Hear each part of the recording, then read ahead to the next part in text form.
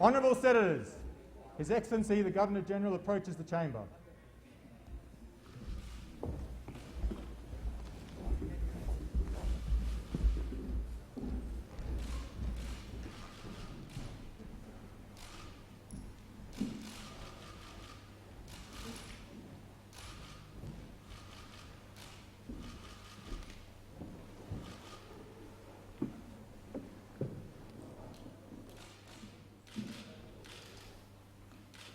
Honourable Senators, please be seated.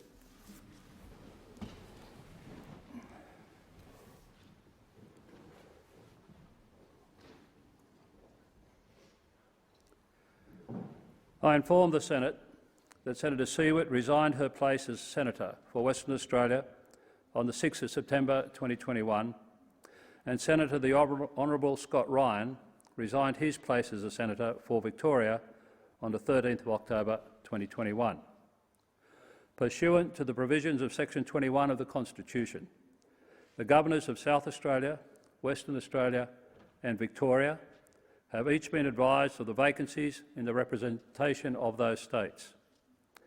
Given the resignation of Senator Ryan as President of the Senate, I am here today to swear in new senators chosen to fill vacancies in the representation of Western Australia and South Australia, and I table correspondence relating to the vacancies.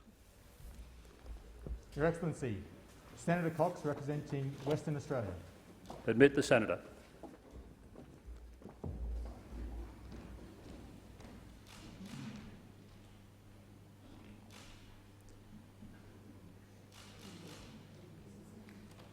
Senator, please come to the table to make and subscribe the affirmation of allegiance.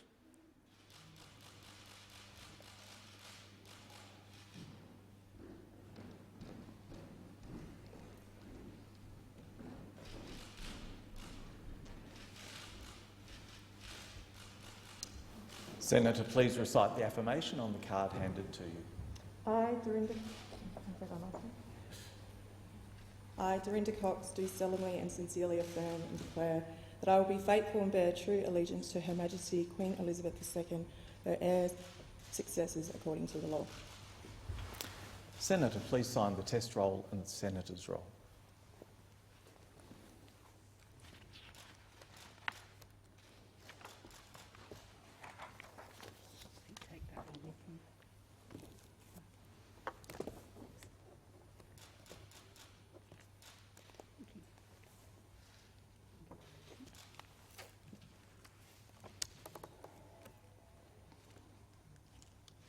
Thank you, Senator. Thank you.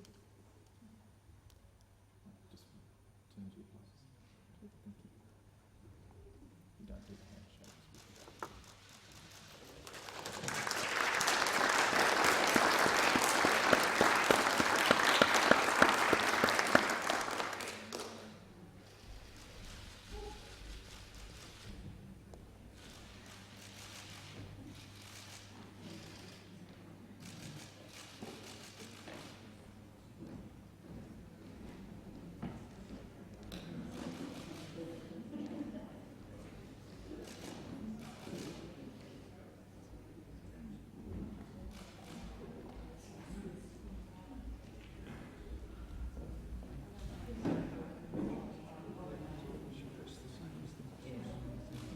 Your Excellency, Senator Grogan representing South Australia.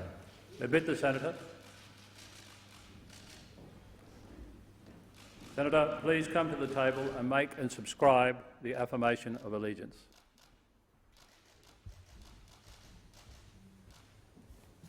Senator Grogan, please recite the affirmation on the card handed to you. I, Karen Grogan, do solemnly and sincerely affirm and declare that I will be faithful and bear true allegiance to Her Majesty Queen Elizabeth II, her heirs and successors according to law. Senator, please sign the test roll and the Senator's roll.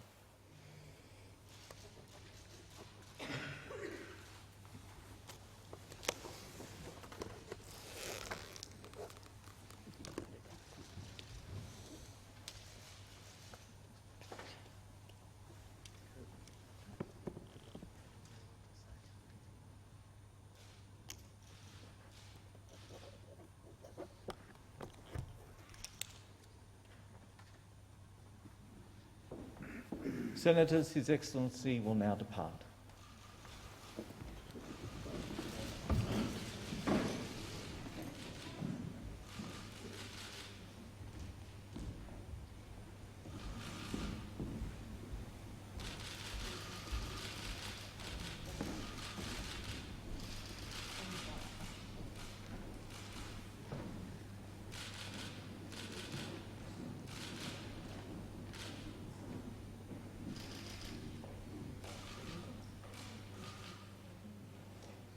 Thank you, Senators. Please be seated.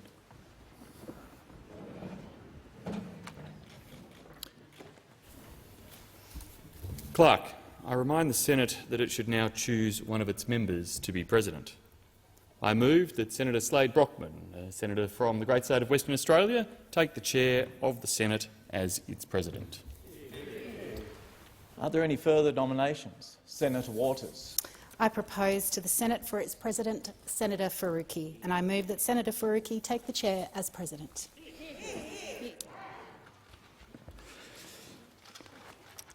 Are there any further nominations? There being two nominations, I invite the candidates to address the Senate. Senator Brockman.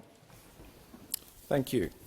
Firstly, can I acknowledge my colleagues from the government who have nominated me for this role. It is humbling simply to be nominated.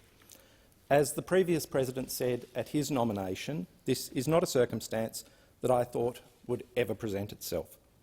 The position and the role of the Senate in our democracy is something that has always been the focus of my political interest and much of my career.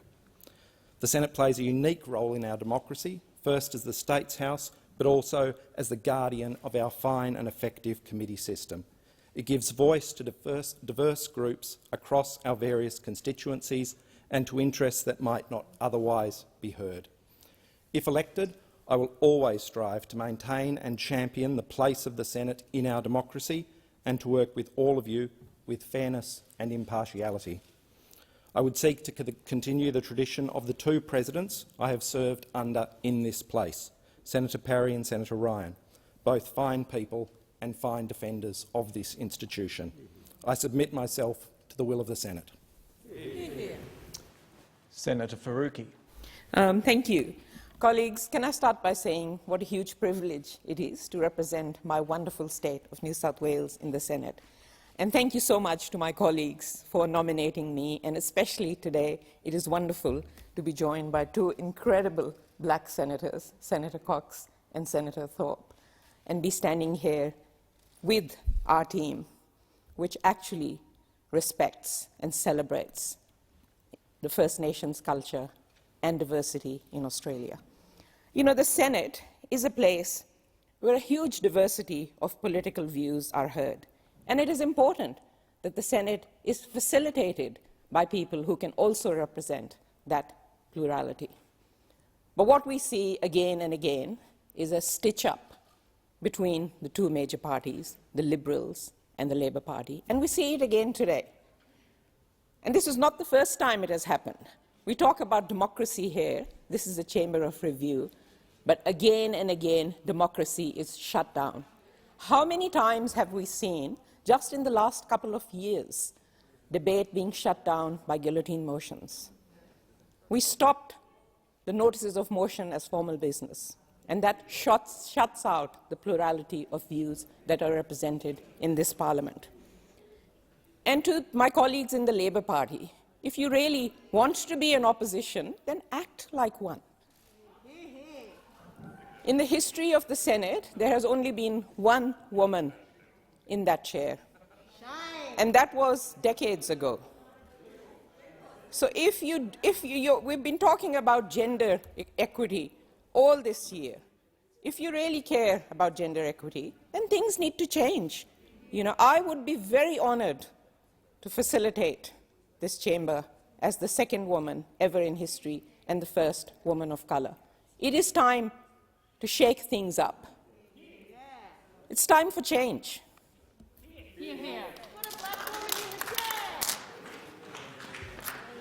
Unless any other senator wishes to address the nominations, a ballot will now be held. Before proceeding to ballot, the Bells will be rung for 4 minutes.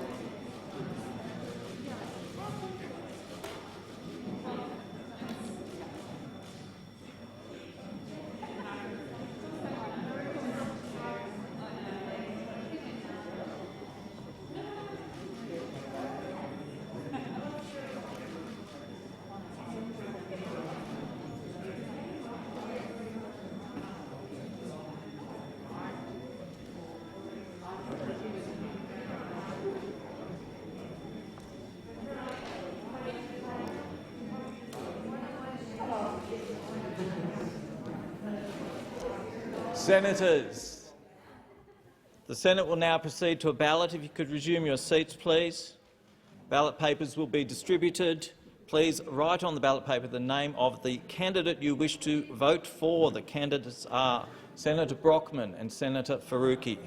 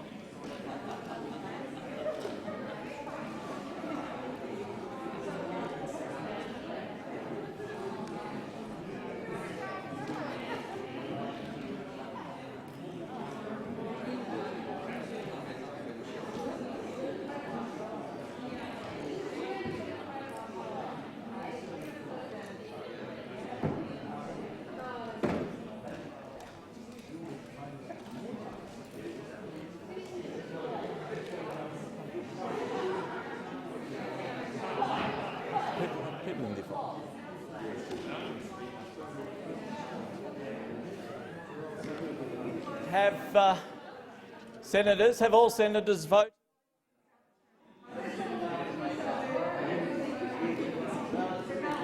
That's it. Oh, look, there we go. We just have to do that.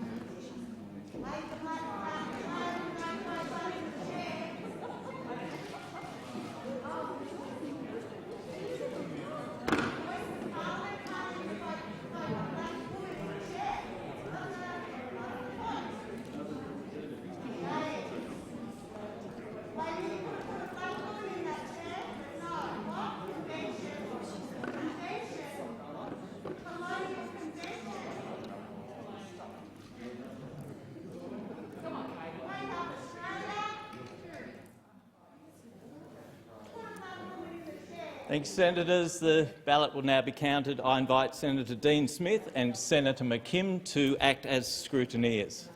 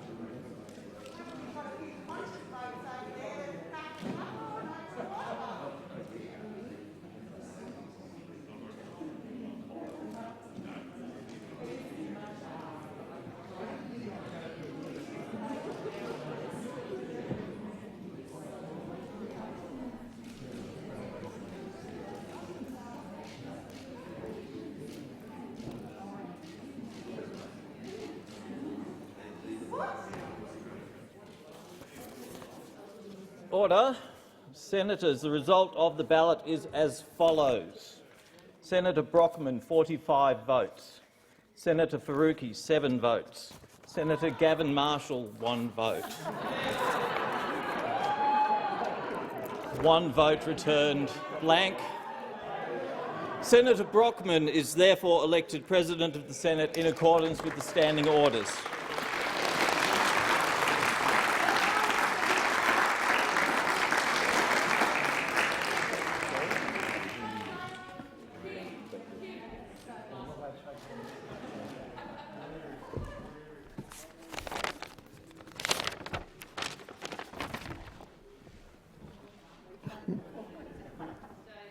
Has it got locked?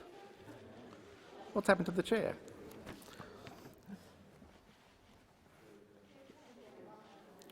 I sincerely thank the Senate for its support, and I thank you for the great honour you have given me today. I also welcome our 2 new senators, Senator Grogan and Senator Cox. I have not met you yet, but I look forward to meeting you and working with you in the future. As I've said, I did not expect to be in this role, certainly not at this time. Senator Scott Ryan was, I should never say this, but younger than me, and I expected him to be around as president for a very long time. And I wish for a moment to honour former President Ryan. President Ryan displayed, particularly in the difficult 2 years that we have just been through, a calmness, an intellect, a level of pragmatism that helped us all navigate this pandemic. He upheld the finest traditions of this institution whilst recognising the need to adapt to circumstances. I personally wish to honour his service to the nation and to the Senate. If you will indulge me at this once, I would also like to acknowledge my family. We cannot do this job without the support of those back at home.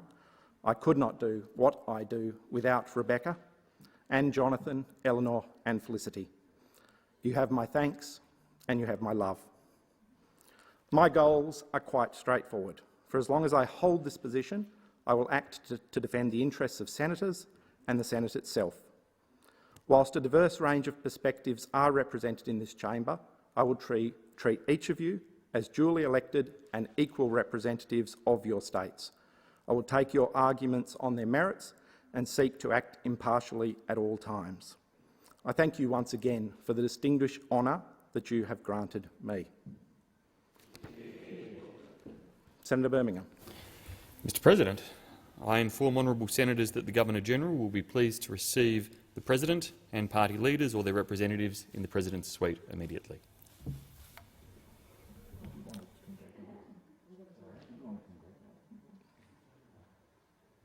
Senator Birmingham? Should add, having thought that I needed to stick to the book, and I was just sticking to the script in the book, but I should indeed add my very sincere congratulations to you, my acknowledgement and thanks of the words you have given, firstly to this chamber, your commitment to the chamber in terms of upholding the traditions and conventions of the Senate, the respect and place of each individual senator, no matter their diverse views, in terms of the way in which they approach their business and the need for their rights to be respected as well. I was pleased to nominate you on behalf of the government, knowing, Mr President, that you will perform these duties diligently, competently, and indeed with a deep history in this place as a senator, but also in your work prior to that, and your understanding of the important roles of government, opposition and minor parties across the chamber in terms of their work. I thank you for your kind words in relation to Senator Ryan, or former Senator Ryan. Scott is a dear friend, was a very valued colleague throughout his time, and indeed was a president I think admired and respected across this chamber. You fill big shoes in relation to taking on the presidency following Scott Ryan. I know we will all wish Scott, Helen and their children every success and happiness in the future, that we thank Scott for the way in which he fulfilled the role with humility and with dignity, always with the interests of this chamber at heart.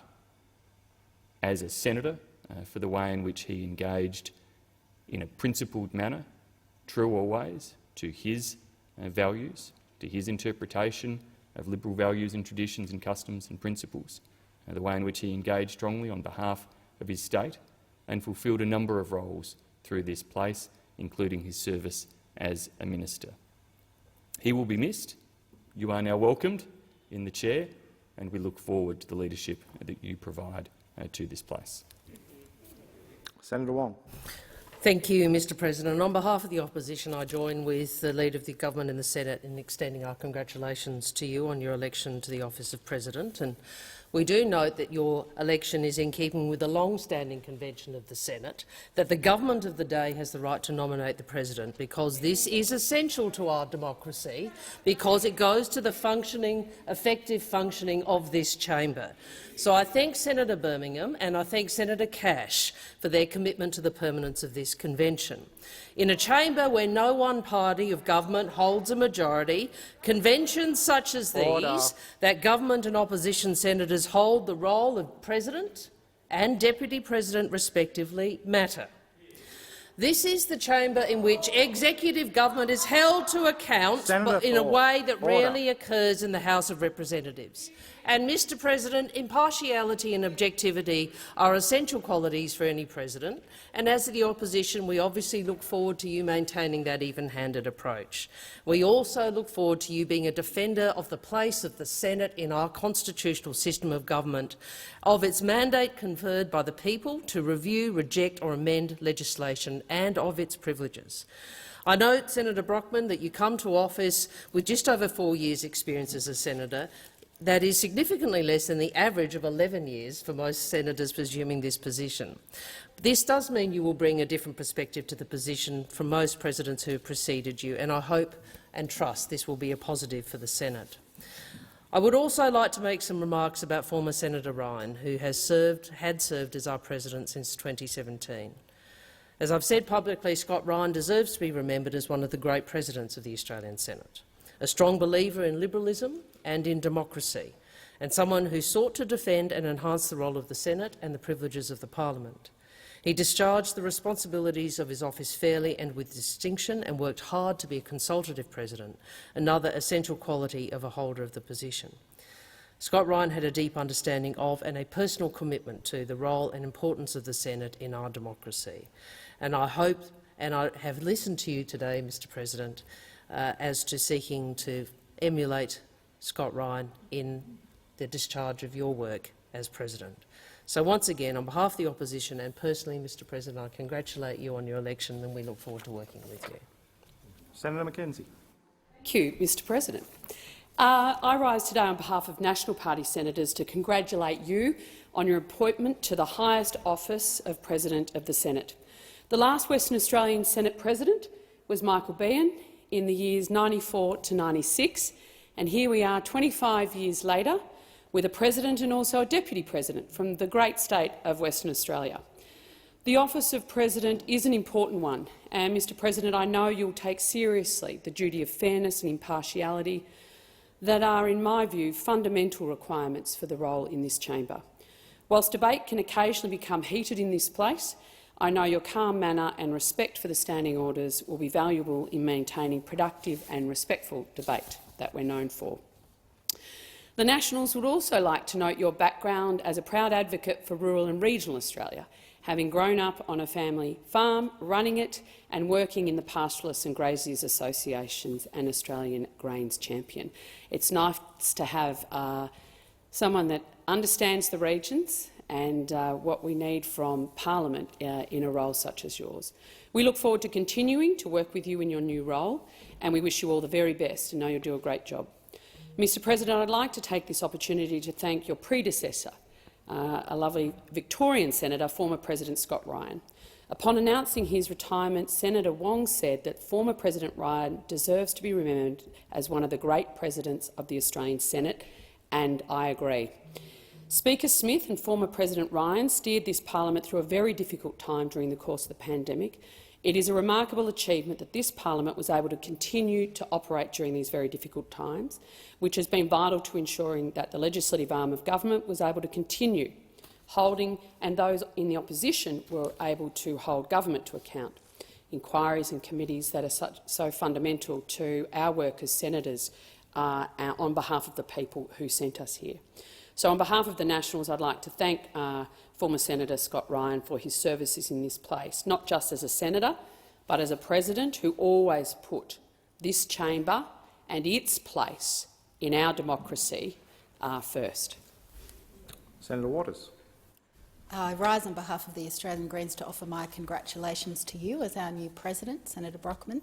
Whilst there is a convention that the big parties agree upon who will fill the role of President and Deputy President, the Greens don't think that that stitch-up serves democracy, and hence we nominated a strong and fabulous woman of colour who would have been a brilliant President. It was not to be this time around. However, I think that, President, you have a very good temperament to be fulfilling the role of President, and we wish you well in those endeavours. I note that in your speech to Senator Siewert's valedictory, you spoke of your experience working with her as Policy Director for the Pastoralists and Graziers Association, where you learnt about the possibility of bridges being built across the partisan divides of this chamber. I look forward to working with you in continuation of that spirit and ensuring that this chamber continues to fulfil its role as a house of review and a place where we hold the government of the day to account. I'd like to say a few brief words about former Senator and former President Scott Ryan.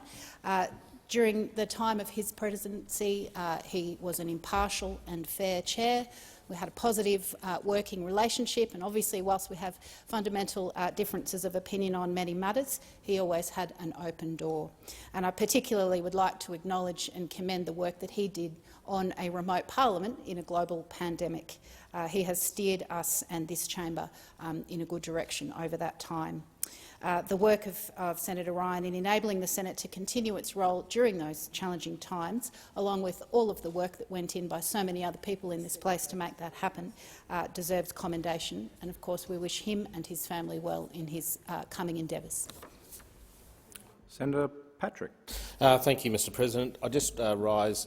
I know I speak on behalf of the crossbench in saying that Scott Ryan was a fantastic president. He served the Senate very well. I wish to congratulate you on your election to the role of President. I've served with you on the Senate Select Committee on the multi-jurisdictional management of the Murray-Darling, and indeed on the Economics Committee, and you've always been fair.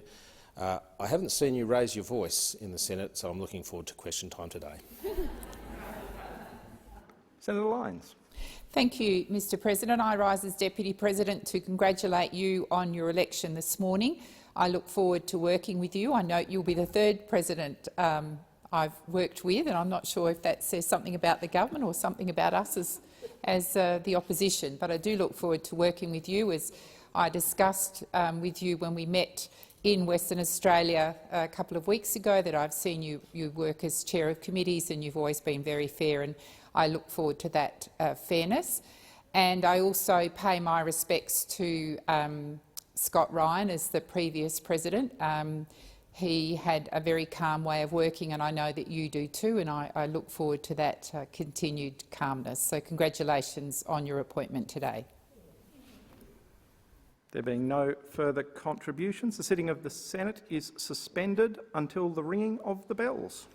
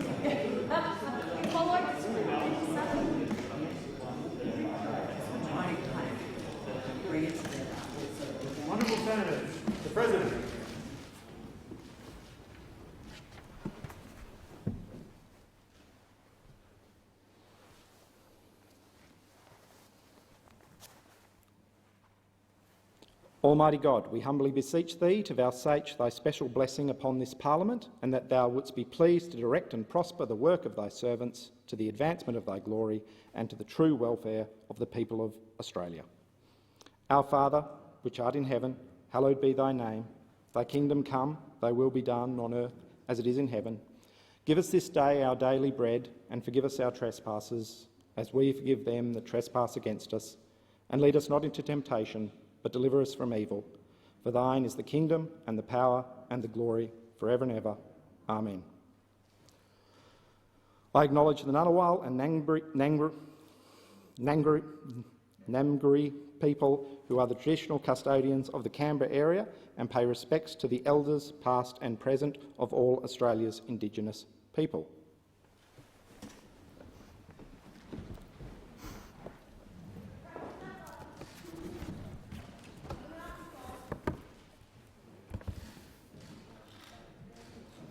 I report that, accompanied by honourable senators early today, I presented myself to the Governor-General as the choice of the Senate as President.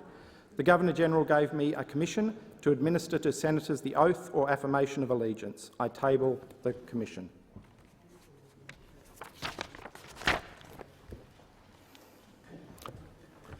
Clerk. Mr. President, I table documents pursuant to statute and returns to order as listed on the dynamic red.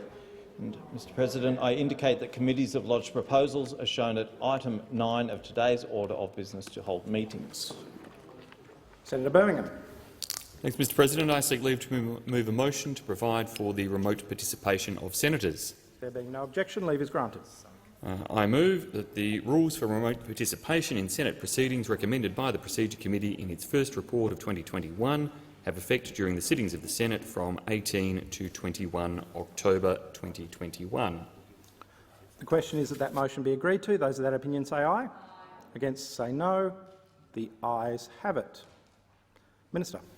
I seek leave to move a motion relating to the hours of meeting. There being no objection, leave is granted. I move that 1. The hours of meeting for Monday 18 October 2021 be 10 a.m. to 8 p.m. A. Divisions may take place between 6:30 p.m. and 7:20 p.m. and B. The question for the adjournment be proposed at 7:20 p.m. 2. The hours of meeting for Tuesday 19 October 2021 be midday to 8 p.m. and the question for the adjournment be proposed at 7:20 p.m. The question is that motion be agreed to. Those of that opinion say aye. Those against say no. The ayes have it. Senator McKim. Thank you, President. I inform the chamber that I will represent the Australian Greens as whip from today. Thank you, Senator McKim. Oh, sorry, Senator Roberts. I wish to inform the Senate that I'll be acting One Nation whip for this week. Thank you very much, Senator Roberts.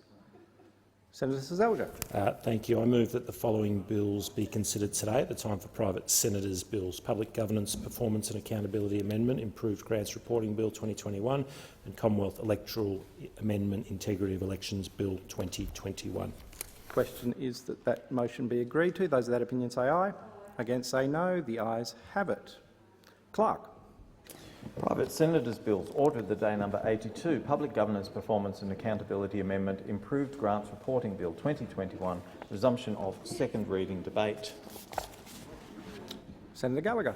Thank you, Mr. President. Can I take this opportunity to congratulate you on your position and your election to the role of President this morning. The very existence of this bill, the fact that I'm up here needing to debate an anti-rorting bill from opposition, highlights the urgency of the situation that we find ourselves in today. Day after day, month after month, over the past 8 long years, the Liberals and Nationals have been in government. Australians have opened the newspapers or turned on the TV news only to learn about a new spending scandal ensnaring this government. Sports rorts, Building Better Regions rort, the Pork and Ride commuter car park scheme, and they're only the most recent and some of the most egregious examples. 2 weeks ago, on the 2nd of October, I opened the Daily Telegraph to find one of the most galling examples of just how shameless this government has become with its rorts. In an article about the continuing saga of the National Party considering whether they'll agree to net zero climate policy, an unnamed government MP told the Daily Telegraph that policy packages are going to be less important than the compensation package being offered to regional Australia. The MP quoted and joked, "There's going to be a giant National Party green rainbow across regional Australia with crocks full of pork at the bottom." So that's where we're at after 8 long years of this government, a government MP joking with a journalist about the flagrant misuse of taxpayer dollars to buy off members of this government, senior members, in fact, like the Deputy Prime Minister, Mr Joyce. And what this quote says to me and the rest of Australia, and the Australian public for that matter, is that the rorts have reached a crisis point. This government is at the point where they don't even care about being caught anymore, and they're actually joking in broad daylight about what is to come in the lead-up to the next election. And to be honest, this sort of behaviour is so blatant, it's so brazen, you'd be forgiven for thinking that this sort of spending, this bankrolling anyone or any seat that's a bit politically difficult, is a natural part of any government's activity. They do it so casually in the hope that Australians will think that this approach to budgeting is a perfectly legitimate strategy. Well, Australians work hard for their money, and they should be able to have faith that those who find themselves in positions of power making decisions about how Australian taxpayer dollars are spent are doing so with the utmost honesty and integrity, which is exactly why in Labor we've been left with no choice but to introduce this bill for debate. It's clear that the current Commonwealth grant rules and guidelines are part of the problem when it comes to a lack of transparency around government spending. At the moment, a minister who approves grants against the recommendation of their department or within their own electorate can have up to 16 months free pass before their decisions are made public. In some cases, and indeed in the case of the pork barrelling that has been foreshadowed by government MPs in a newspaper, that will be well after the next federal election. That's what the Prime Minister and his ministers hope will remain the case. In a government that is already marred by a don't ask, don't tell culture, this sort of lag time has undoubtedly helped the Prime Minister and others avoid accountability on dodgy spending decisions. Labor believes that taxpayers deserve to know how their money is being spent in as close as possible to real time, not 16 months down the track. That's why this bill will force ministers who award grants in their own electorate or against departmental recommendation to report the decision to the Finance Minister within just 30 days of the approval, and then the Finance Minister has to table that report in the Parliament within 5 sitting days. This will dramatically reduce the time ministers are able to hide their dodgy decisions from the Australian community, and there is no reasonable argument for any senator in this place, particularly those on the government benches, to oppose this bill. The fact that we are even introducing this bill, though, is a sad indictment of the current state of affairs under Scott Morrison and the Coalition. But rorting and pork barrelling is just business as usual for this lot, as it has been for some time. Since 2014, this government has created more than 150 funds or grants programs in the budget, totalling almost $70 billion in public money. Now, let's be clear, some of these funds are legitimate, and we accept that. But what we don't accept is the pattern of behaviour that has become standard practice for the Morrison government. That behaviour is to hide money away in these funds for a rainy day and only open them up to coalition-held or target seats, sometimes on the eve of an election, and most importantly, to do so in a way that keeps it secret for as long as possible. And let's make no mistake, this pattern started when Mr Morrison, our current Prime Minister, was Treasurer. He learnt very early that it's a pretty neat way to campaign without ever having to touch your own Liberal Party campaign funds. In the lead-up to the last election, we saw 91% of the $30 million in round 3 of the Safer Community Funds go to government-held, independent or marginal Labor seats, with the government rejecting projects picked by experts and instead choosing to funnel it into their own hand-picked projects. We saw a $150 million fund dedicated to building female change rooms appropriated for swimming pools in 11 Liberal and National Party-held seats.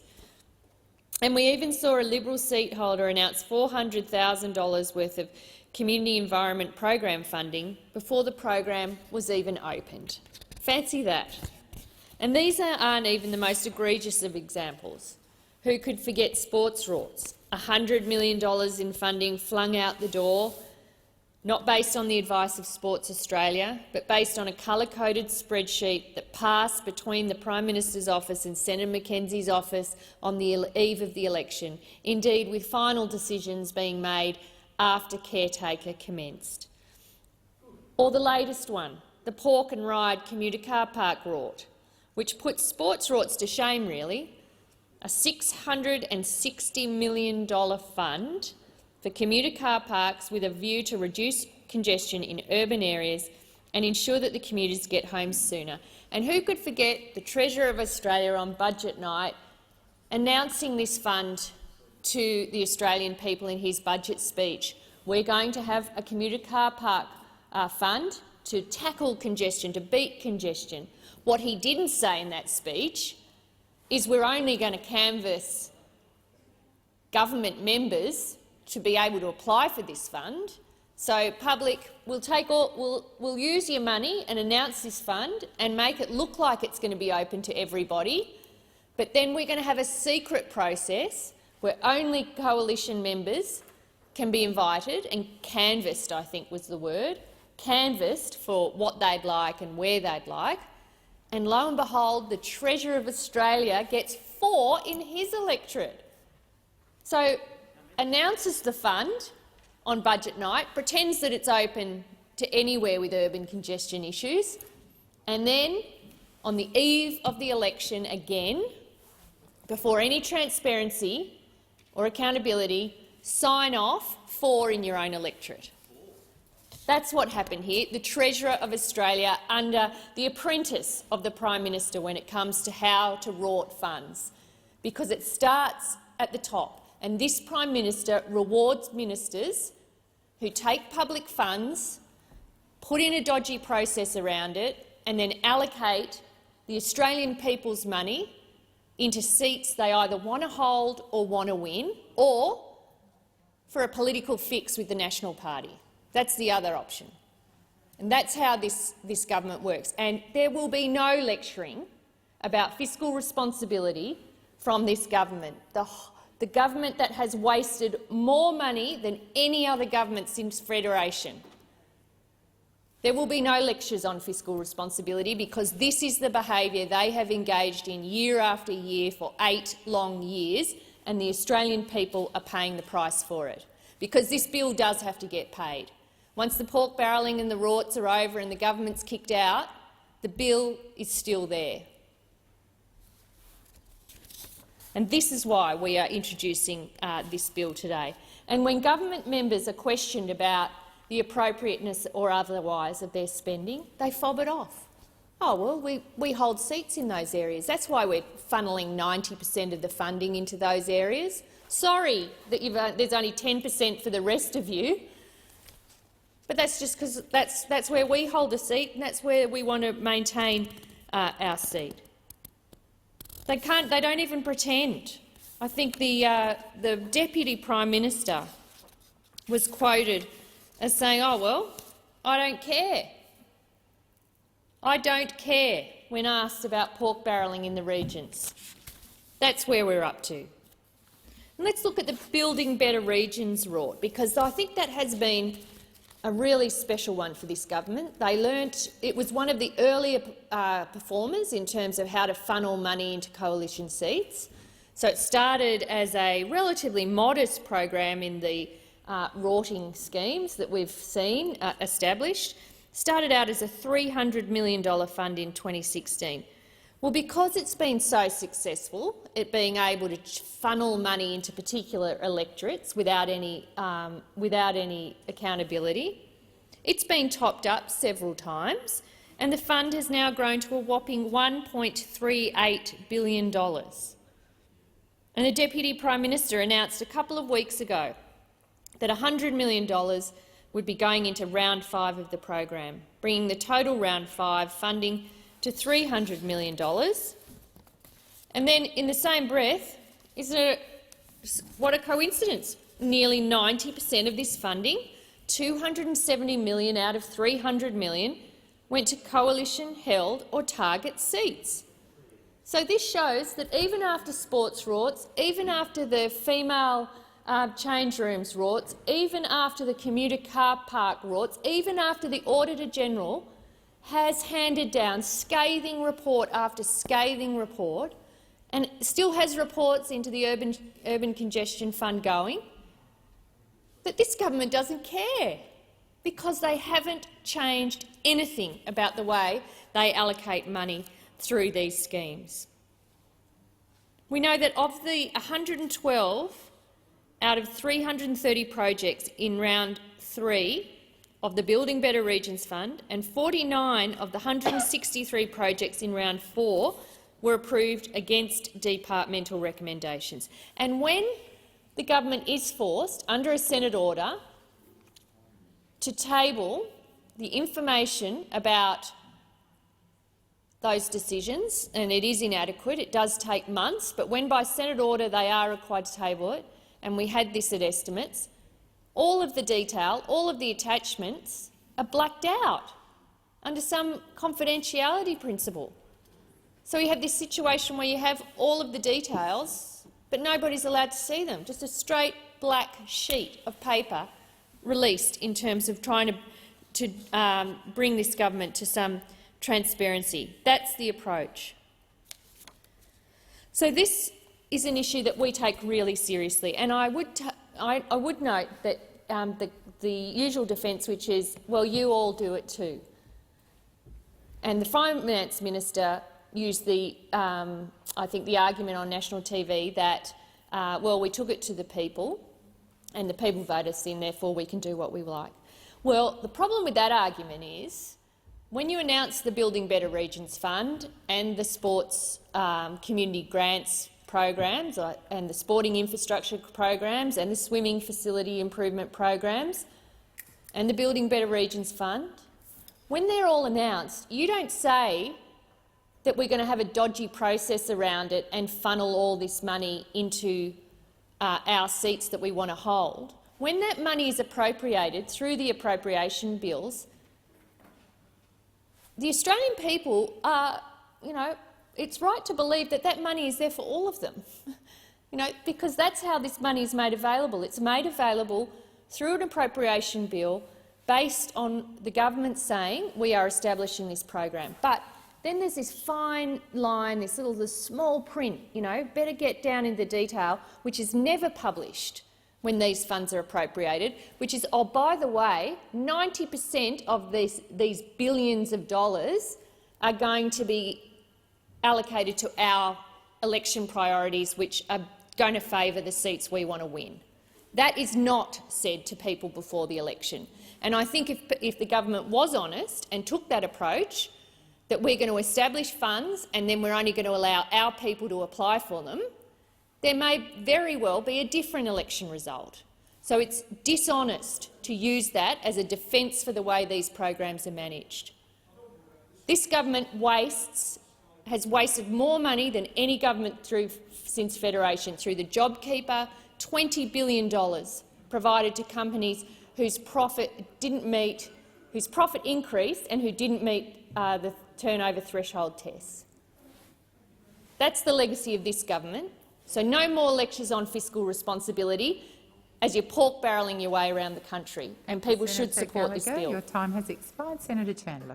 Thank you, Madam Deputy President, and I rise today to make a contribution on the Public Governance, Performance and Accountability Amendment, Improved Grants Reporting Bill 2021. And look, Madam Deputy President, this bill does have some reasonable intentions around ensuring government transparency, transparency of government expenditure, but it does seem to not take into account some of the processes, rules, procedures, policies that this government has already put in place to ensure that that we have transparency over those decisions. And in making my contribution here today, I intend to provide some background as to what those existing frameworks look like, and also highlight some of the issues with this bill, particularly regarding how it duplicates existing processes, confuses information and has the potential to create inconsistency when it comes to the manner in which government reports its grants. The government is committed to transparency on government grant and government expenditure, and Senator Gallagher's bill would significantly increase the duplication in existing reporting arrangements, creating, in effect, a fifth set of reporting rules that duplicate reporting that already operates under 4 other sets of rules, and I'll go into some background regarding that now.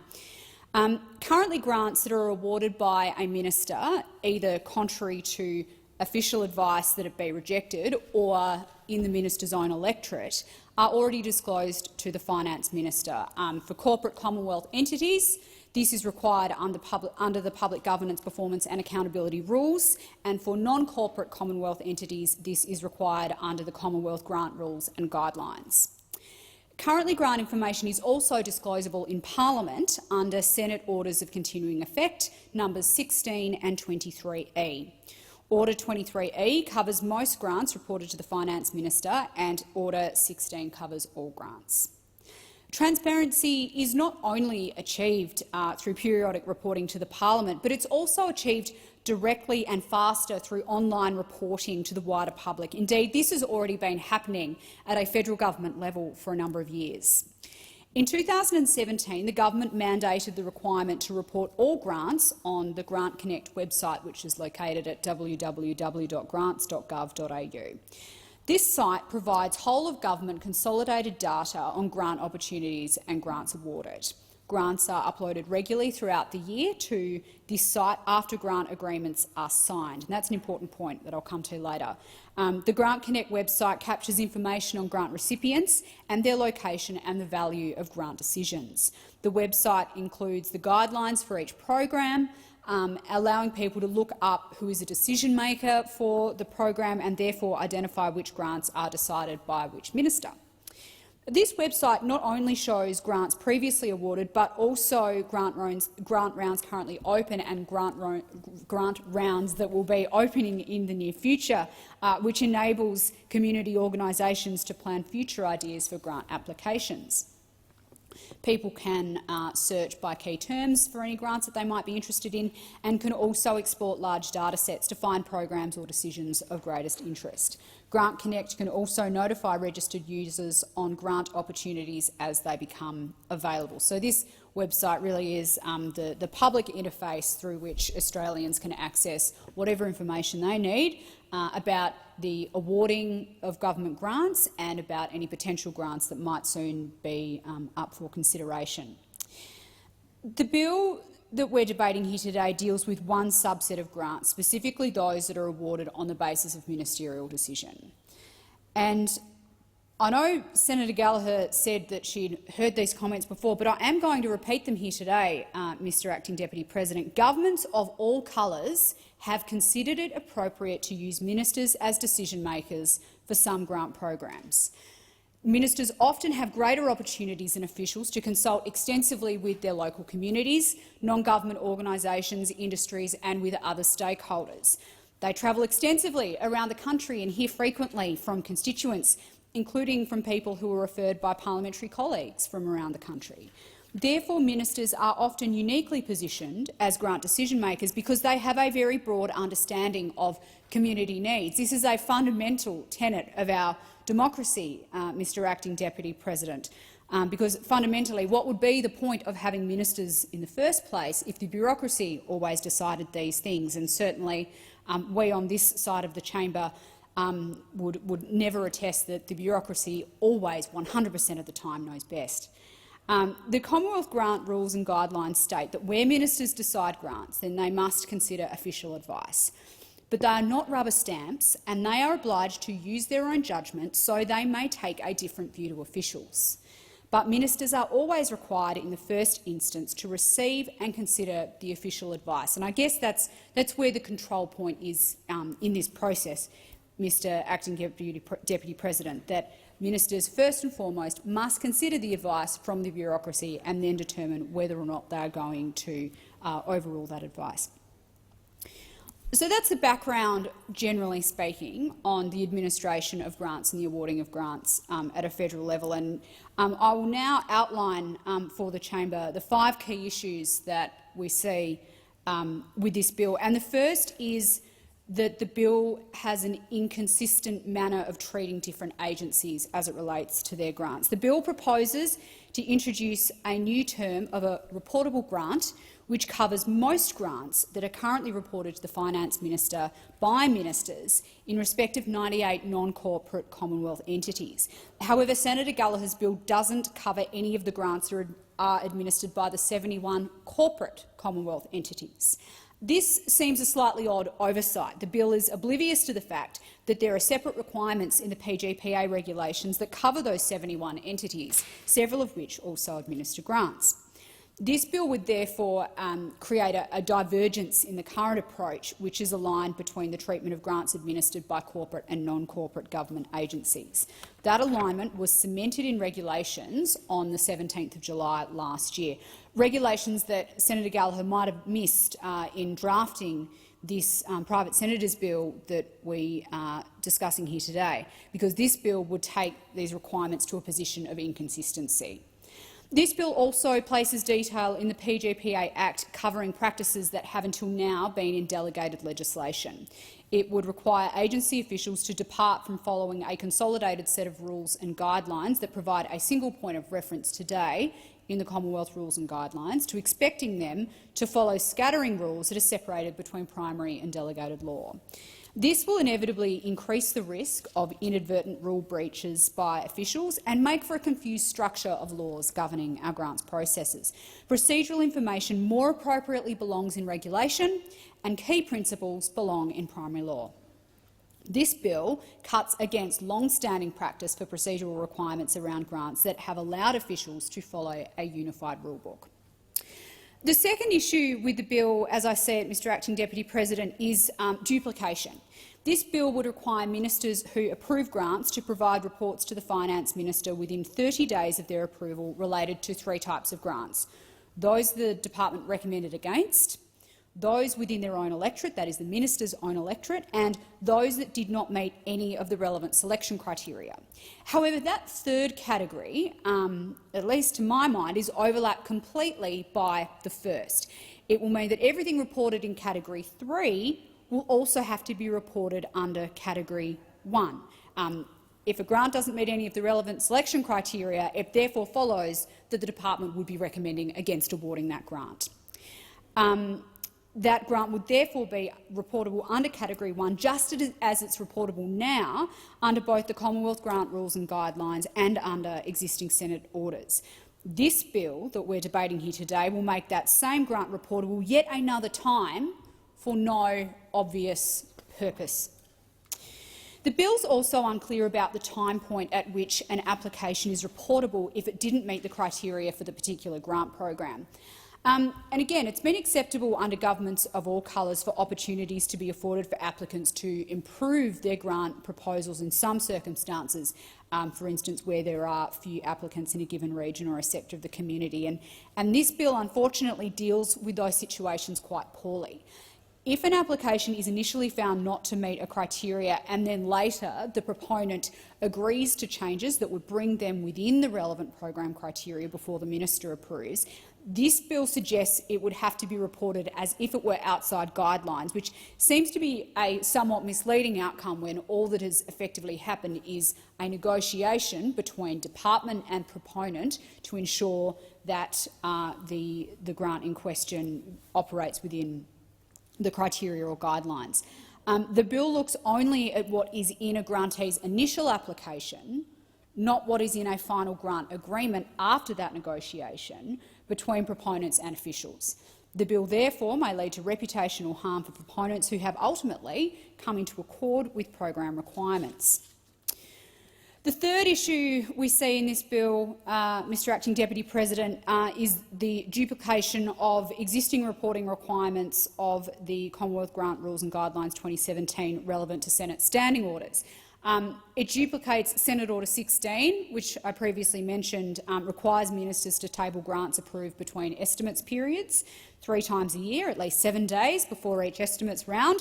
Grant details are tabled to facilitate Senate scrutiny. And this reporting covers many more grants that would be reported under the bill that we're discussing today. And this bill also duplicates the requirements of Senate Order of Continuing Effect 23E.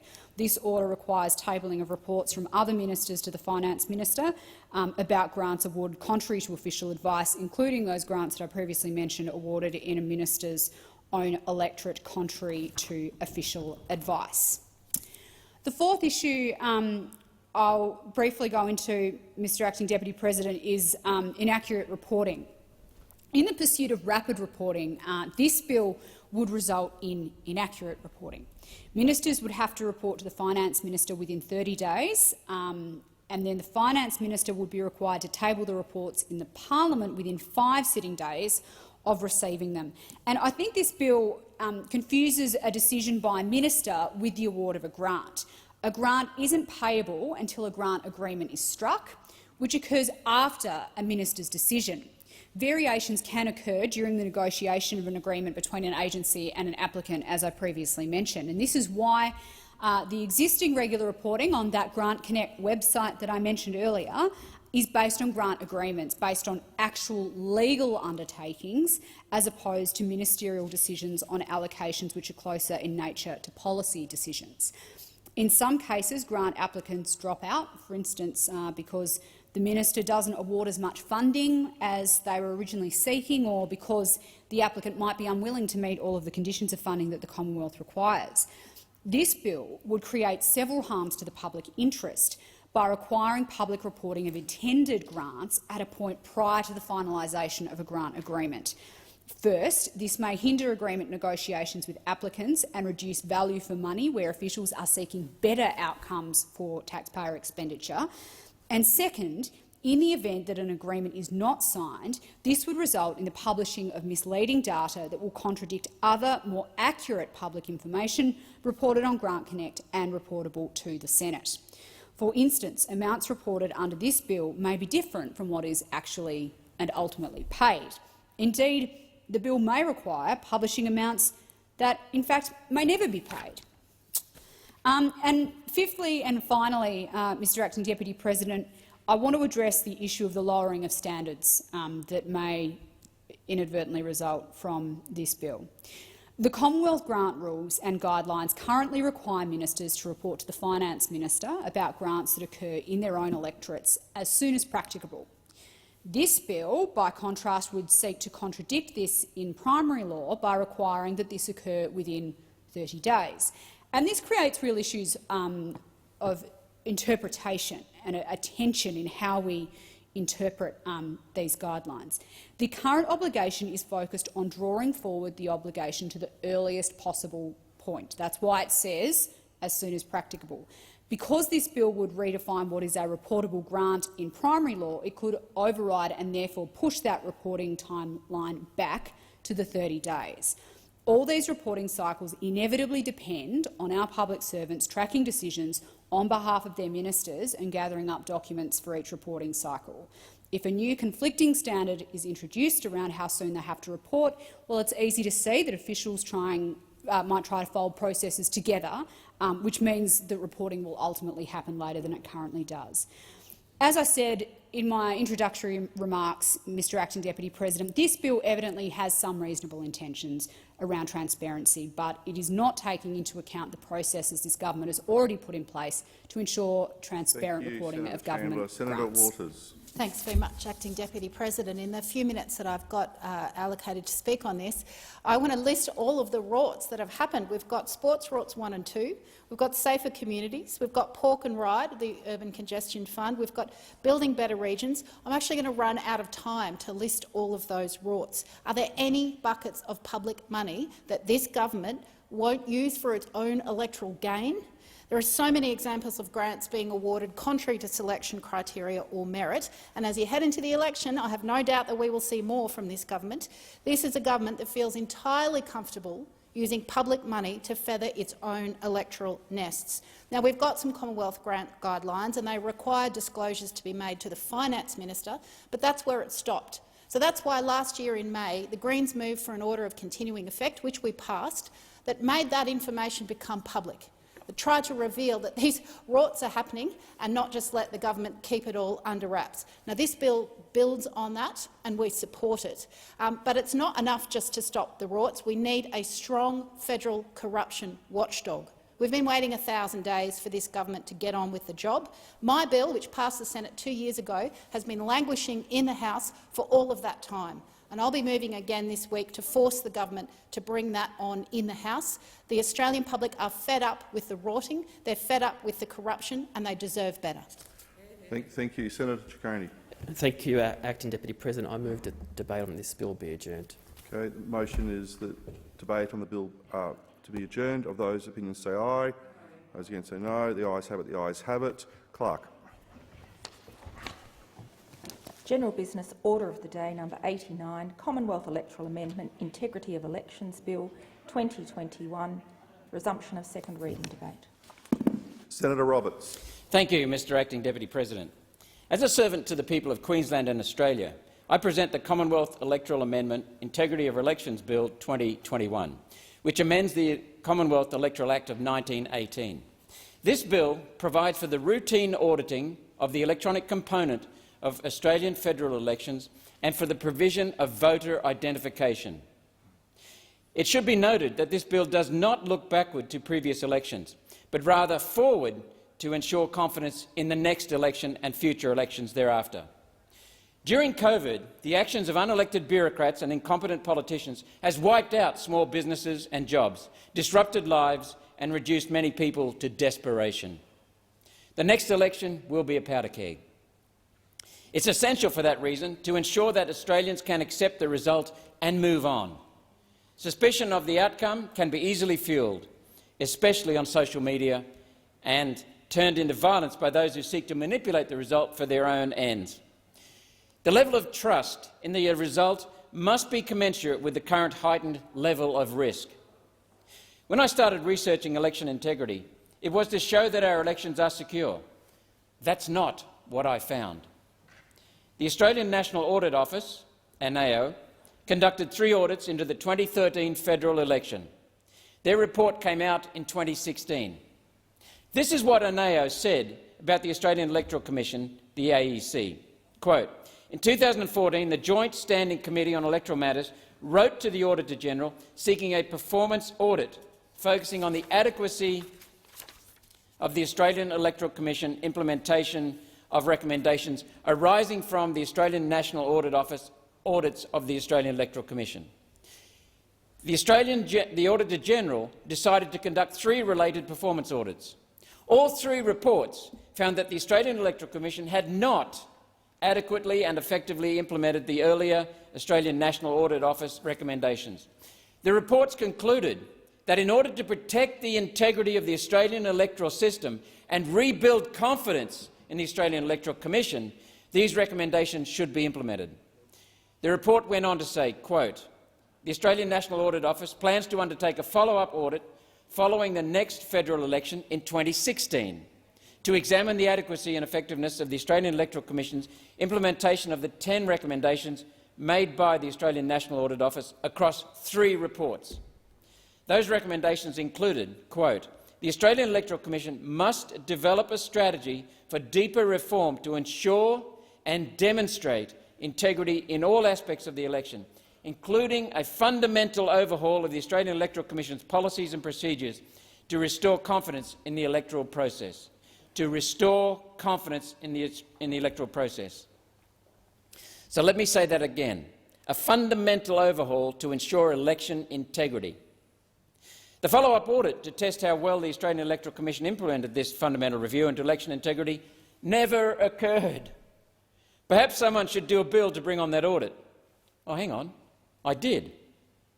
Were the Australian National Audit Office happy for this direction? Apparently not. In their submission to this bill, the Australian National Audit Office said my bill was not necessary as they had the power to audit the Australian Electoral Commission at any time. If that's the case, then they should just get on with it. New South Wales and Western Australia have provisions in their electoral acts to audit state elections. New South Wales conducts an audit before each election to ensure systems are fit for purpose, and then audits again after each election to ensure integrity and to see what can be improved for the next time. Western Australia audits after every election. There is no audit function currently specified in the Commonwealth Electoral Act 1918. None. This bill creates a function for the Auditor-General to audit the operation, that is my bill, to audit the operation of the Australian Electoral Commission twice in each election cycle. One in the lead-up to the election, and then immediately after the election, from polling day to the declaration of the poll.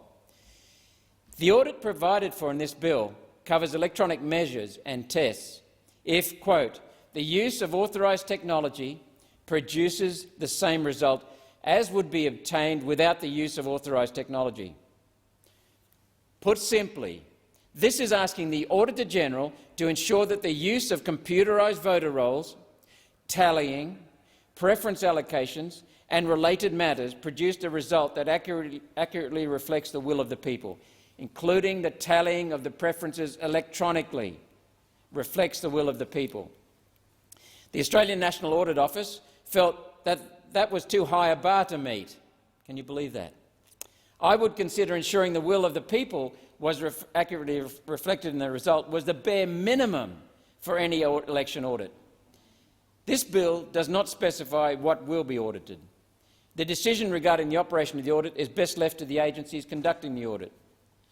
Secondly, this bill authorises the Australian Signals Directorate to audit and monitor computer systems for unauthorised access internally and externally.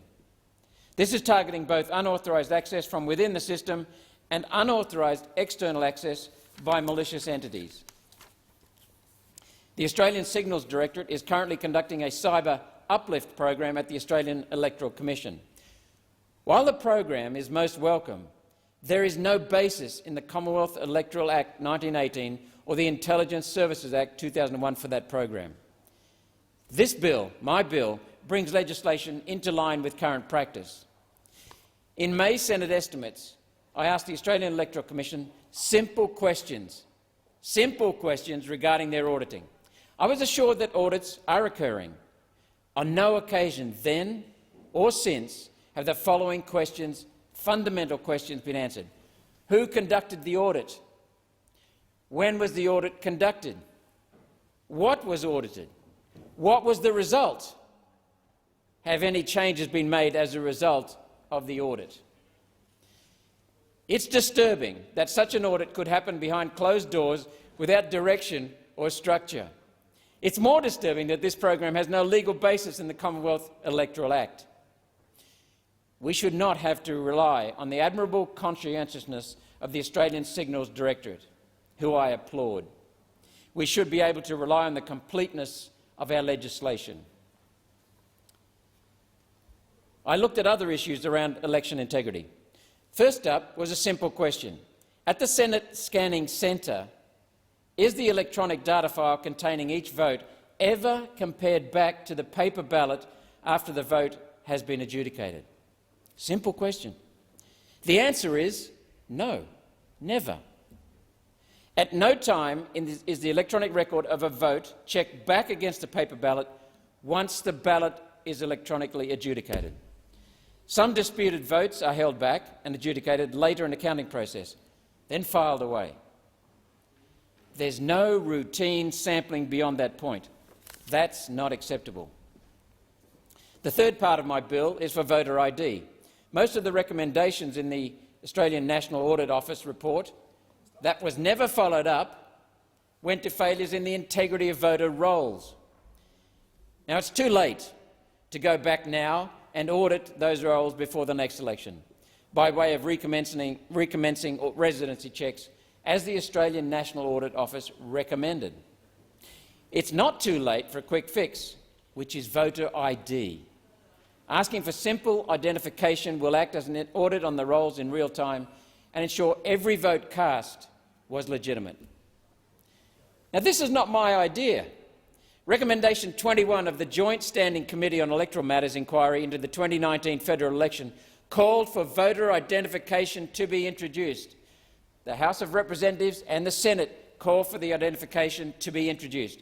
This same finding was made in 2016 and 2013, 3 times. Schedule 2 of this bill is drafted, to give effect to the committee recommendation as literally as possible. Voters must present a form of acceptable identification to be issued with an ordinary pre-poll or election day vote. Authorised identification must be suitably broad so as to not actively prevent electors from casting an ordinary ballot. This bill allows a wide range of acceptable voter ID. The Australian Electoral Commission is empowered in this bill to make further regulations to ensure voters are not disenfranchised. We want fair elections. The Australian Electoral Commission noted in their submission to the Joint Standing Committee on Electoral Matters inquiry that multiple voting is frequently the subject of media commentary and social media speculation. Such a degree of focus is entirely understandable. There can hardly be a more emblematic component of trust in electoral results than ensuring eligible voters only exercise the franchise appropriately. Multiple voting is a red herring in this debate. My bill is not concerned with multiple voting. It is concerned with ensuring every vote cast was made according to the law. The Commonwealth Electoral Act Integrity of Elections Bill 2020 is about protecting confidence in our elections, the cyber integrity of our elections, and the use of voter identification is essential to that confidence. I want, Madam Deputy President, to thank the Finance and Public Administration Committee for their inquiry and the Secretariat for its work in compiling the submissions. We have learnt quite a few good points for that, and we'll be amending this legislation. Thank you, Madam Deputy President. Thank you, Senator Roberts. Senator Farrell. Thank you, Deputy President, and I rise to speak on this bill, the Commonwealth Electoral Amendment Integrity of Elections Bill 2021. Indicate at the outset that Labor will not be supporting this bill. The bill seeks to do 2 things. Firstly, introduce a system of routine auditing of software used by the Australian Electoral Commission and requires voters to present identification when they go to vote. I'll address the auditing provisions first. The bill requires the Auditor-General to conduct an audit of technology twice during an electoral cycle. Once, at least 7 days before the voting commences in a federal election, and again within 60 days after the return of the writs for a federal election. The bill also requires the Australian Signals Directorate to prevent and disrupt any interference with the cyber integrity of federal elections. This bill leaves one with the impression that our electoral system is dangerously exposed. But, Deputy President, nothing could be further from the truth. The Parliament should not give credence to baseless fears. For this Parliament to do so, we create a false impression that there is a problem when there simply isn't. Irresponsible politicians in the United States have undermined their own institutions by promoting bizarre conspiracy theories about the conduct of elections.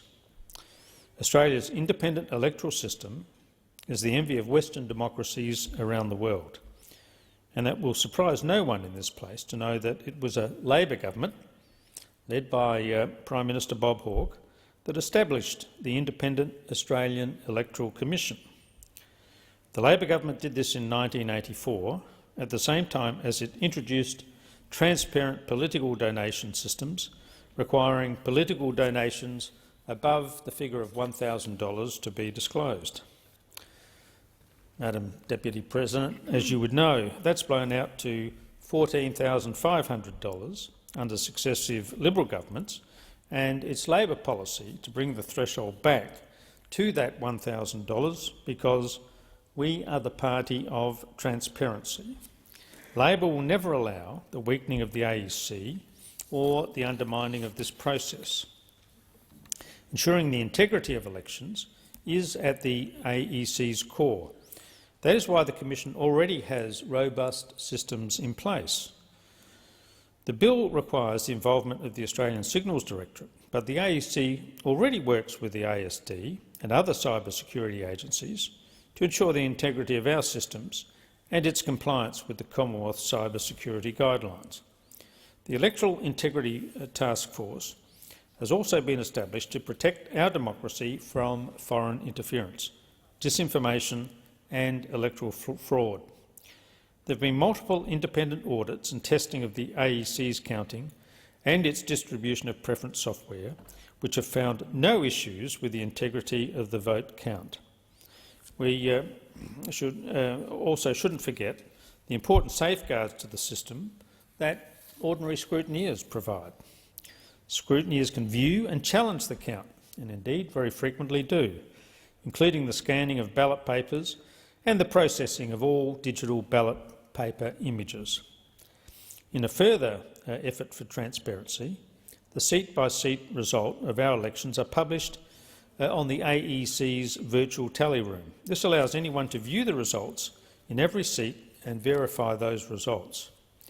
This bill was referred to the Senate's Finance and Public Administration Committee for inquiry and report. The bipartisan recommendation of that committee was the bill not be passed. This was based on submissions received by the committee, which identified several issues with the bill. The Australian National Audit Office, which had been tasked with conducting audits required by this bill, argued that the auditing function is best left to the AEC in support of its mandate. The ANOA submission noted that the ANOA already has the powers to audit the AEC systems and processes. The ANOA also noted that, as an independent statutory authority, the AEC is oversighted by the Parliament Joint Standing Committee on Electoral Matters. The JSCM has the power to inquire into all aspects of the AEC's operations and conduct of electoral events. Lastly, the High Court, sitting as the Court of Disputed Returns, can hear petitions disputing the validity of election results. We deliberately have an independent and robust electoral system in Australia. We should not pass legislation based on unsubstantiated fear, but rather based on fact. Senator Roberts is always talking about the facts, as I recall, and so let's not base our judgments here on unsubstantiated fear, but on the facts. Let's go through the facts, Madam Deputy President. There's no issue with the integrity of the AEC, and we should support it to do its important job rather than seek to publicly undermine it. The second major amendment to the bill seeks to make it introduce voter ID laws. Voter ID laws have been consistently opposed by the Australian Labor Party. We will never support them for the simple fact that they undermine our compulsory voting system and discourage some people from exercising their democratic rights. It's a simple thing for us here to produce identification. We have it readily available. But that's not the case for some more vulnerable members of our community. People who are living in remote Indigenous communities do not always have identification, and it's always problematic for homeless people and those escaping domestic violence. Voting is a fundamental right that comes with Australian citizenship. We cannot allow the erosion of that right by allowing people to be turned away from the polling places because they can't produce ID on that day. Wouldn't you agree, Senator McGrath? Oh, okay. Why am I surprised? In an attempt to address the situation in which people don't have ordinary forms of ID, the bill allows a voter to produce a community identity document. The bill empowers the Australian Electoral Commission to prescribe the form of such a document. In her submission to the committee's inquiry, constitutional law expert, very good Professor Anne Toomey, says that even with this allowance, the additional procedural burden, the effort required, the confusion that it can create and the message that it sends of being suspect or unwanted may be enough to suppress the vote. Professor Toomey points to the evidence in the United States which shows that voter ID laws suppress the vote among ethnic minorities, producing a clear partisan distortion favouring Conservative candidates. And, Madam Deputy President, we don't want that in Australia. The Australian Human Rights Commission noted the low Indigenous enrolment rate of approximately 78%. The AHRC says it's vital to avoid steps that would impede the progress made to increase rates of Indigenous participation in our elections. Voter ID laws would place an unreasonable burden on the AEC. It would require more staff at polling booths and place them in the invidious position of policing ID and assessing its authenticity. This would significantly slow down in-person voting, which could also have an impact of disenfranchising voters. But all of that aside, multiple voting in Australia is simply not an issue. Madam Deputy President, it barely happens, and certainly not in an organised, deliberate way. Most instances of multiple voting that do happen are of older or infirm people who have simply forgotten that they've already voted. In this submission to the committee's inquiry, Professor Graham Orr said that voter ID in Australia is a solution in search of a problem. The Electoral Commission has described the number of multiple voters as vanishingly small. The few instances of multiple voting that we have had never affected the outcome of an election.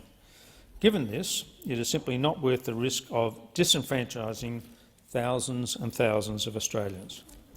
The bill's explanatory memorandum claims that it is acting on a recommendation of the Joint Standing Committee on Electoral Matters, following its inquiry into the 2019 federal election.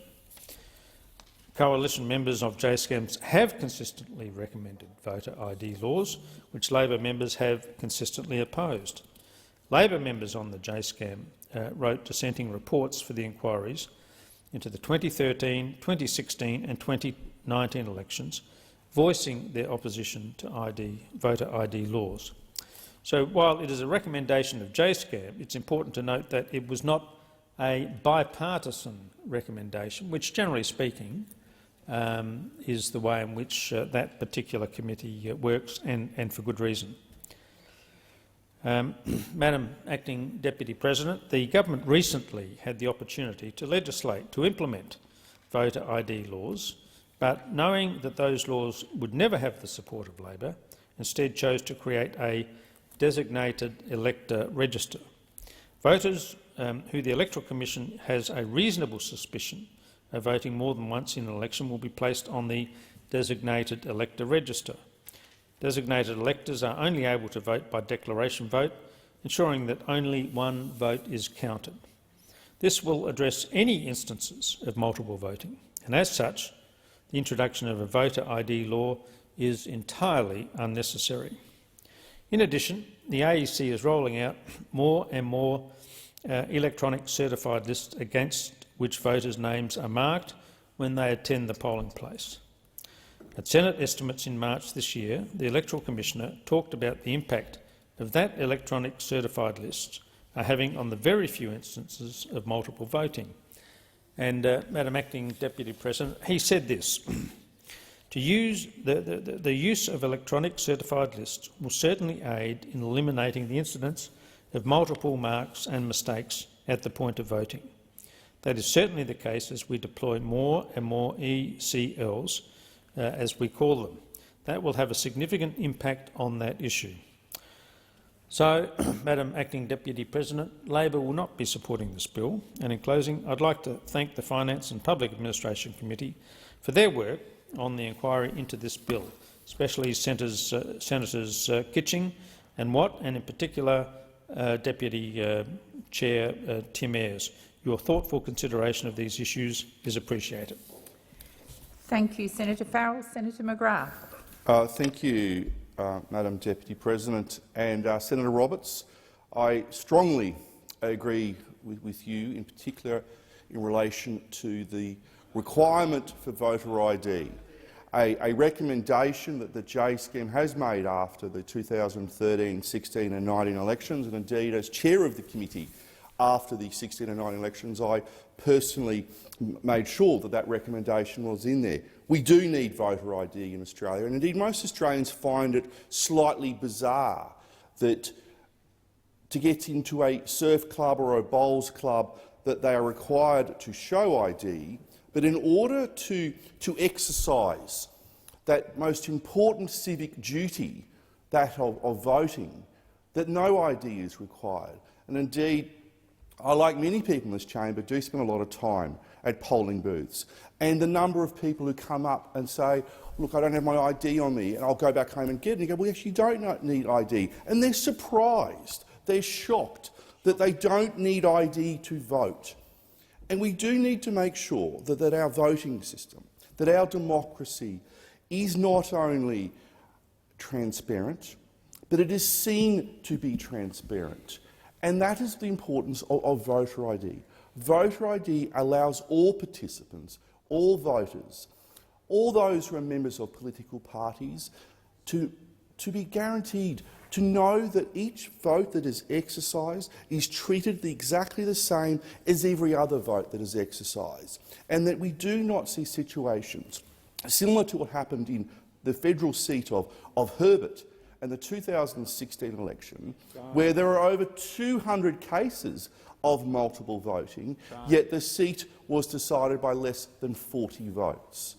So Senator Farrell's incorrect in that regard.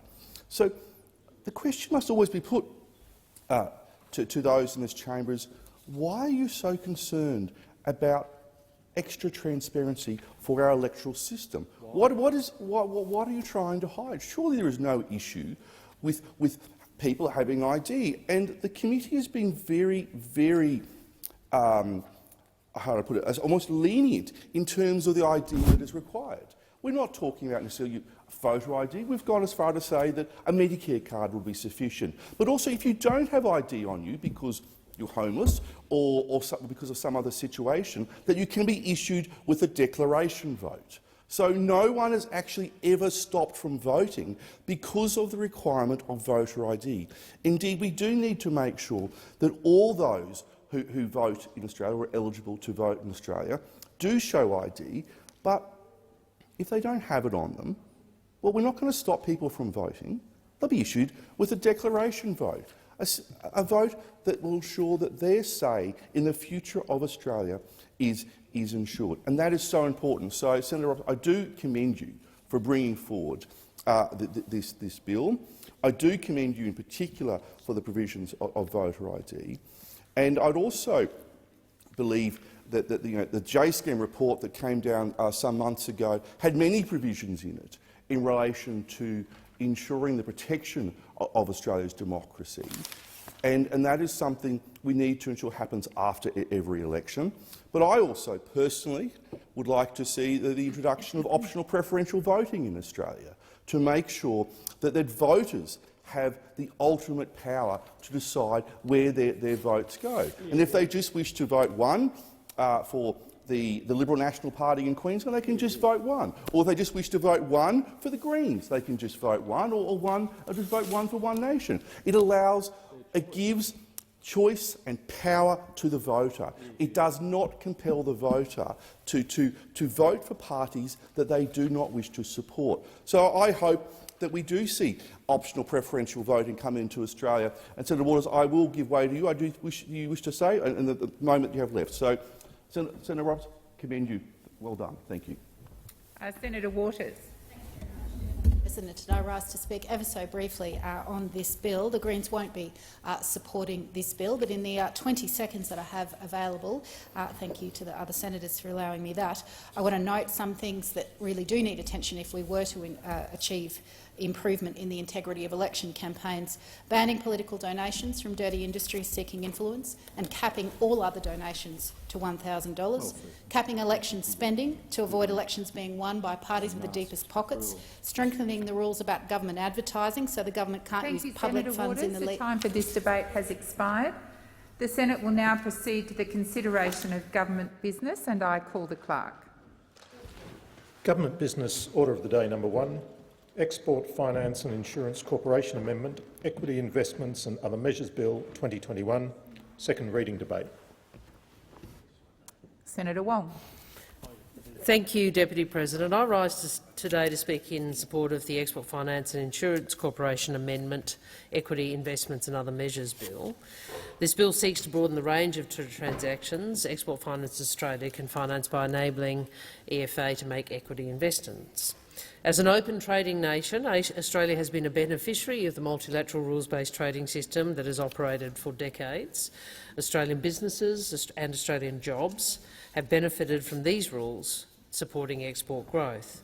On average, Australian businesses that export hire 23% more staff and pay 11% higher wages than non-exporters. And people might refer to or recall my many contributions in support of various trading arrangements which refer to the impact on employment and wages to the benefit of working Australians. The current lack of an equity investment power restricts Export Finance Australia to a narrower range of transactions. An equity investment power will complement EFA's existing suite of financing powers comprised of loans, guarantees, bonds and insurance, and it will align EFA with export credit agencies in other countries, including the US, China, Japan, Canada and South Korea, and with other Australian government financing agencies like the Northern Australia Infrastructure Facility and the CE Clean Energy Finance Corporation. The increased financing power will be used to support important infrastructure investments in the Indo-Pacific or export-linked projects in Australia. The bill will also give legislative effect to the decision to provide Export Finance with the ability to offer guarantees for overseas infrastructure transactions without needing to provide a loan to the same transaction. And this will obviously improve flexibility and efficiency both of EFA and the Australian Infrastructure Financing Facility for the Pacific, AIFFP, overseas infrastructure financing activities, particularly in the Pacific where transactions may be most appropriately financed in local currency. Export Finance providing a guarantee for another lender's loan in local currency is an effective way of facilitating local currency borrowing, and this will enable the injection of finance directly into emerging economies in our region. This equity investment power will also be available to the AIFFP, which relies on Export Finance Australia's governing legislation for the delivery of its loans. We note that the bill has appropriate safeguards which constrain government spending. Any equity investment will be on Export Finance's national interest account, which requires government approval. There is obviously another account, the commercial account, which will remain unable to be utilised for equity investments. There is no legislated limit or cap on equity stakes, but every transaction would require ministerial approval.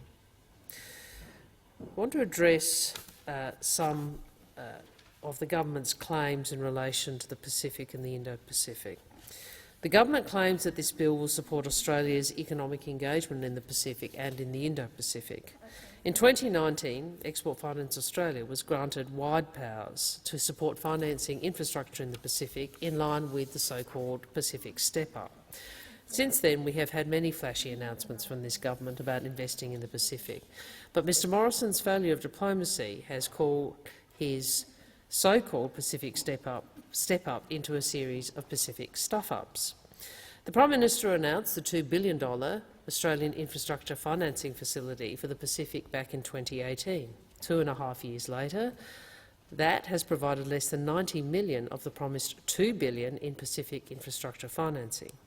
And Mr Morrison's failure to take serious action on climate change, including the government's continued and very public commitment a failure to commit to legislating net zero emissions by 2050 continues to undermine its own Pacific step up and damage Australian interests. Australia should be a renewable energy superpower, and we should be helping our neighbours address climate change and secure their energy supplies through our own renewable energy expertise. This is the unique role that EFA is equipped to play for our region, but it's a role that will be filled by others because the Morrison-Joyce government is dithering on climate change policy. Instead of making announcements, Mr Morrison needs to do the legwork and ensure Australia is a real partner of choice in the region.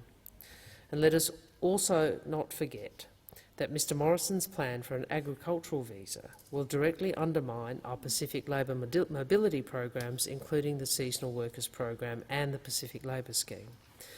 And I note Senator Payne is in the chamber, and I would say to her that this is another example where Mr Morrison is selling out our Pacific family to satisfy the National Party colleagues, and it is a matter of great regret that this Foreign Minister, unlike Ms Bishop before her, has gone along with it. All at the same time that this government has failed to diversify what we export as a country and where we export. Despite the talk about a Pacific step-up and despite the talk of engagement in our region, under this government we are in fact more dependent than ever on China for our exports and our jobs, more than any other country in the world. At the same time, our economic and trade relationships with some of our most important other neighbours, including India and Indonesia, have gone backwards. Australia wants a region that is stable, prosperous and respectful of sovereignty, a region that is resilient to threats such as the pandemic and other pandemics and climate change. All of this requires deeper partnerships in the region, comprehensive support for pandemic recoveries and a genuine plan to boost Australia's trade and investment, especially as some of our neighbours now face a lost decade of development gains. So in conclusion, Labor will support this bill because we need to invest in all of the levers of our national ability to boost our engagement to support and build the region we want. Central to achieving our objectives is ensuring Australian businesses and investors can contribute to and benefit from our region's recovery and future growth. But the Morrison-Joyce government needs to do much more. It needs to boost Australia's support for the region's pandemic recovery. It needs to have a real plan for trade diversification, and it needs to fully and properly commit to net zero emissions by 2050 and work with our partners to address the existential challenge of climate change. You see, as long as the Morrison-Joyce government insists on being part of the problem rather than part of the solution, Australia will simply fall short of being a credible partner of choice in the Indo-Pacific region.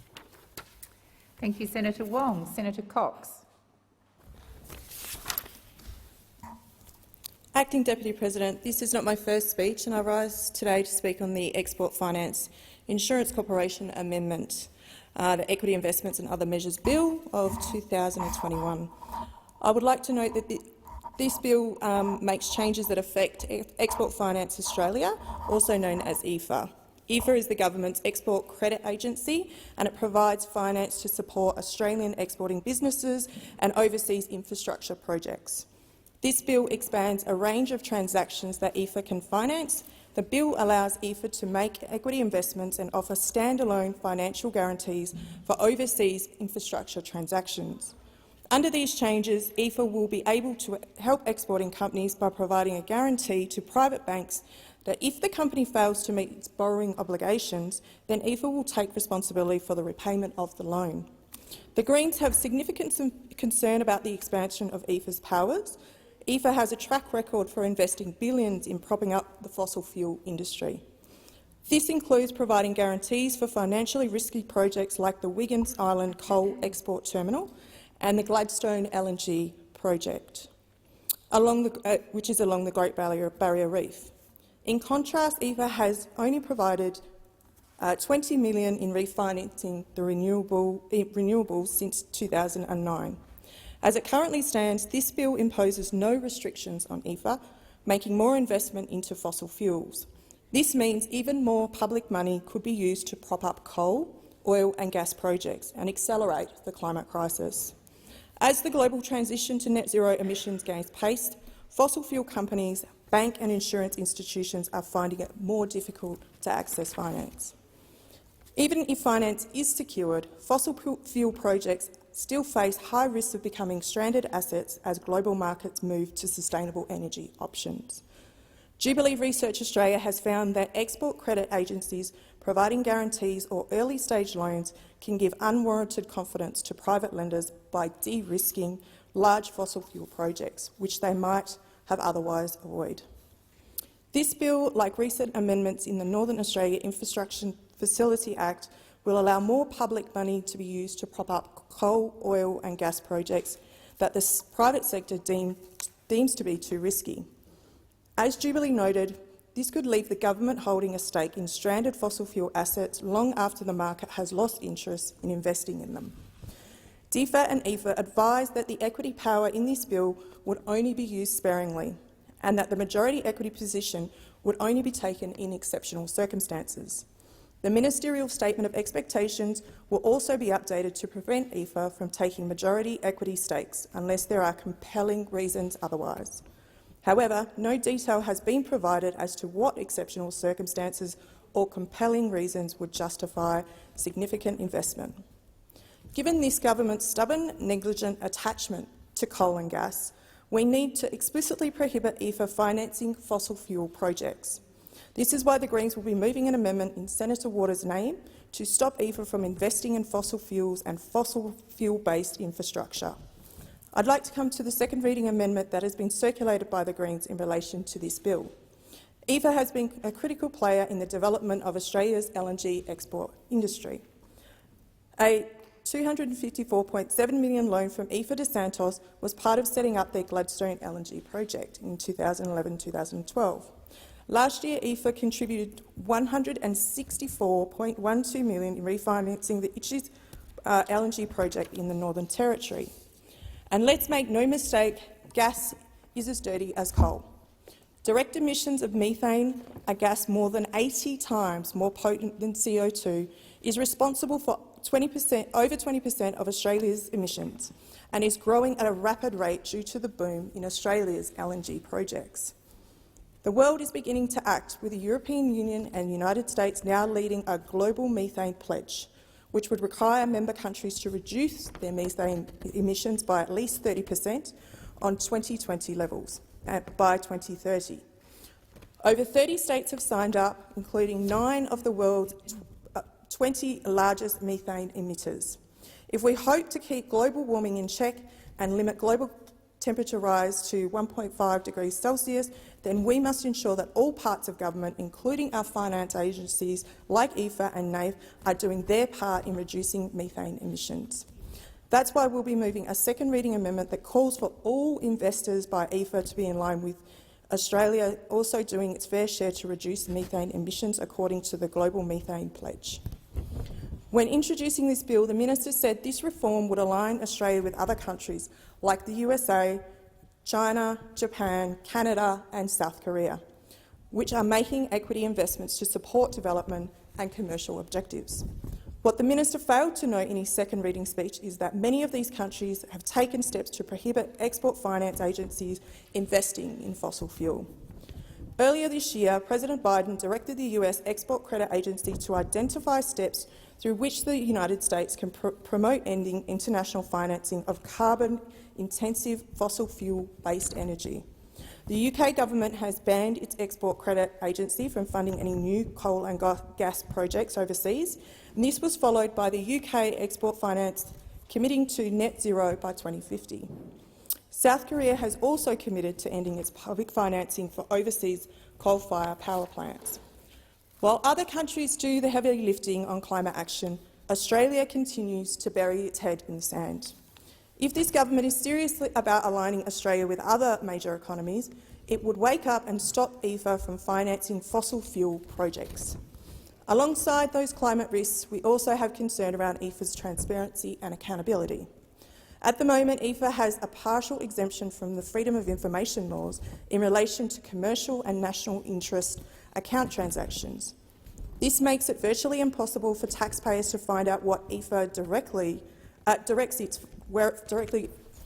its funds. Limited access to this information undermines the efforts to evaluate the effectiveness of the projects that have been funded or assess the return on investment of public money. The government has ultimate fiscal responsibility for the operation of EFA, and EFA's financial guarantor a sole shareholder. Given this, taxpayers should be able to access this information about the purpose of projects being funded instead of being kept in the dark. The Productivity Commission has previously recommended that the FOI exemption be removed and noted that the FOI Act already includes protections for national security and commercially sensitive data. Other jurisdictions, including the UK and US, do not provide a blanket exemption from disclosure for their export credit agencies, and there's no justification for Australia to maintain this exemption. It's clear that EFA's current practice falls short of the transparency expected for the investment of public funds. This is why the Greens are moving an amendment today to repeal EFA's exemption from the Freedom of Information Act. Finally, I would like to highlight the concerns raised by stakeholders around EFA's processes for assessing the environmental and social impacts of its projects. There are a number of weaknesses, including the fact that EFA's environmental and social review policy and procedure rely on relatively weak international standards and do not refer to climate change or require an assessment of the carbon emissions of proposed projects. It is also unclear how gender analysis is embedded across EFA's work. I understand that EFA's environmental social review policy is being independently reviewed. It is critical that this review ensures EFA's policies align with international best practice regarding social and environmental issues. As I've articulated, the Greens have significant concerns with this bill. Our support for this bill hinges on the government explicitly prohibiting EFA's investment in fossil fuel projects, as outlined in our amendment circulated in the chamber. The IPCC's latest warning on climate was our starkest warning yet, a code red for humanity. The world is heating fast and we don't have any time to waste. In order to avoid catastrophic change, we must commit to no new coal, oil or gas. Australia cannot continue to ignore these stark warnings, and we must get out of fossil fuel projects at home and abroad. Thank you. Senator Cox, are you moving that second reading amendment? Yes, I am. So if you just formally move it. Oh. Just indicate that you're moving the second reading amendment. Oh, sorry. I'm moving the second reading amendment. Thanks, Senator Cox. Senator Scarr. Thank you, Madam Deputy President. And at the outset, I'd just like to make two preliminary points. First, I note that I'm following Senator Cox's first contribution in the chamber, so I'd like to congratulate Senator Cox on her election, and I listened carefully to a thoughtful, articulate speech, which was certainly in keeping with the philosophy and the traditions of your fellow Greens members, and accordingly I disagree with most of it, but I respect it. I'd also like to, on a preliminary basis, also note, if I could come to leap is the word, not come, leap to the defence of my good friend Senator Payne, who was referred to by Senator Wong in her contribution. Can I just say, in defence, as I leap to Senator Payne's defence, say I think she's done an absolutely outstanding job in terms of engaging with our Pacific family, an absolutely outstanding job. And I'll highlight two matters in particular. First, in terms of their response to the COVID-19 pandemic, and secondly, with respect to the status of women in our Pacific Island family of nations. So I really do commend Senator Payne on her efforts in that regard. She's been a tireless Foreign Affairs Minister and an outstanding one at that. In relation to the bill before the chamber, the Export Finance and Insurance Corporation Amendment Equity Investments and Other Measures Bill 2021, from my perspective, Madam Deputy President, this is about opportunities. It's about opportunities. It's about opportunities for Australian businesses and Australian workers. It's about opportunities for the communities which will be positively impacted by projects which are provided finance by Export Finance Australia. And some of those communities are poor communities, communities which up to today haven't had the opportunities that we've had in Australia. and the finance provided by Export Finance Australia will help them tap into those opportunities for their communities and for their people. And thirdly, it's about an opportunity for Australia to promote its strategic interests in the Indo-Pacific region. So this bill is about opportunity. There are 5 key points I'd like to address in terms of my contribution on the bill.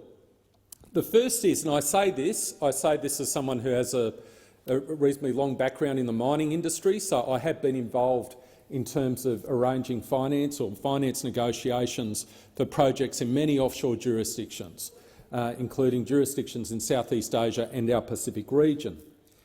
The impact of Export Finance Australia and of the Australian Infrastructure Financing Facility for the Pacific of being involved in a project is profound. The impact is profound because it sends a message.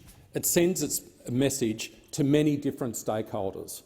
It sends a message to other potential financiers because of Australia's involvement through those agencies that this is an opportunity which they should look at in terms of contributing finance to.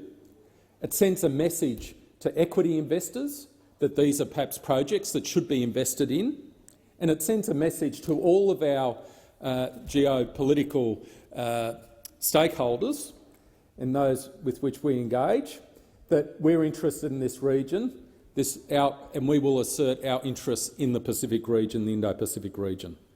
So it sends an important message, and that message can actually translate into greater finance for a project, greater equity investment, and again, greater opportunity to actually make the project a reality.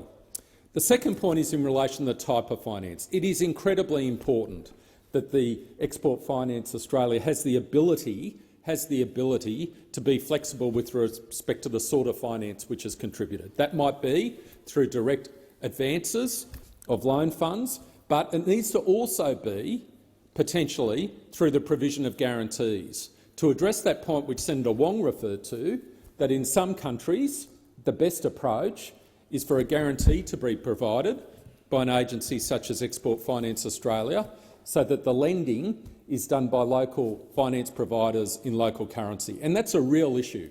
That's a real issue in some of our Pacific neighbours in terms of currency.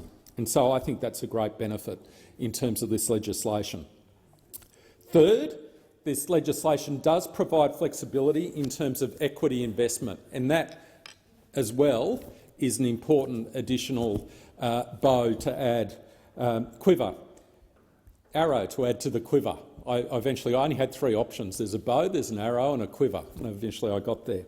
And it is important that flexibility is added. But can I just say it is important that that is rarely done.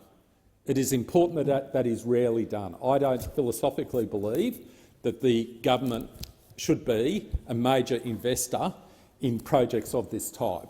However, there will be a category of projects which are in the national interest, for example, in the critical mineral space, which do warrant, on a very rare basis, an equity contribution from an agency such as the Export Finance Australia.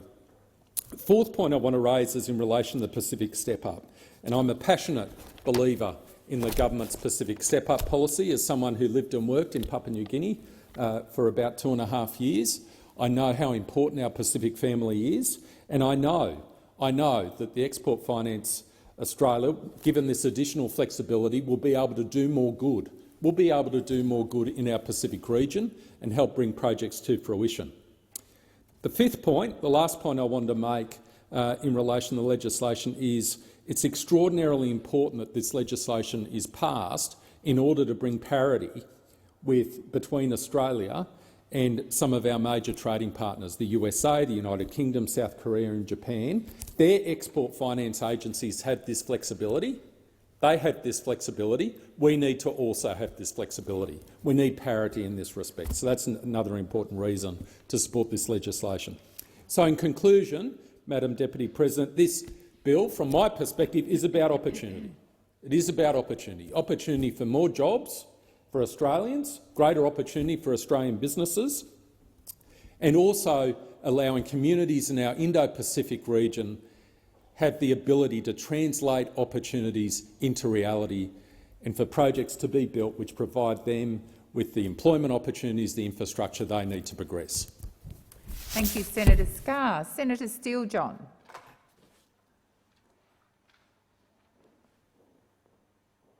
Thank you, Deputy President.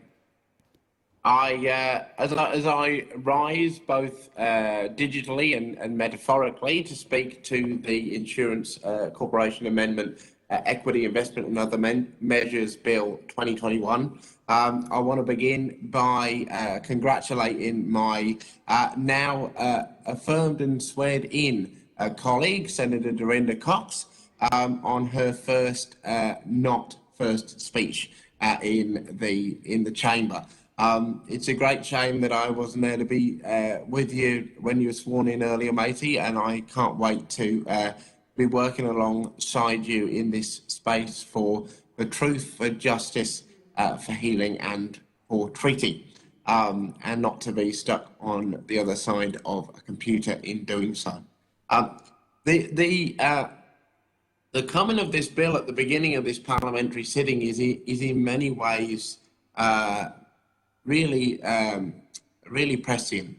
It comes at a moment when the community is alive with a desire to see two primary outcomes from their parliament this week. They want to see a strong response, a strong plan, an urgent action plan in relation to climate change formulated and taken to Glasgow. They want to see a plan which has a strong target in relation to 2030 and doesn't continue to engage in the myth that if we leave the action to 2050, we can actually address it. And they want to see the drought of action, now 1,000 days long, in relation to the implementation of a National Integrity Commission. The Australian community are sick and tired of people that were elected to do their work, to do the work of the community in decision-making spaces, instead going into those spaces and doing the work of vested interests, often fossil fuel corporations, on that behalf. And yet the first piece of legislation we're dealing with today is arguably a bill designed to facilitate the transfer of public wealth into private hands, or rather to use public finances to facilitate the support of private corporations, fossil fuel corporations, potentially, in building those projects not only in Australia, but also throughout the region. And it really does speak to that fundamental disconnect, that at a time when the community wants to see this action on climate change, they want to see politics cleaned up because they believe there is too much closeness and a revolving door between the big end of town, the fossil fuel powers in this country, that the first thing we are dealing with is a mechanism by which public money may be given to private entities to develop fossil fuel projects. Now, why do we have this concern in relation to these amendments? We have these concerns as the Greens primarily because if you look at what this agency does, and as Senator Cox pointed out, it provides finance support to Australian exporting businesses seeking to invest in overseas infrastructure projects. It expands the range of transactions that the EFC can finance. It allows the EFC to make equity investments and offer standalone financial guarantees for overseas infrastructure transactions. And under these changes, the EFC will be able to help exporting companies by providing a guarantee to private banks that if the company fails to meet borrowing obligations, then the EFC will take responsibility for the repayment of the loan. Now, this comes in a context where it is very clear that global finance institutions do not want to touch fossil fuels. They have seen the writing on the wall that there needs to be urgent action, and that investing in fossil fuels is a bad investment for them. And so in sails these amendments to potentially offer support to projects that would not be able to get support through other mechanisms. As Senator Cox articulated, the Greens have significant concerns about the expansion of the EFA's powers, given particularly that this is an agency with a track record of funneling billions of dollars into fossil fuel projects. It has invested, as Senator Cox so rightly pointed out, nearly $2 billion in fossil fuel projects. And Senator Cox made reference to the Wiggins Island coal export terminal and the Gladstone LNG plant adjoining the Great Barrier Reef. And this is in the context of a measly $20 million in financing for renewables since 2009. So it is very clear where the priorities of the EFA currently stand. We know that as the globe transitions to net renewable emissions, fossil fuel companies, banking and insurance particularly, are finding it more difficult to get finance. This is a global financial reality.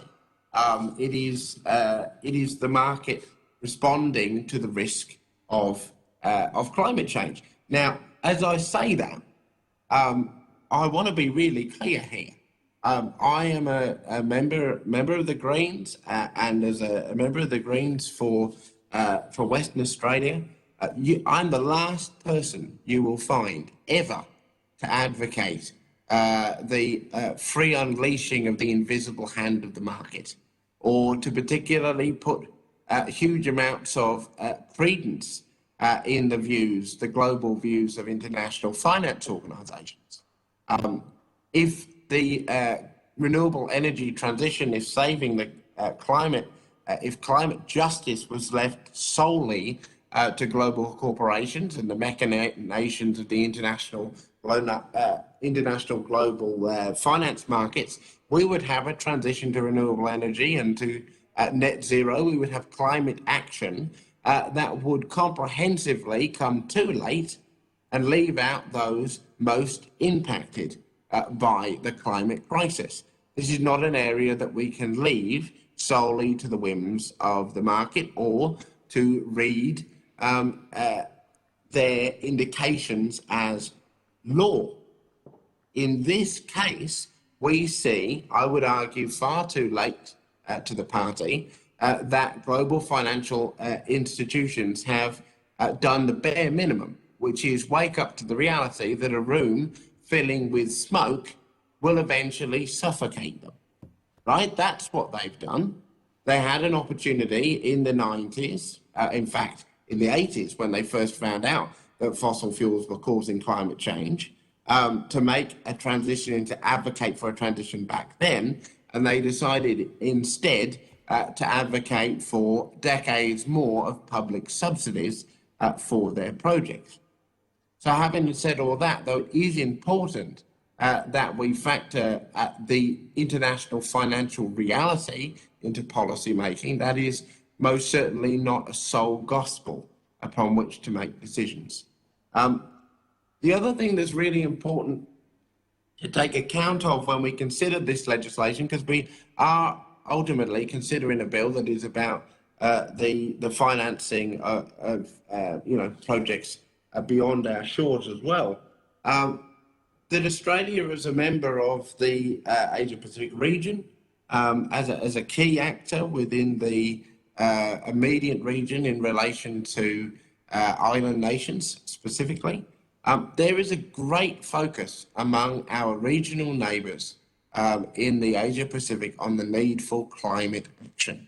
And there is a cruel reality that Australia, for the last 10 years or more, has played the role of wrecker in international forum after international forum, blocking climate change again and again and again and again, blocking climate action and undermining our position within the Asia-Pacific and our relationships with our island neighbours.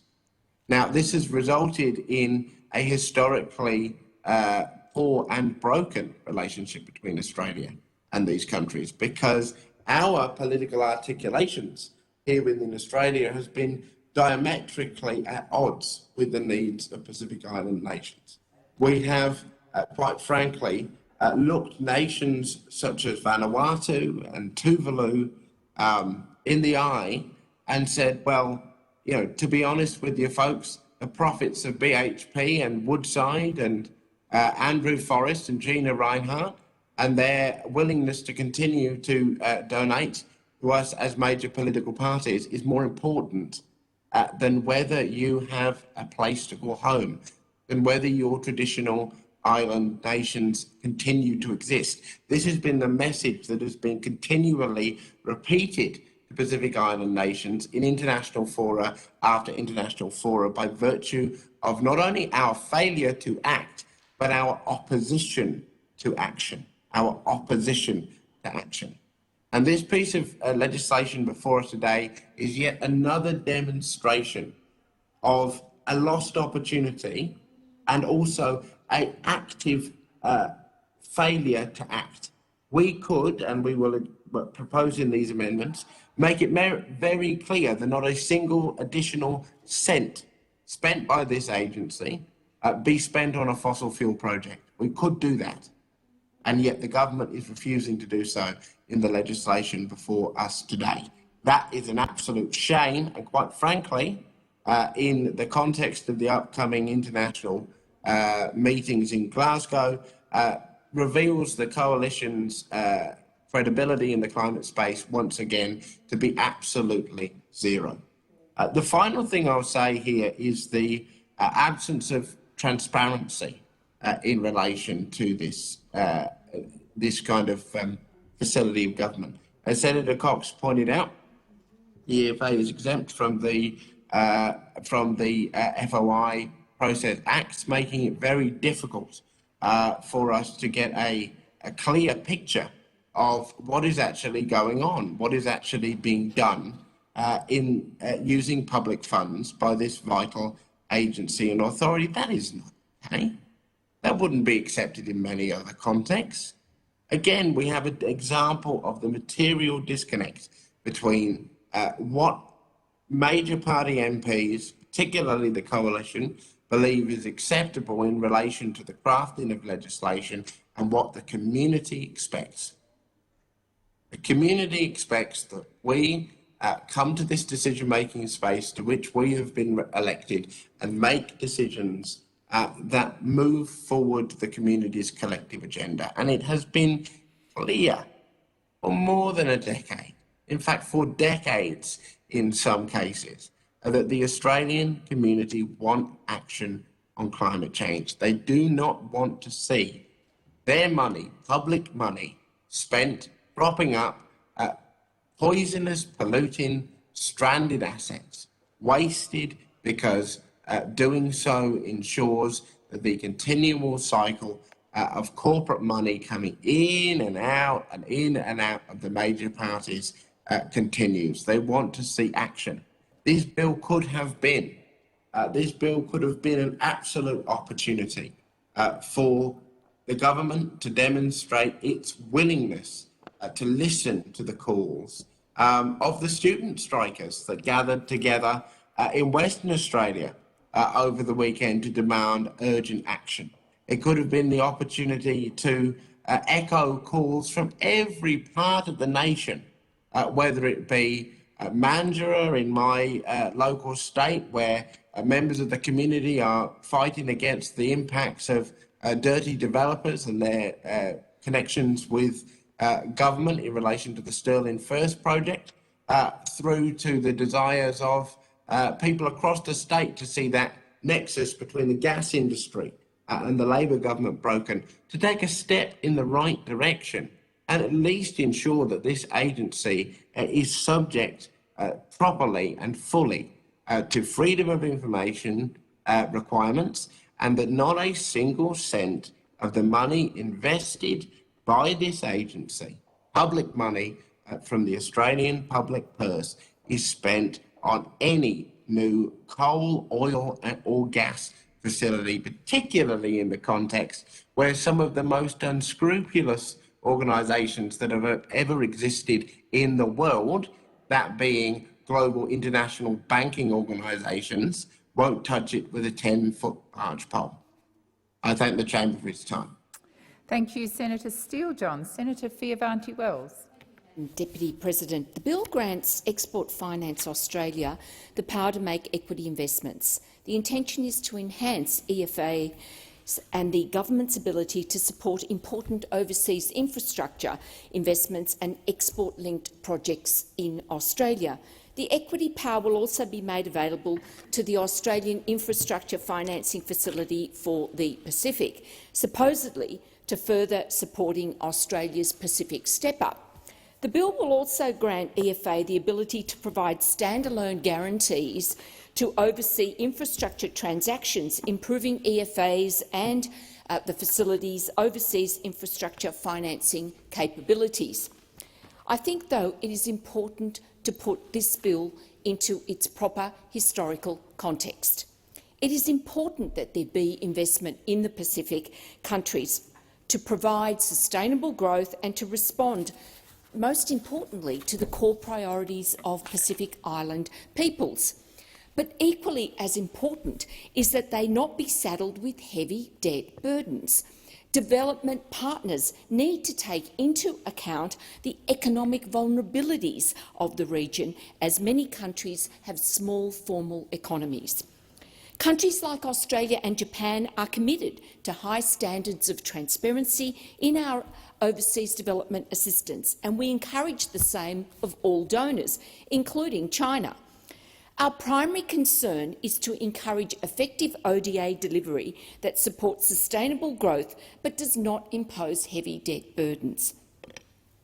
And whilst debt sustainability has made it onto the regional agenda, regrettably the debt-to-GDP ratios of Pacific Island countries have deteriorated.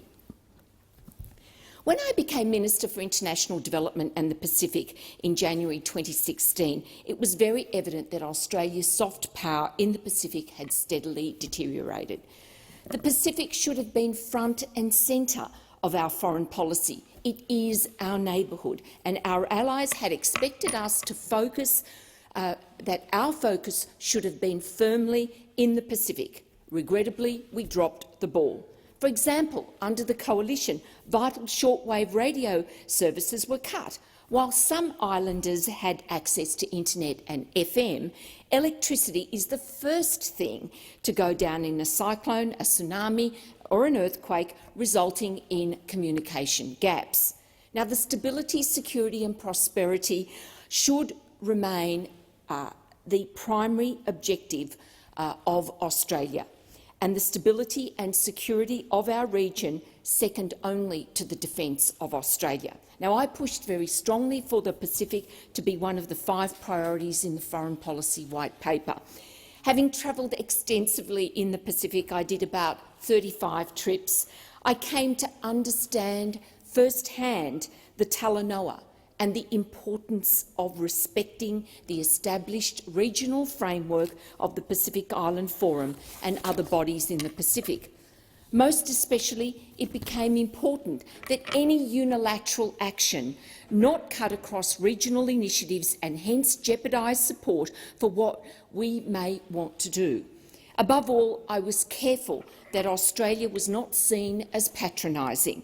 I took my guide from the great work Australia had achieved through Ramsay. I also strongly advocated for Australia to shift its overseas development assistance footprint to the Pacific.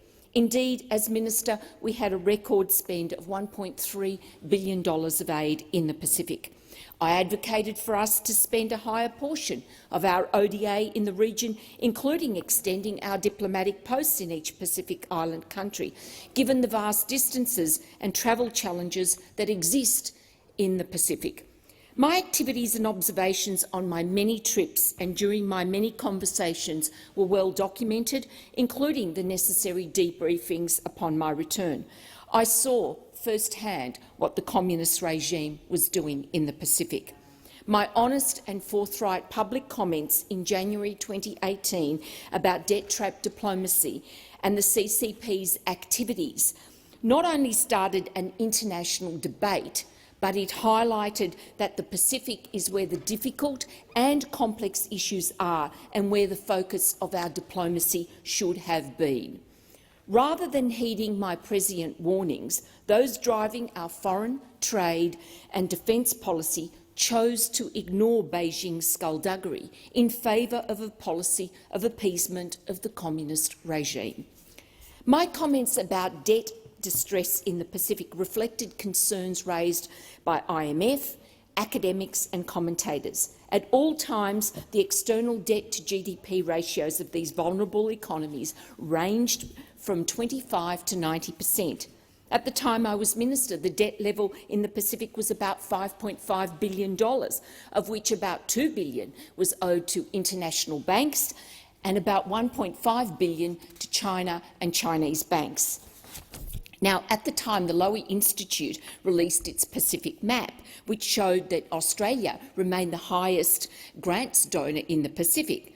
About 70% of China's aid was in the form of loans, and little was known about the arrangements of these opaque debts, including how many, like the port of Hambantota in Sri Lanka, were debt for equity. And whilst every country has the sovereign right to borrow, invest and run their own economies, when debts become due, they need to be repaid.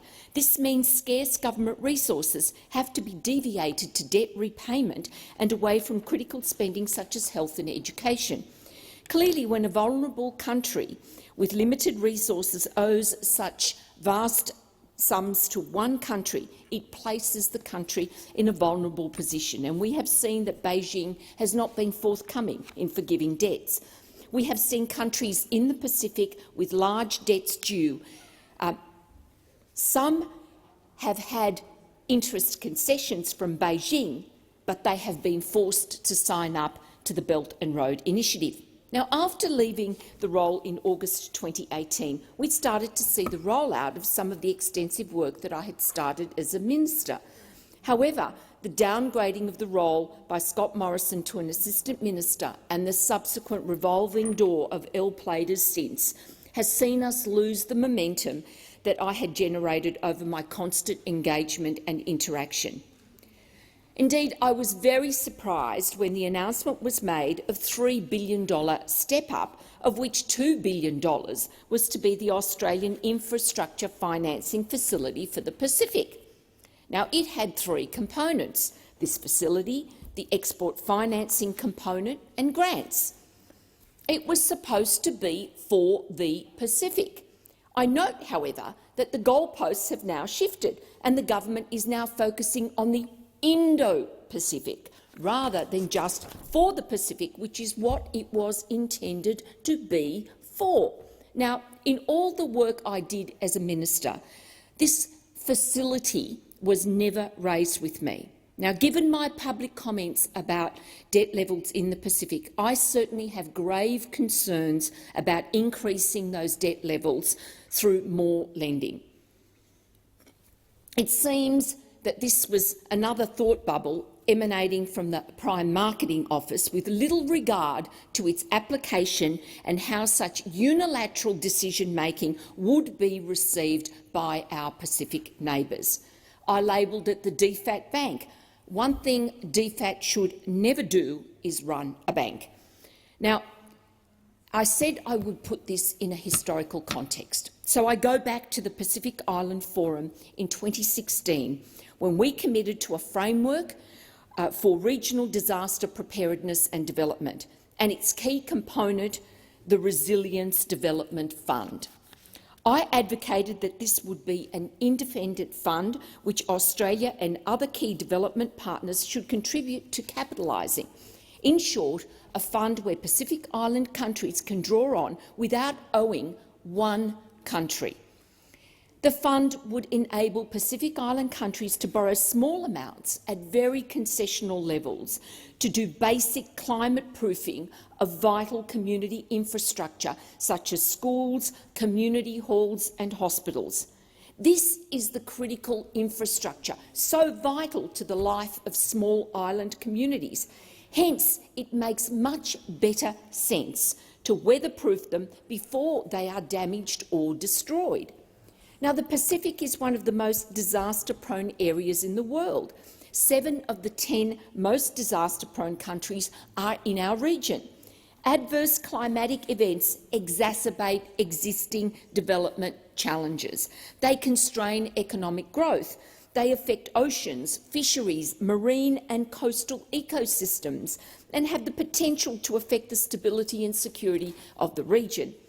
There will always be another cyclone or tsunami.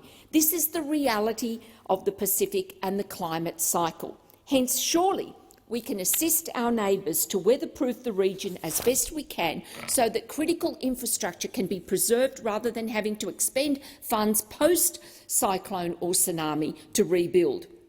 Now, the Pacific Resilience Fund remains a key regional priority driven by the Pacific Island Forum, and it is clear from my many discussions with key Pacific stakeholders that this was what the Pacific needed, and we should have been responding accordingly. Capitalisation of the fund would require about $1.5 billion. The fund would be independent, transparent and ensure that Pacific Island countries who borrow from the fund would not be beholden to one country. I think it is eminently more preferable for us to be contributing to this fund rather than international climate funds or Beijing's Asian Infrastructure Investment Bank, to which we also contributed $1 billion, and its associated Belt and Road initiatives. Now, as a key partner, I have argued that Australia should lead the way, not only to commit a substantial initial capitalisation of the fund, but lead the way and encourage other development partners in our region to do likewise. A better option would have been to use a sizable portion of the $3 billion step-up to contribute towards capitalisation of the fund, rather than saddling the Pacific with more debt through the more dubious $2 billion so-called Australian Infrastructure Financing Facility for the Pacific. It is all very well to support the development of large infrastructure, but before you do so, you need to secure basic infrastructure like schools, hospitals and community halls so that they remain intact during storms and cyclones. This critical infrastructure is vital to resilience building in villages, on those small islands, in those communities right across the Pacific. Neighbours need our help in practical and meaningful ways. The Pacific Resilience Fund is a far more sensible and practical way of helping the people of the Pacific as they face the day-to-day challenges of storms and cyclones. Now, the other key component of the $3 billion step-up was the allocation of $1 billion in callable capital to the Export Financing Agency. Now, one of the challenges in the Pacific is private sector investment. So opening up markets and greater business expansion is good for Australia and Pacific Island countries, and I supported this component of the step-up because it will enable Australia to support investments effectively as a guarantor to private enterprise and afford more innovative financing options rather than impose greater debt. The establishment of the trilateral partnership between the US, Japan and Australia for infrastructure investment with the objective of mobilising private capital has also been important, especially in the energy, natural resources and connectivity sectors where there is private sector interest.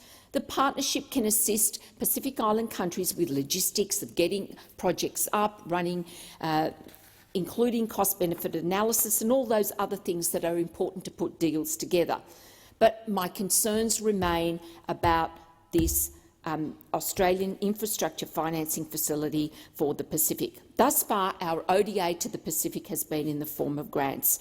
It still remains unclear how much dialogue, if any, was undertaken with Pacific Island countries or the Pacific Island Forum before the announcement of this loan facility. And given my past comments, I am conscious that we do not increase debt levels in the Pacific. Loans need to be repaid with interest. Loans are made using Australian taxpayers' money. In view of these existing debt levels, I expect that very few countries can meet the requirements for repayment. So if you know the debt is not going to be repaid, why are you lending it in the first place? Is it not better to give assistance to our neighbours in the form of ODA and focus on those things which are going to be of greater benefit to a greater number of people across the Pacific, and therefore support this fund? We all know there will be more adverse weather conditions, and so let's help our neighbours in the spirit of Talanoa and prepare for those events and help communities. Let's help the Pacific to help itself. Thank you, Senator Fierravanti-Wells. Senator Patrick. Thank you, Madam Acting Deputy President. I rise to speak on the Export Finance Insurance Corporation Amendment Bill 2021. And look, I'm a big fan of EFIC, but I sat here listening to Senator Fierravanti-Wells, and she makes some very, very good points that will play on my mind as I enter the chamber when the bells ring. The main reason I came into the chamber actually was to talk to the Greens amendment, which is basically seeking to prevent investments in areas of coal, oil, natural gas. I actually think it's a good amendment, and I'm going to spell out why that is the case. And I don't do it from, in this instance, some far-left Green perspective, but simply from my knowledge working in the commercial world. Right now, what we're seeing in relation to oil products, gas products, coal products is a collapse in the market. I think that's probably not true for coal, but certainly for the other two. We know that here in Australia, perhaps to the help of the gas cartel, that we are seeing less consumption in gas. As the states switch across in their programs to renewable energies, that we are now seeing negative electricity prices appearing on the market in South Australia. If you go to AEMO's quarterly report for the first quarter of this year, you'll see that the likelihood of the spot price for electricity in South Australia during the hours of 8 o'clock until 1700 or 5 o'clock in the afternoon, the manufacturing times, there's a good chance that the spot price will be negative.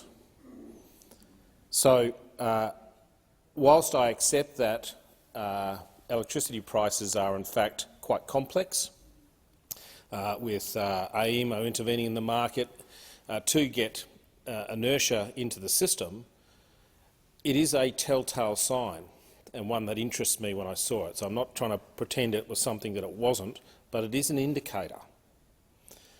We're seeing the gas market dry up.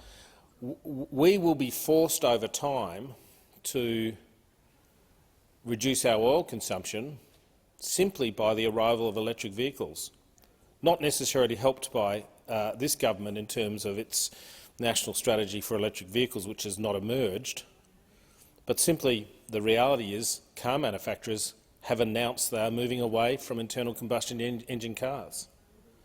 That's all going, which means that eventually we will be dragged kicking and screaming into the electric vehicle market, which will reduce our dependency on oils. And that's happening overseas as well. That is happening overseas as well. So the Greens amendment makes sense in terms of the economics, the way in which markets work. And I note Senator Steele-John stood up and talked about the banks no longer being willing to invest in these sorts of areas. And that ought to alarm people. If the banks aren't willing to invest in these areas, then we shouldn't be putting government money into these areas. Okay?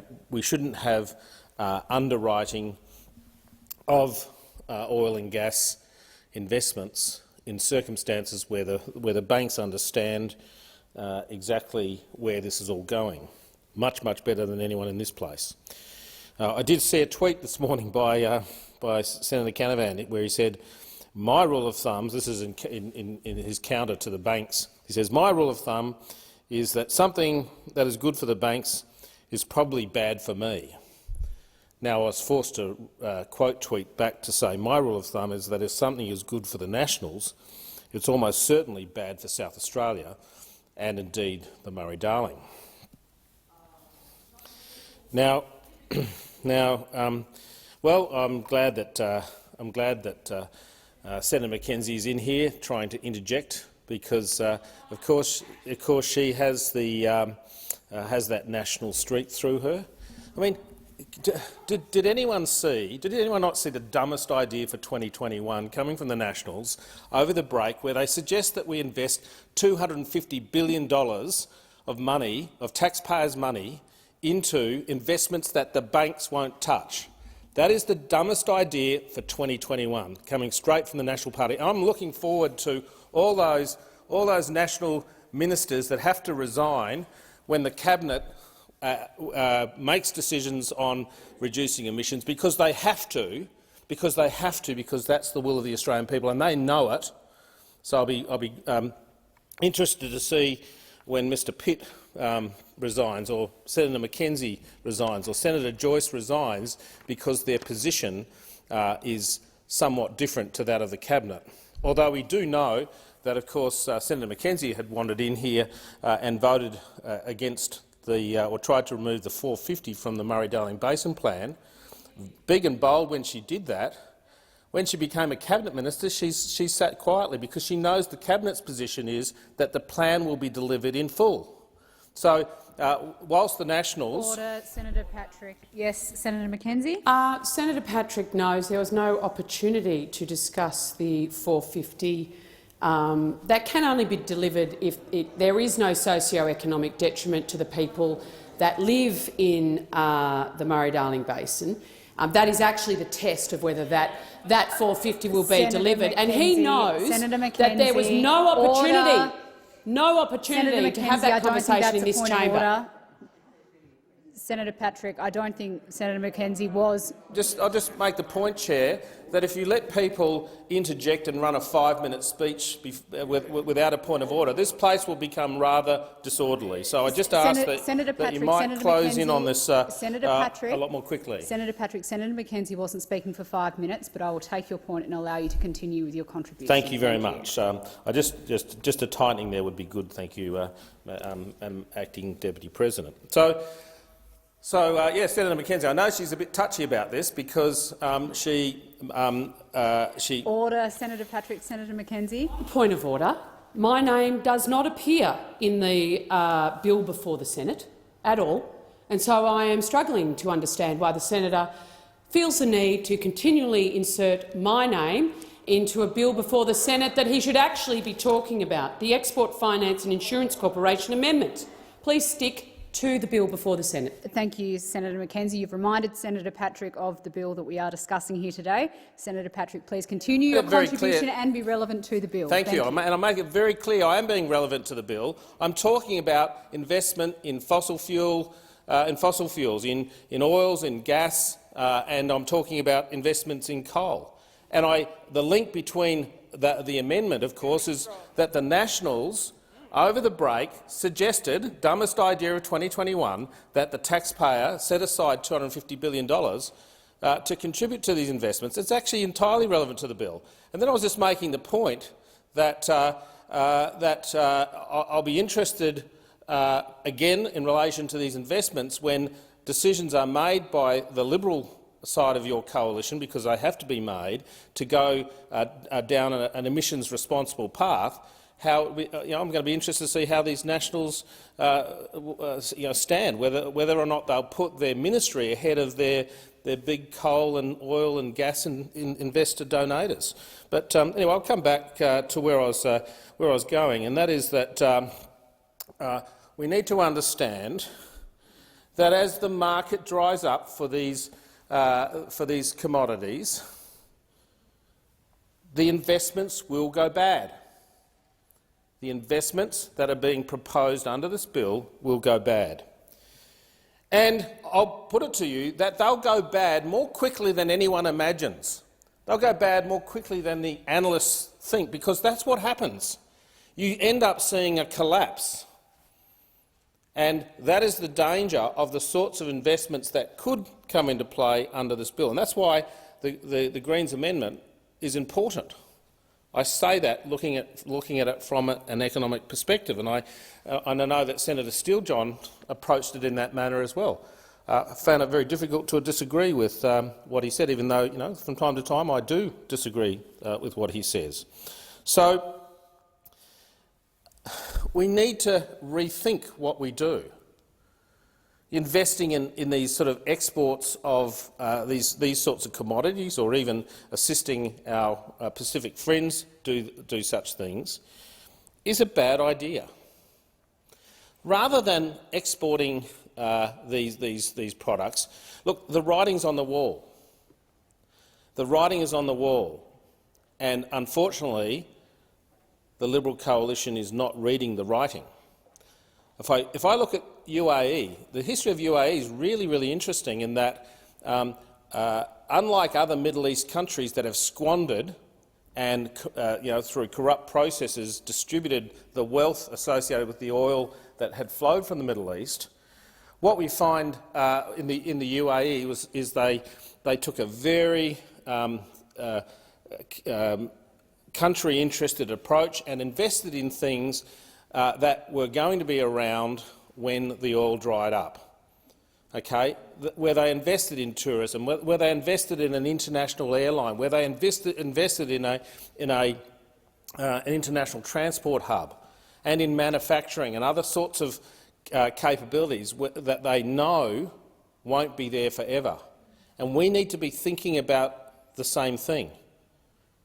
These commodities that we are exporting, we need to understand that is going to turn off at some stage, not because the Nationals are standing behind trying to pump the gas as it leaves the country, but because there won't be a market for it.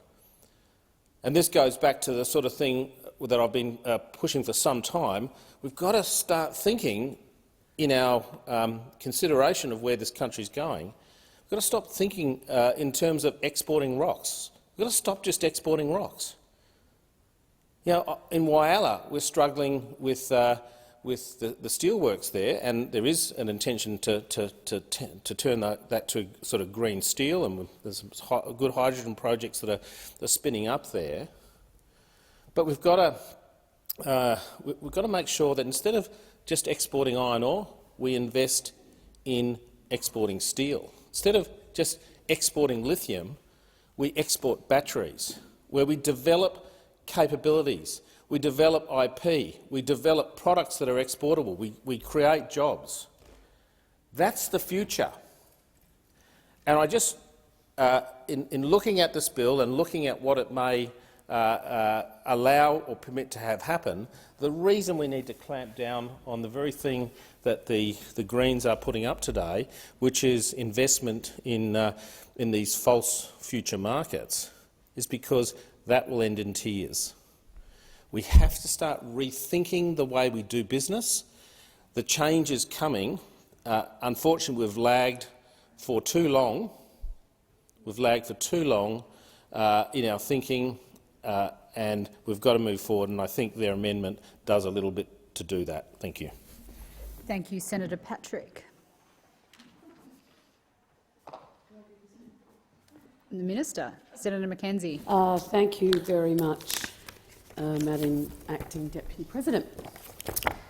I thank the honourable senators for their contribution to this debate on the Export Finance and Insurance Corporation Amendment, Equity Investments and Other Measures Bill. These amendments will support infrastructure development in the Indo-Pacific and export-linked projects in Australia, as well as provide enhanced financing capabilities to the Australian Infrastructure Financing Facility for the Pacific, further supporting Australia's Pacific step-up. I welcome the Senate Foreign Affairs, Defence and Trade Legislation Committee's endorsement of the bill and its purpose, and its recommendation that the bill be passed. The government notes that the Australian Greens' dissenting recommendations in the committee report, but respectfully disagrees. The government sees no need to delay the bill or to remove Export Finance Australia's existing exemptions under the Freedom of Information Act. As noted by the committee, the bill maintains Export Finance Australia's robust processes for assessing commerciality, risk and environmental and social impacts. Furthermore, Export Finance Australia's partial exemptions under the Freedom of Information Act provide certainty to its customers and other financial institutions that their sensitive commercial, financial and other information will remain confidential. The government wants to ensure Export Finance Australia has the tools it needs to continue supporting Australian export trade and overseas infrastructure development. The amendments will bolster Export Finance Australia's ability to support Australia's national interests and priorities. They will enhance Export Finance Australia's capabilities and will complement its existing suite of financing powers comprised of loans, guarantees, bonds and insurance. However, the equity investment power will be used sparingly where there is a national interest case. Debt solutions like loans, guarantees and bonds will continue to be the mainstay of Export Finance Australia's support to Australian exporters and for infrastructure development in the Indo-Pacific region. In conclusion, the bill— Senator McKenzie, you'll be in continuation, and I move to 2-minute statements. Senator Keneally. Thank you, Madam Acting Deputy President. On Friday, 15 October, Australia observed International Pregnancy and Infant Loss Remembrance Day, a day to honour and remember all babies lost to miscarriage, stillbirth and perinatal death. In February, this Parliament passed a motion I move to eternally recognise this day. I thank Senators McCarthy, Polley, Rice, Molan, Billick, Waters and Hughes for their support for the motion. In Australia, hundreds of thousands of parents marked this day. In Australia, 1 in 4 pregnancies ends in miscarriage. 6 babies are stillborn every day. Perinatal death, that is the death of a baby in the weeks just before, during or after birth, numbers around 3,000 a year in Australia, and of those deaths, 2,200 are stillborn. Today, I also want to honour John and Kate Delaney. Kate and John have been instrumental in ensuring that the 15th of October is recognised in Australia, including a campaign to light up public buildings from coast to coast, pink and blue. John and Kate have been incredibly generous in sharing their story of loss, and in doing so they have given so many parents the opportunity, the courage and the support to share theirs. My husband Ben and I also marked the 15th of October as our daughter Caroline was stillborn in 1999. I acknowledge that many other senators and MPs also know the loss of their babies. Ben and I join all parents in Australia who know the loss of a loved and cherished baby, either through miscarriage, stillbirth or perinatal death. We remember you, tinged with sadness, but in recognition for the love that you have for your children. Thank you, Senator Keneally. Senator Molan. Thank you, Acting Deputy President. On Wednesday last week, my stillborn granddaughter, Emily Charlotte Sutton, would have turned 14, but instead we commemorated the 14th anniversary of her shattering death.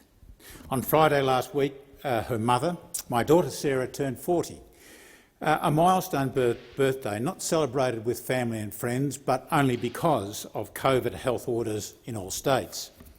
Today I stand in this place as a former soldier not unfamiliar with death and violence, as a senator for New South Wales who has devoted much of my time to national security, and as an ordinary Australian, returning to his workplace after a period of 5 months medical treatment in which the magnificent healthcare professionals and health services of this nation essentially saved my life. For the good wishes I received from you, my colleagues, I thank you most sincerely. However, I am absolutely incapable of thinking of any other sentiment more important to me today, or any commemoration more significant than to mourn the loss of the cherished children suffered each year by thousands of Australian families through miscarriage, stillbirth and infant death. I was honoured to be a member of the Senate Select Committee on Stillbirth Research and Education, which examined in great detail in 2018 the significant and far-reaching impacts of stillbirth in Australia.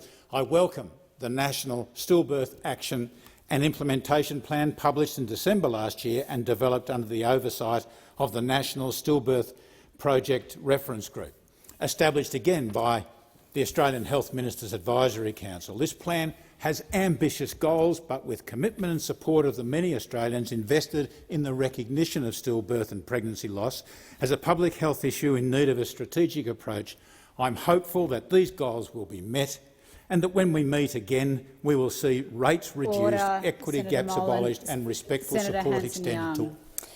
Thank you, Madam Acting Deputy President. I rise today to give voice to young Australians as part of the Youth Voice to Parliament Week run by Raise Our Voice Australia. I'm going to read a speech by Chloe Ames, a 14-year-old constituent from South Australia. Chloe wrote this speech to tell policymakers here in Canberra what her vision for Australia is in 20 years' time. She writes, "In 20 years' time, I would like to see a clean environment around me. When I walk on the street, I want it to be clean of rubbish, no gum, nothing. When I order takeaway, I don't want to be eating out of plastic. I want to be able to travel around and see many different animals. I want to see the oceans clean and all the coral come back in colours. I want to see the colourful wildlife. Climate change is a massive problem right now, and our world is slowly dying because of it. Humans are the only reason this is all happening. We are burning fossil fuels. Deforestation is taking away the wildlife's habitat. We are farming livestock. We use single-use plastic for pretty much everything. The world has lost half its wildlife in the past 40 years. We are the problem, and we need to fix our mistakes before it's too late. Climate change can be stopped if everyone spoke up about what is happening to the world, by powering our homes with renewable energy, by reducing water waste, stopping food waste and donating cans you are going to consume to people in need. Getting rid of plastic straws is not enough. We need to eliminate plastic cups, plastic bags and all single-use plastics. We need to consider going vegetarian or even vegan, living sustainably and grow our own food in our own backyards. Thank you, Chloe, for sharing your vision for a safer, cleaner and kinder world. Thank you, Senator Hanson-Young. Senator McCarthy, remotely.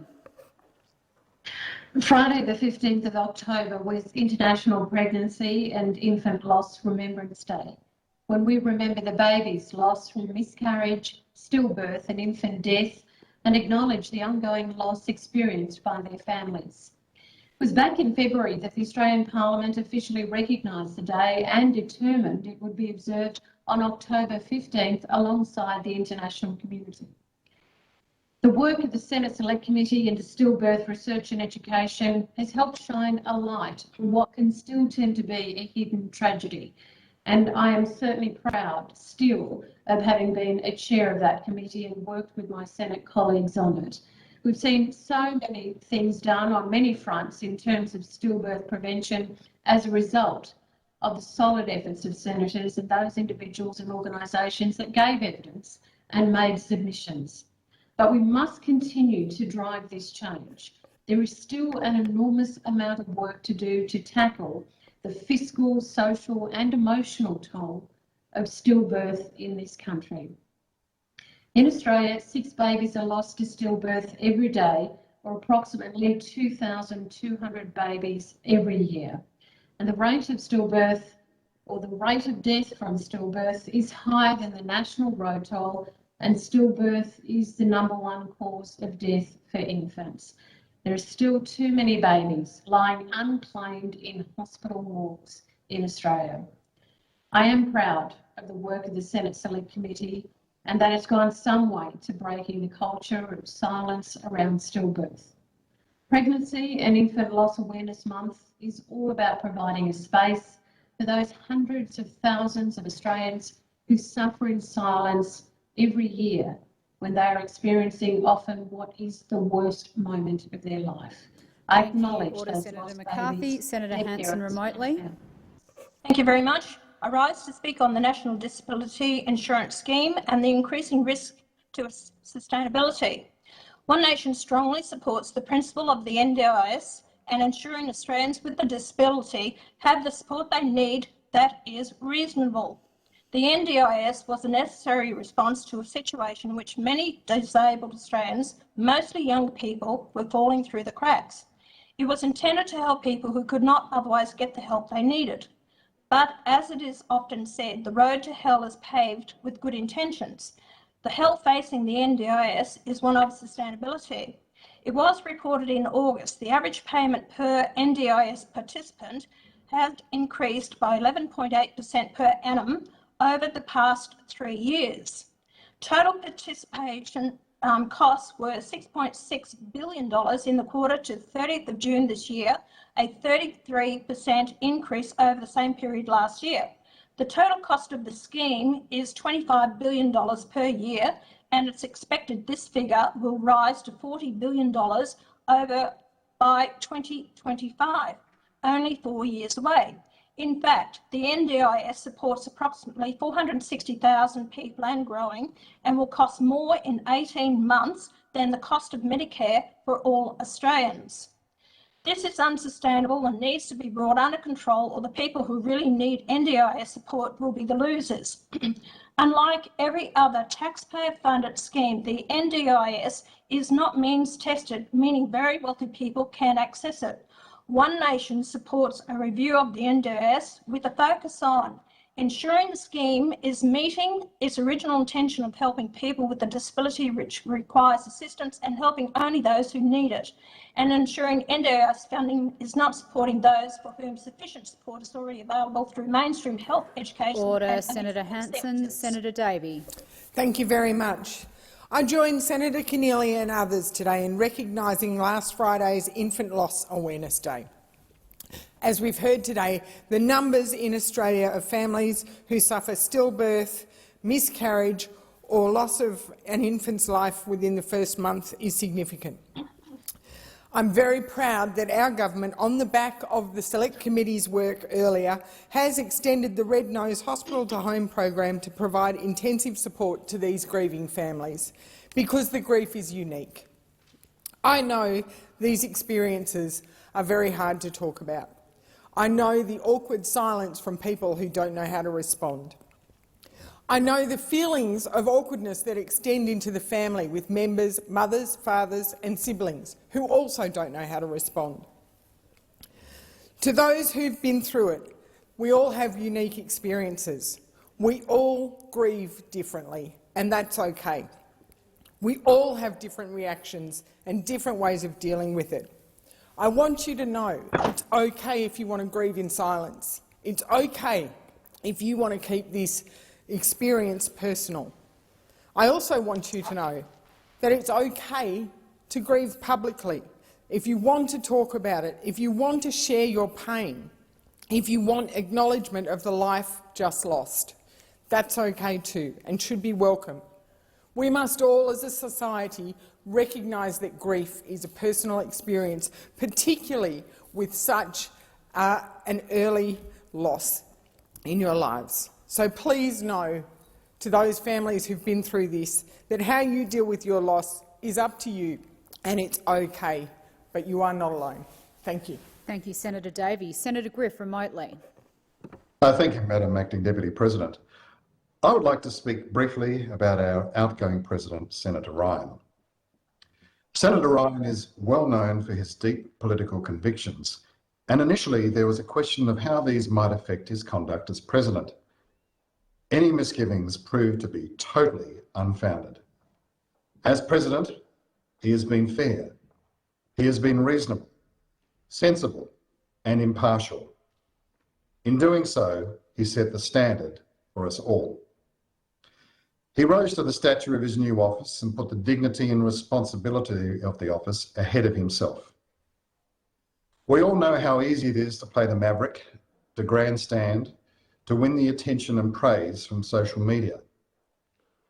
But we also know how empty and meaningless that is.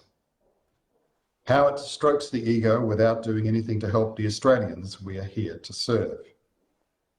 It is much harder to put that aside and do the work of Parliament. But Senator Ryan did just that. In doing so, he set a standard to which we all should aspire. I thank him for his service and wish him very well in his future endeavours. Before concluding, I would like to congratulate Senator Brockman. I don't know our new President particularly well, but know he is well regarded by his colleagues and has been a presence in this place for longer than most. I'm sure that experience will serve him well and that we will all come to share his colleagues' regard for him. I wish him well and very much look forward to working together with him. Thank you. Thank you, Senator Griff. Senator Bilyk, remotely. Thank you, Madam Acting Deputy President. I too wish to recognise International Pregnancy and Infant Loss Remembrance Day, commemorated on Friday the 15th of October, and I thank all the other senators for their contributions on this issue. Today is a bittersweet day. It is the first time we've commemorated Pregnancy and Infant Loss Remembrance Day since both Houses of Parliament resolved to recognise it. And I welcome the efforts we're making to commemorate this day, including by our national parliament. But at the same time, I deeply regret that a campaign like this still needs to exist. On this day, we pay respects to the more than 100,000 babies lost to miscarriage, over 2,000 lost to stillbirth and over 600 lost to neonatal death each year, and to their families. The report of the Senate Select Committee on Stillbirth pressed the need to break through what it called the culture of silence around stillbirth.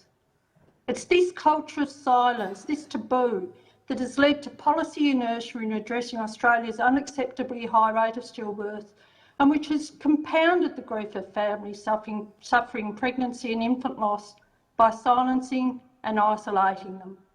And I say to anyone who has suffered loss from miscarriage, stillbirth or neonatal death, you are not alone. The culture around discussing pregnancy and infant loss has to change, and it will. I'm confident of that, because those of us who have experienced this loss will not be silent. I've always talked of Timothy since 1983 when he was born, even if it made others feel uncomfortable. We need to be able to share our stories and our grief if we choose to do so. We need to acknowledge our babies and how they died. We need to talk about our love for them. We will say Senator their Bilyk. names. My Senator first Lambie, child has a remotely. name, and his name is Timothy Robert Bilyk. Senator Lambie, remotely. Thank you, Madam Acting Deputy President. The federal government's promise to all Australians is that we'll get free, high-quality health care whenever we need it. By God, we pay enough taxes. But that's not how things work in Tasmania. Here, elderly people die before they can see a doctor in an emergency ward. Here, we travel for hours, pay through the nose, and wait for weeks before we can see our closest GP. Here, thousands of Tasmanians who show up at Launceston General Hospital needing urgent medical care don't get seen on time. That's why Tasmanians rate our health system lower than Australians in any other state or territory on the mainland. We have massive problems down here, and it can no longer be swept under the rug any longer. No more. But I'll tell you what won't help. The Tassie Liberals plan to give GPs extra money to charge more patients out-of-pocket costs. That's not going to get us anywhere. Haven't we been trying this for years anyway? It is not fair to our local GPs and our local specialists that stay here with their children. You're ripping them off. What we should be doing is helping the nurses and doctors who work in our emergency departments. We've got to lower the pressure they're under. We have to give people somewhere else to get medical help, somewhere that isn't in their accident and emergency. This is what I'm proposing, that Launceston, the North West Coast and Hobart should have urgent care centres that provide free medical care and fast. You visit the centres for everything from cuts to burns to broken bones to wound dressings and a fever. They'd be run by professional registered nurses and will provide immediate high quality care 7 days a week, including after hours. You wouldn't pay a cent for it either. And while you get looked after, people who need emergency help will get it. Instead of waiting hours in an ambulance on the hospital driveway, they can see the hospital staff who might otherwise have been treating you. Tasmanians should get the quality health care that's promised to every Australian. Urgent care centres are the answers. For those Tasmanian politicians that haven't seen Senator it, Lambie, have a your look time at has Canberra's model. expired. Senator Abetz. Drug addiction is a scourge, as is homelessness. The plight of homeless, drug-addicted young men is stark, it's ugly and demands empathy and willing hands to assist them to find a pathway out of their tragedy. This is where Pathways enters the morass of human wreckage in my home state of Tasmania. Pathways is a charity which delivers, as its name suggests, a pathway out for drug-addicted men. Pathways relies heavily on the generosity of Tasmanians. Part of Pathways fundraising is an annual charity dinner. This year's dinner, put together by the dynamic Pathways CEO Aldo Antoli, was another sellout. Showcasing the changes made to individual lives, the Tasmanian community came together to raise much-needed funds to support the Pathways team. For myself, the work of Pathways is particularly heartwarming, as it is the successor organisation to YASTAS, Youth Accommodation Services Tasmania. I had the privilege of serving on its inaugural committee and as its honorary legal advisor. Indeed, I made reference to YASTAS in my first speech. The work of Pathways, and thus the number of rehabilitated young men, has grown ever since Aldo Antoli took over as Pathways CEO. Every young man assisted is a life turned around, from drugs and despair onto a pathway of hope, self-esteem and self-reliance, a profound good for each individual, a wonderful restart to their lives. As each life is put on the right pathway again, so our society benefits with lower incidence of antisocial behaviour, criminality and welfare dependency. Pathways, so ably led by Aldo Antoli, deserves the Tasmanian community's full support. Thank you, Senator Abetz. Senator Patrick. Thank you. As has been mentioned, this week is Youth Voice in Parliament Week. And so, with the indulgence of you, Madam Acting Deputy President, I'll be reading a short statement prepared by one of my constituents. My name is Hugo Tahini. I'm 20 years old and I live on Nangara country in the electorate of Grey in rural South Australia. I live with an intellectual disability. My vision for Australia in 20 years would be for a more inclusive life for everyone. I hope that people of all abilities, cultures, communities and backgrounds would be working together in a more friendly way to enjoy the beautiful land that we live on. I would like to be treated like a person, not a person with disabilities. I would like people to include me, to talk to me and to help me and my friends contribute positively to make our society a better place. It is so important to be inclusive in every way so that all people feel welcomed and equal. Everyone should be given the same opportunities for school, healthcare and jobs. When my friends and I are included, we feel proud. When we're not included or treated differently, we feel sad and lonely and like we don't matter as much as others do. It is really important that everyone embraces diversity and opens up to being inclusive in every way to help make the world a better place. Thank you. So good on you, Hugo, for preparing such a well-considered and articulate speech, and I'm honoured to have been allowed to read it in the Senate today. Thank you, Senator Patrick. Senator Watt. Thank you, Madam Acting Deputy President. 8 long years. That's how long this government has been in power. 8 long years of opposing action on climate change.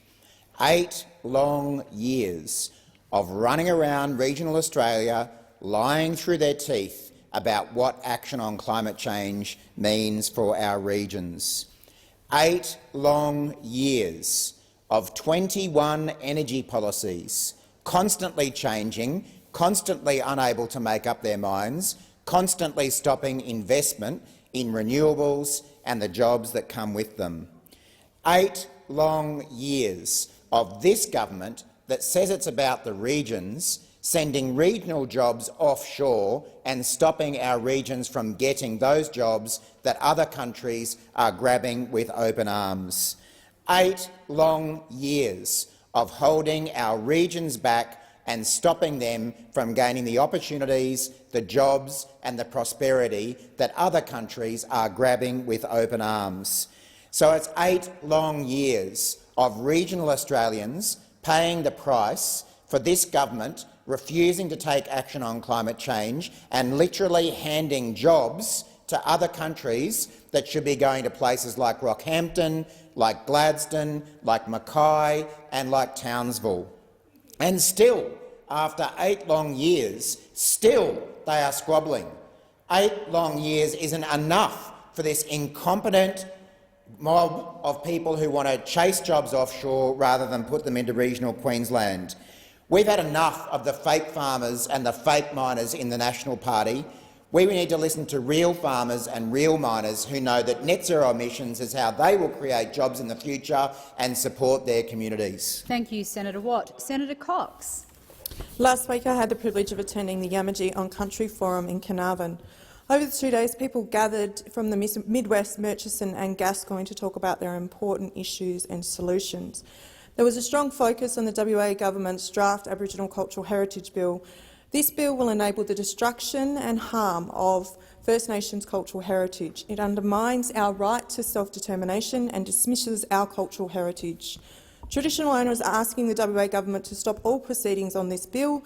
It cannot go ahead in its current form. The government needs to go back to the drawing board and engage in public consultations with traditional owners. This would allow traditional owners to co-design more culturally inclusive conditions of the bill.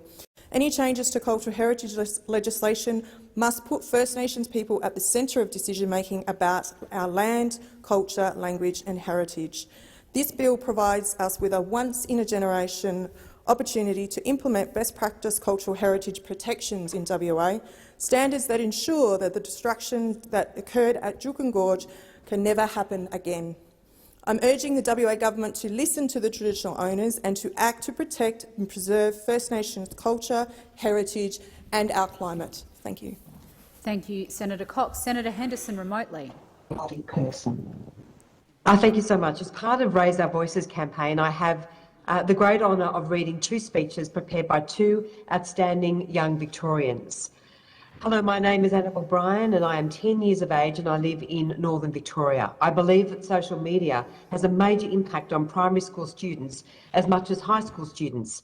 The bullying via social media can attack children's mental health as much as it does face-to-face. That's why I believe schools should have more education about these sorts of topics. There should also be more consequences for those who have a part in these bullying situations. For instance, if a child's bullying behaviour is detected, teachers and parents should take action. These situations should be openly talked about in the classroom. Overall, I believe the government should make legislation for all schools across Australia to add awareness about social media bullying and the impact on mental health to their weekly curriculum. Well done to Annabelle. And from Kate McNeil, I'm 13 years old, I live in the Corio electorate. I have been interested in politics from a young age. I'm passionate about trying to make the lives of people better. Here is my proposal for a better Australia in 20 years. We need to educate Australian youth about how to be financially literate for when they grow up and leave home. Right now, kids my age and older still don't know that much about finance. There is so much to learn with superannuation, compounding interest, good debt, bad debt and more. This can be daunting and therefore they just don't learn it. This is a big problem because it means that youth grow up not knowing about banking and how to make educated money decisions, and this can result in poverty. I want to commend both Annabelle and Kate for their inspiring words, and perhaps one day we will see them advocating in what they believe in the National Parliament. Thank you. Thank you, Senator Henderson. I will remind senators that are participating remotely to put their microphones on mute. We had a little bit of feedback in that last contribution, unfortunately. Senator Lyons. Thank you, Acting Deputy Chair. President. Well, 8 days before Glasgow 26, and what have we got from the Morrison government? Complete disarray on climate policy. Complete disarray. After 8 years and 21 policies, we still have nothing. Goodness knows what will be taken to Glasgow. Right now, we have a handful of National Party members who are holding the government to ransom. What an absolute disgrace. A handful of National Party people who are now trying to distance themselves, who are now trying to pretend somehow they're not part of the government and are holding the government to ransom. We heard Mr Barnaby Joyce today, the Deputy Prime Minister of this country, saying on radio, well, we mightn't have a view before Glasgow 26. Well, Australians are very clear on this issue. They want climate change policy and they want action now, not 8 years of nothing from those opposite, from the government of this country. And what cowardice we've seen from our Prime Minister in not staring down his party and not creating a vision for Australia, a vision for private sector who are clearly calling out for vision, a vision for farmers who want action on climate change, a vision for workers who also want action on climate change. And what have we got? A handful of the government backbenchers and some of their ministers, and indeed the Deputy Prime Minister of this country, holding everyone to ransom. Well, Australians are watching. I can let you know that in the electorate of Pearce the #1 issue is climate change. They're pretty disgusted with their local member as well. They think $1 million hidden away in a trust fund's not okay. But their #1 issue is climate change. And Australians are watching, and it is time the Prime Minister stood up and let us all know exactly what is being taken to Glasgow and not allowing himself to be held to ransom. It being very close to 2 p.m, we will proceed to questions without notice. Senator McAllister. Thanks very much, Mr President. My question is to the Minister representing the Deputy Prime Minister, Senator Mackenzie. Indeed, Senator Mackenzie is not here.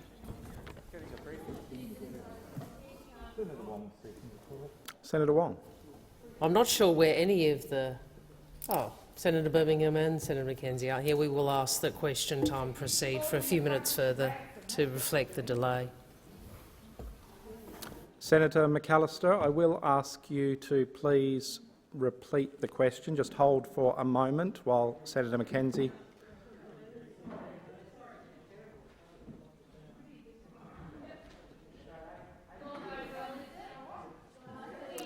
Order. Senator McAllister, please start your question again.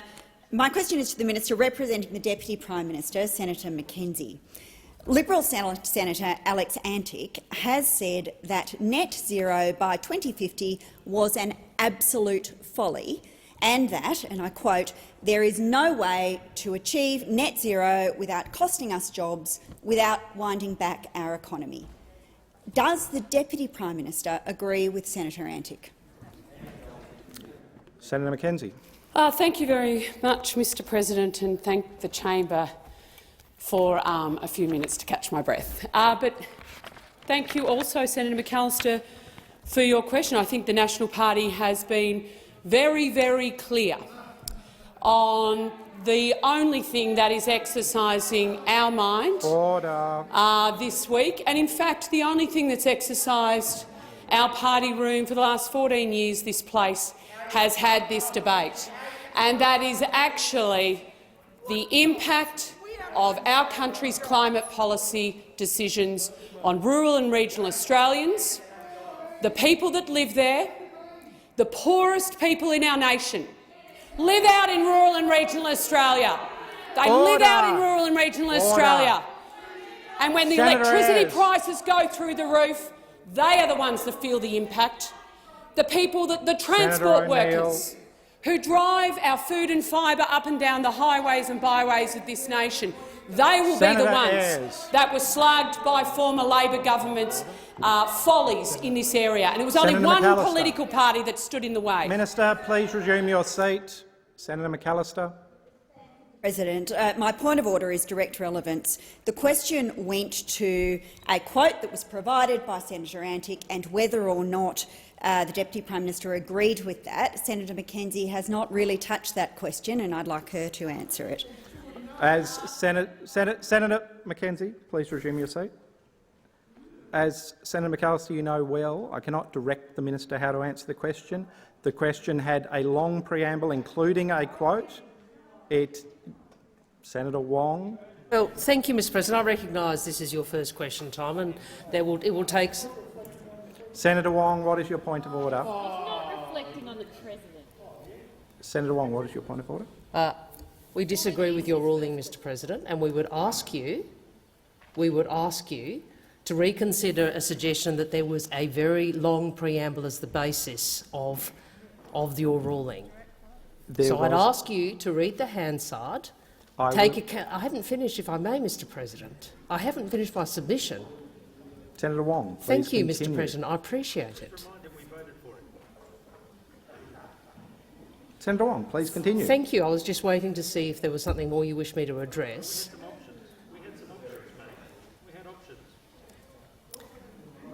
I would ask you to reconsider your ruling so early to rule out an issue of direct relevance on the basis of a very long preamble. It was not a very long preamble, and I reiterate the opposition's point of order as to direct relevance. The minister has not even got close to Senator Antic's quote. Senator Wong, you did not actually wait for me to complete my ruling. I said there was a long preamble in the form of a quote, if you had allowed me to finish, that contained a particular assertion. I believe the minister was being directly relevant to matters contained in the question. Senator McKenzie, you have the call. Thank you, Mr President. As for Liberal Party senators and MPs, their contributions to this public debate, Senator Antic being one of them, I have no comment to make. I am absolutely prepared to stand by the Deputy Prime Minister's public commentary and, in fact, the National Party's public commentary around the debate before the public at this time. And it is our whole sole focus as the representatives of the 30% of Australians who don't live in capital cities, our miners, our manufacturers, our farmers, our regional capitals, to make sure their interests are served in this place and this debate. That is all we're interested in.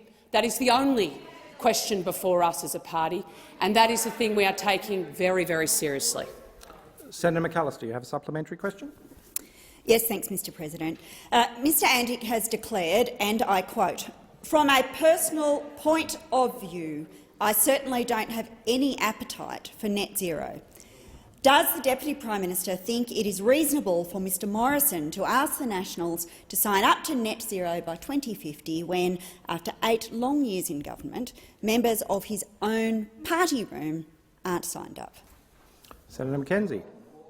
Thank you very much, Mr President.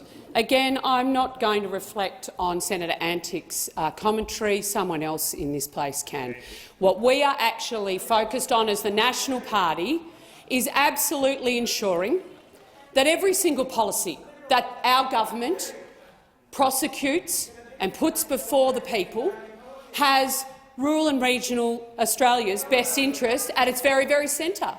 And that is absolutely the thing. We are not ashamed to be standing up and saying, hold the horses, let's not gallop off to Glasgow, let's make sure that what we are considering as a government has actually gone through the prism of how it will affect the poorest in this country, the most high-energy-intensive industries in this country.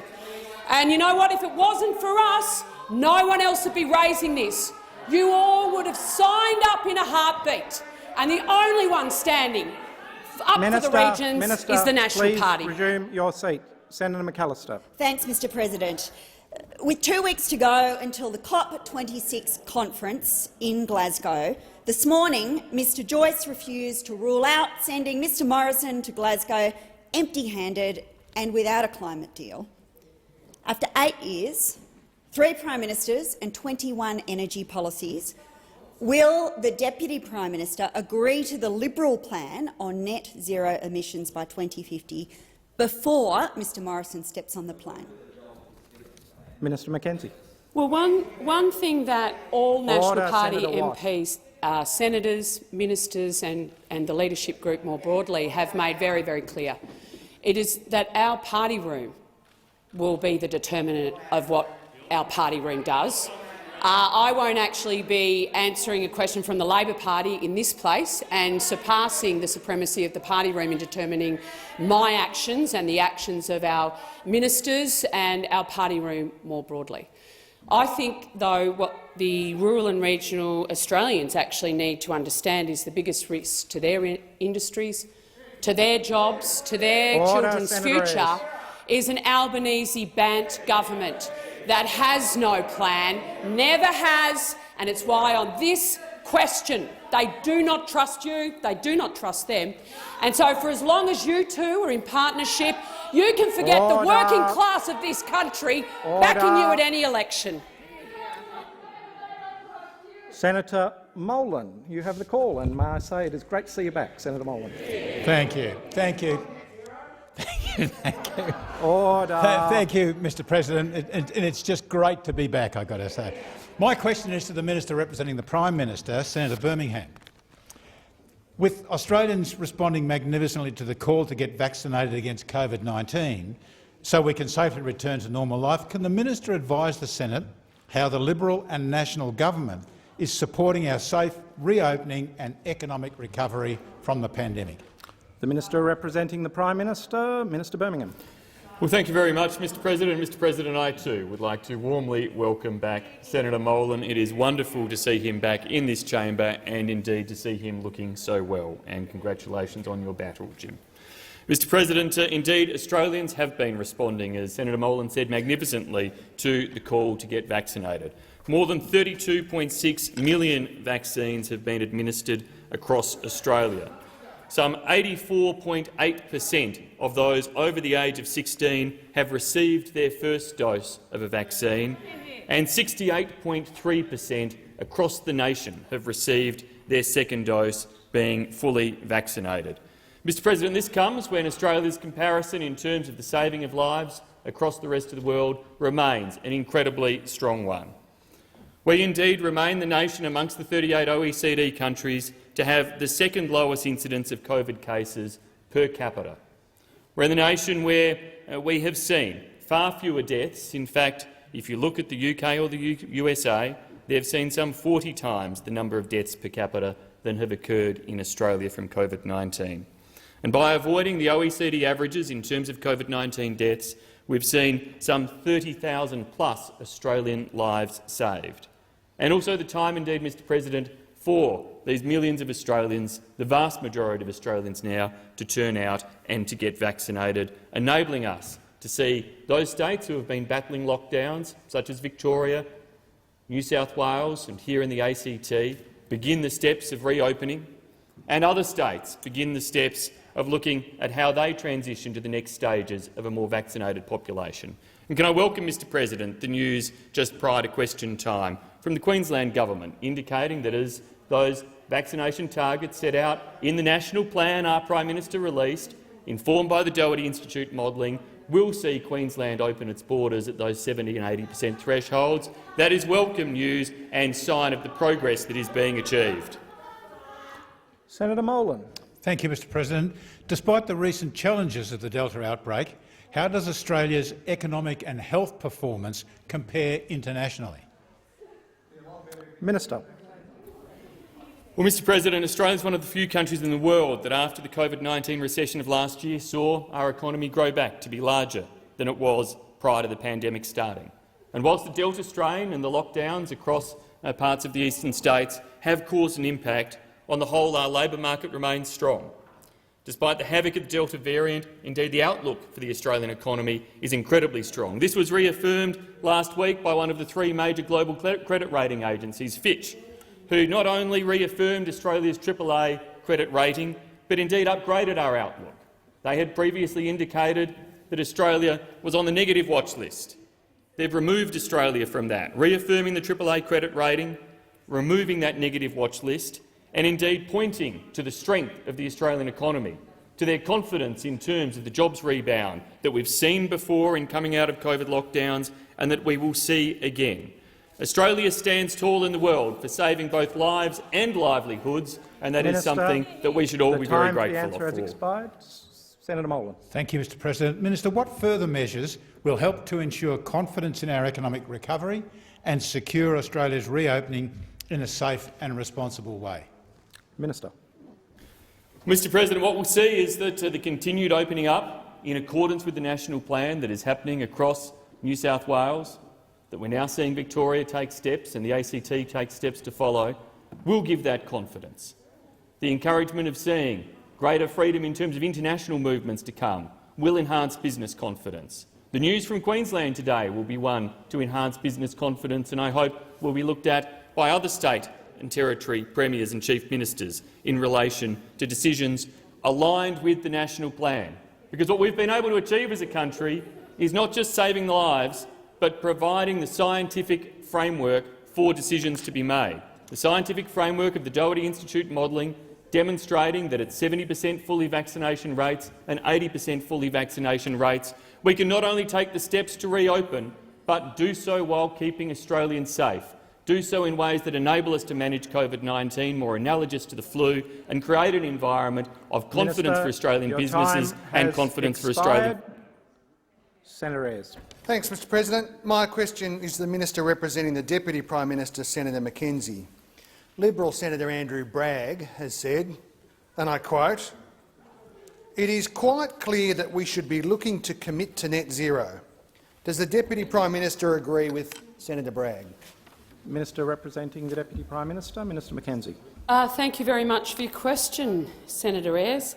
I've made it very, very clear that we as a party room are considering the question of committing to net zero by 2050.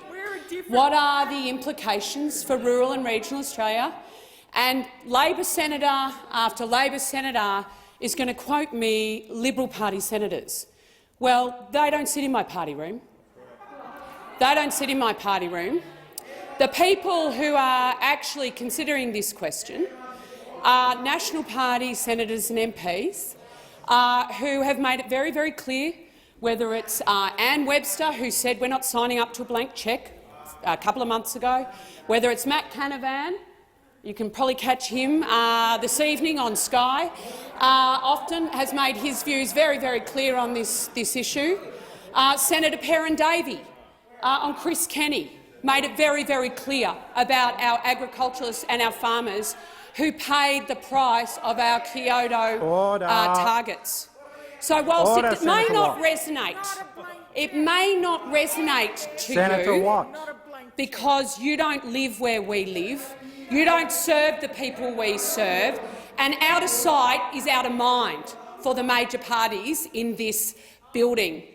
And so it is the National Party who once again stands before a policy, if not implemented appropriately, will severely impact rural and regional Australia, will severely impact mining, agriculture and manufacturing. And we need to make sure we've assessed the plan that's been put to us, to understand the implications and to proceed in a calm and reasonable manner with the Liberal Party on a pathway forward. Your time has expired. Senator Ayres, you have a supplementary.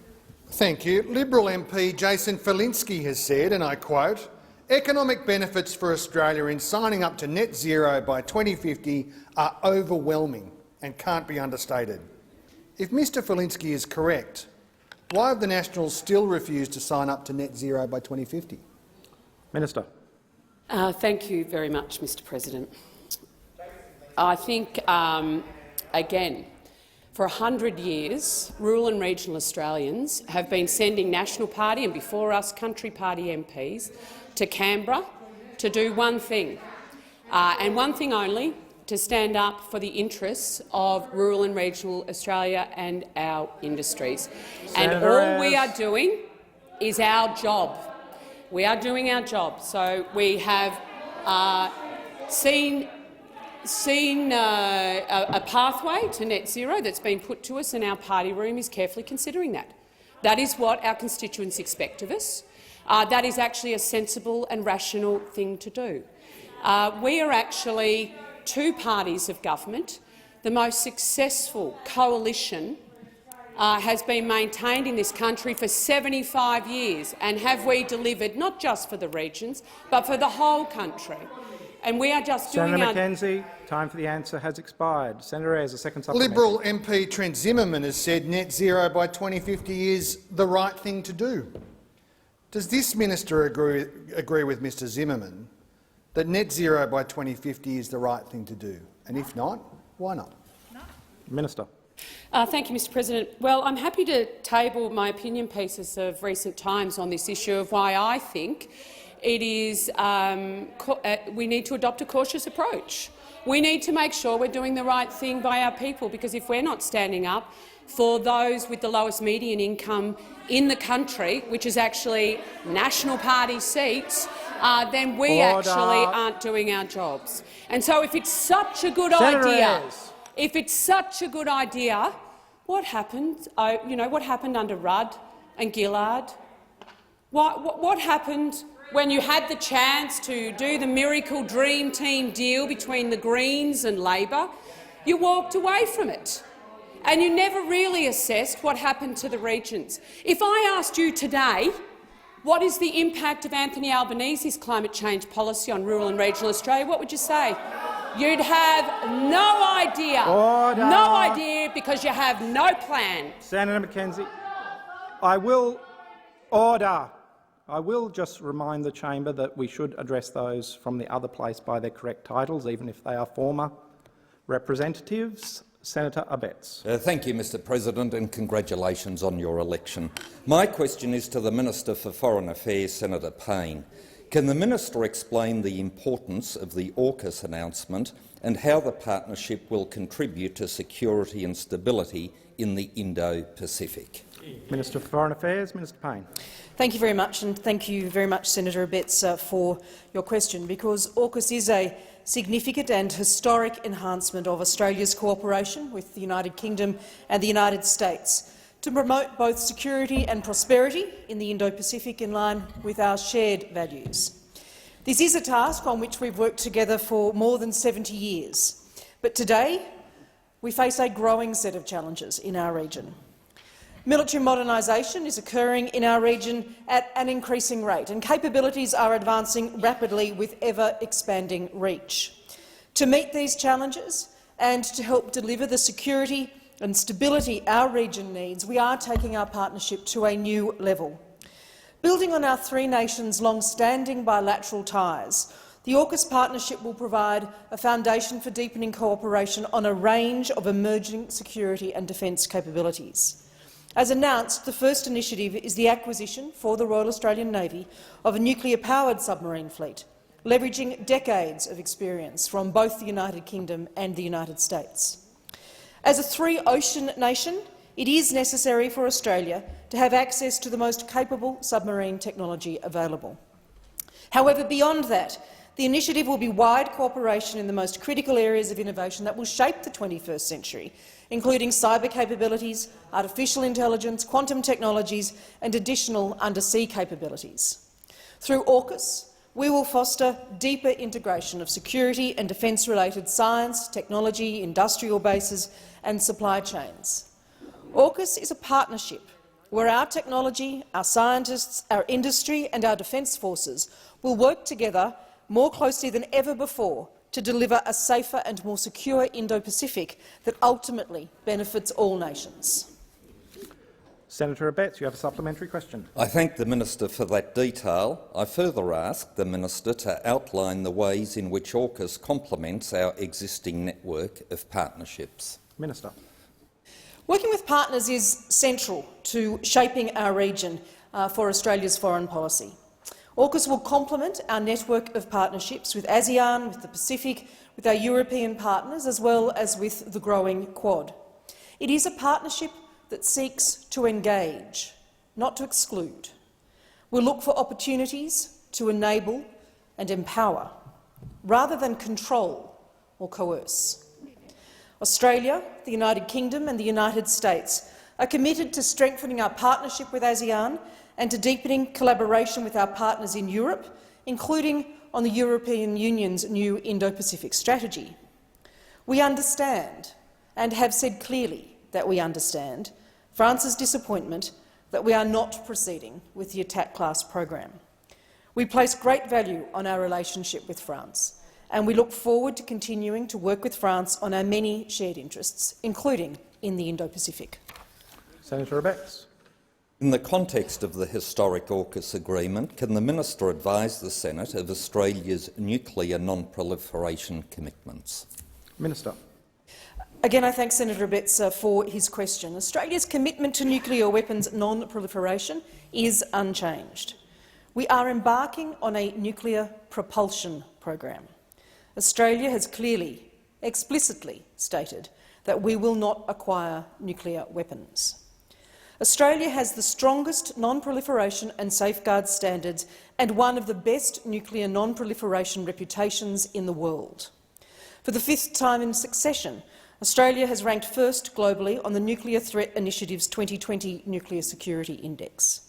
We ranked first for measures against the theft of nuclear material amongst 24 states, and first out of 47 states for measures to prevent the sabotage of nuclear facilities. We will adhere to the highest standards of safeguards, transparency, verification and accountancy. We are committed to fulfilling our obligations as a non-nuclear weapons state and to meeting our non-proliferation obligations, such as the South Pacific Nuclear. Senator Waters. Thanks very much, President. My question is to the Foreign Minister. The countries going to the climate summit in Glasgow that have significantly increased their 2030 targets in this critical decade are the US, the UK, the EU, Canada, South Africa, Norway, South Korea, Japan, Argentina, Chile, Colombia, Kenya, the United Arab Emirates and many others.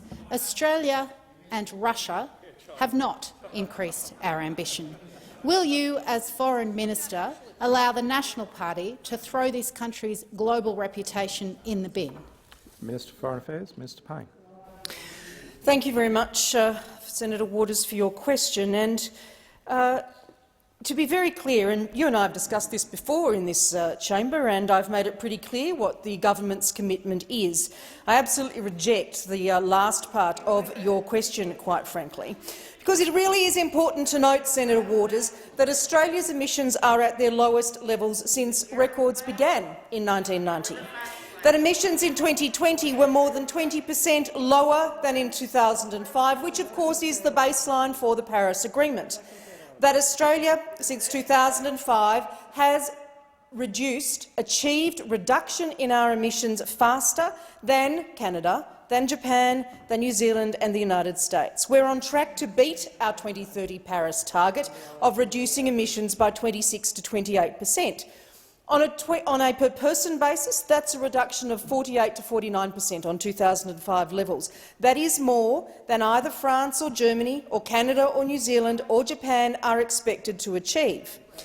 And in 2020 alone, Australia deployed more renewable energy than in the 6 years of the previous Labor government, but I don't hear that welcomed by those at the end of the chamber. I don't hear any commentary in relation to that. In fact, we are building wind and solar around 3 times faster than Europe or than the United States on a per-person basis. We've got the world's highest uptake of rooftop solar, with 1 in 4 homes with rooftop solar panels. Our government is building Snowy 2.0, one of the largest pumped hydro projects in the Southern Hemisphere, Tasmania's battery of the nation, and an interconnector. I don't hear much about that from that end of the chamber either. Enough clean energy to be stored to power around 1 million homes. We're also investing in transmission projects to support our record levels of renewables to continue to deliver affordable, reliable energy. That's a record, Mr President, that this country will take to Glasgow. Senator Waters, you have a supplementary question. Thank you, President. Will the government go to Glasgow and do what the science requires for a safe climate and triple our targets for 2030? Or will you confirm reports of Minister Taylor's party room briefings that the government will not increase their 2030 targets? Minister. Thank you very much, and I thank Senator Waters for her question. I'm not going to comment on party room deliberations, nor I would have thought would those at the end of the chamber. But, Mr President, what we have said we will take to Glasgow and what we have said we will commit to is being worked through by the government in terms of the discussions that many have commented on in recent days. But as I made clear in the answer to the previous question, many countries in the OECD can't claim Australia's achievements. I know you want to ignore achievements. I know they're an inconvenient truth for those of you at the end of the chamber.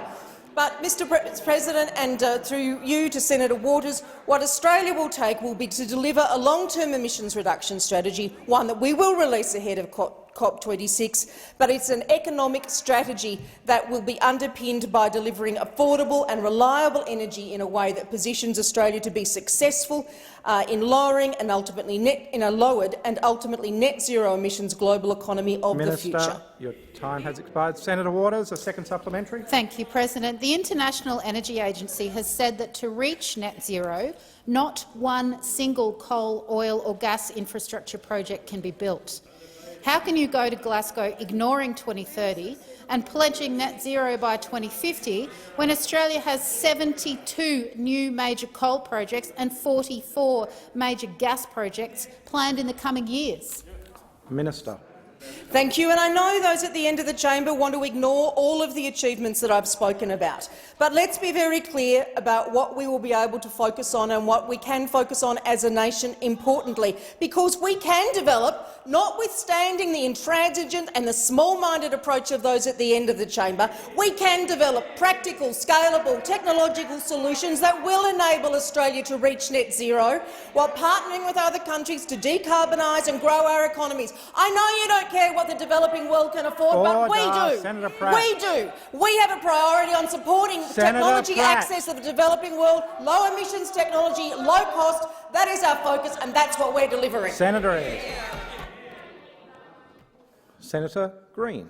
Thank you, Mr President. My question is to the Minister representing the Deputy Prime Minister, Senator Mackenzie.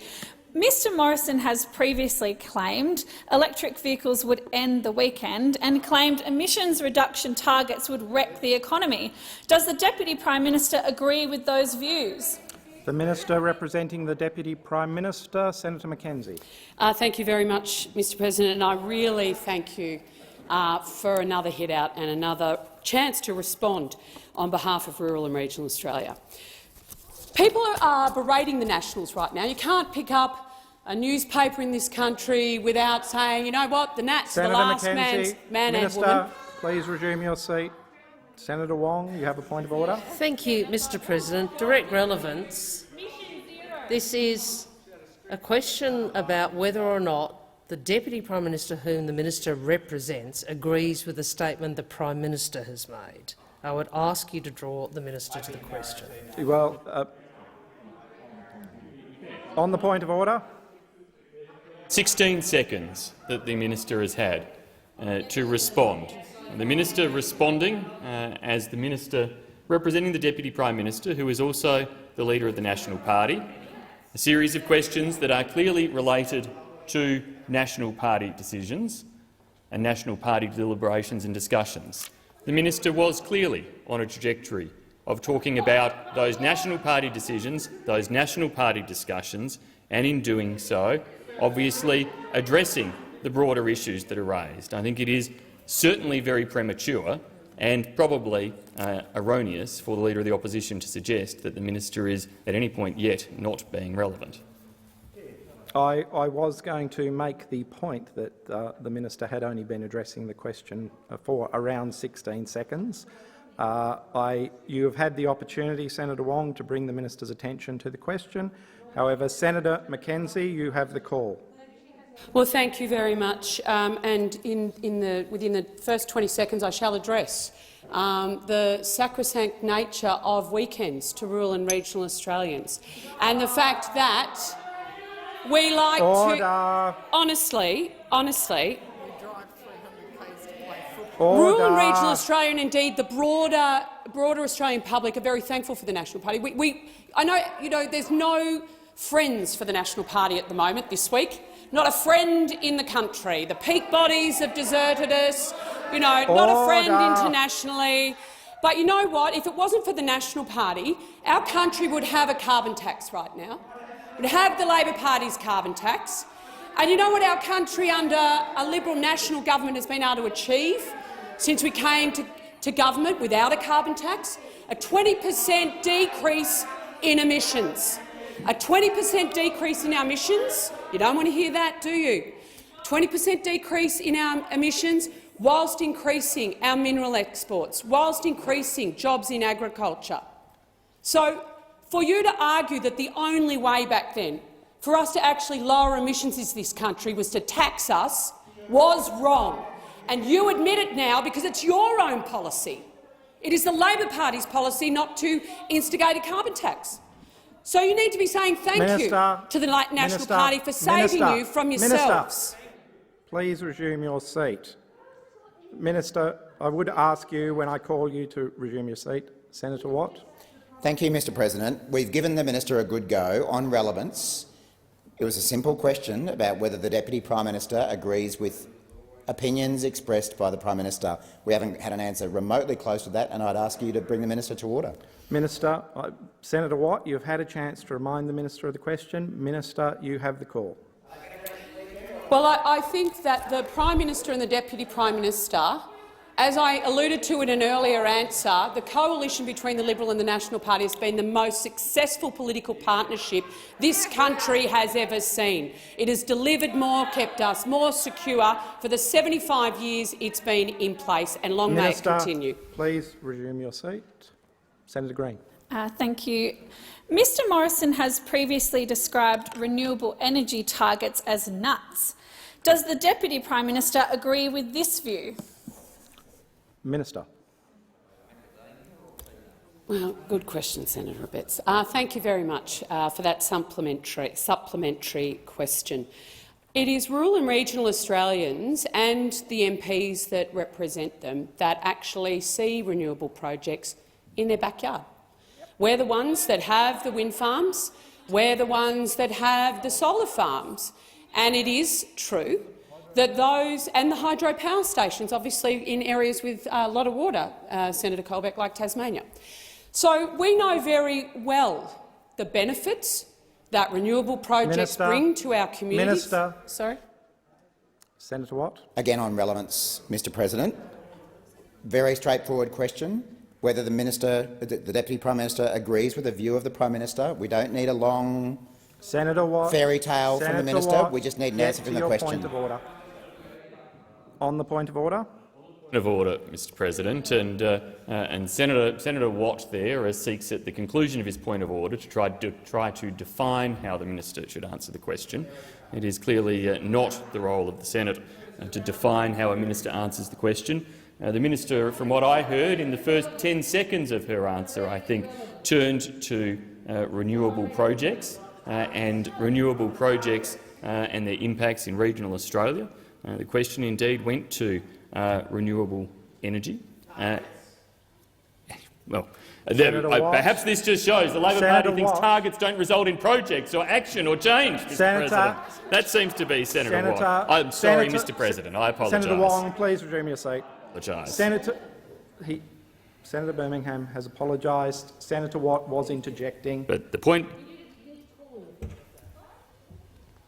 Senator Birmingham. The point being, Mr President, Senator Watt clearly does not have a point of order in this case. Okay. Thank you, Senator Birmingham. I believe the minister was being directly relevant. I cannot direct a minister how to answer a question. Minister.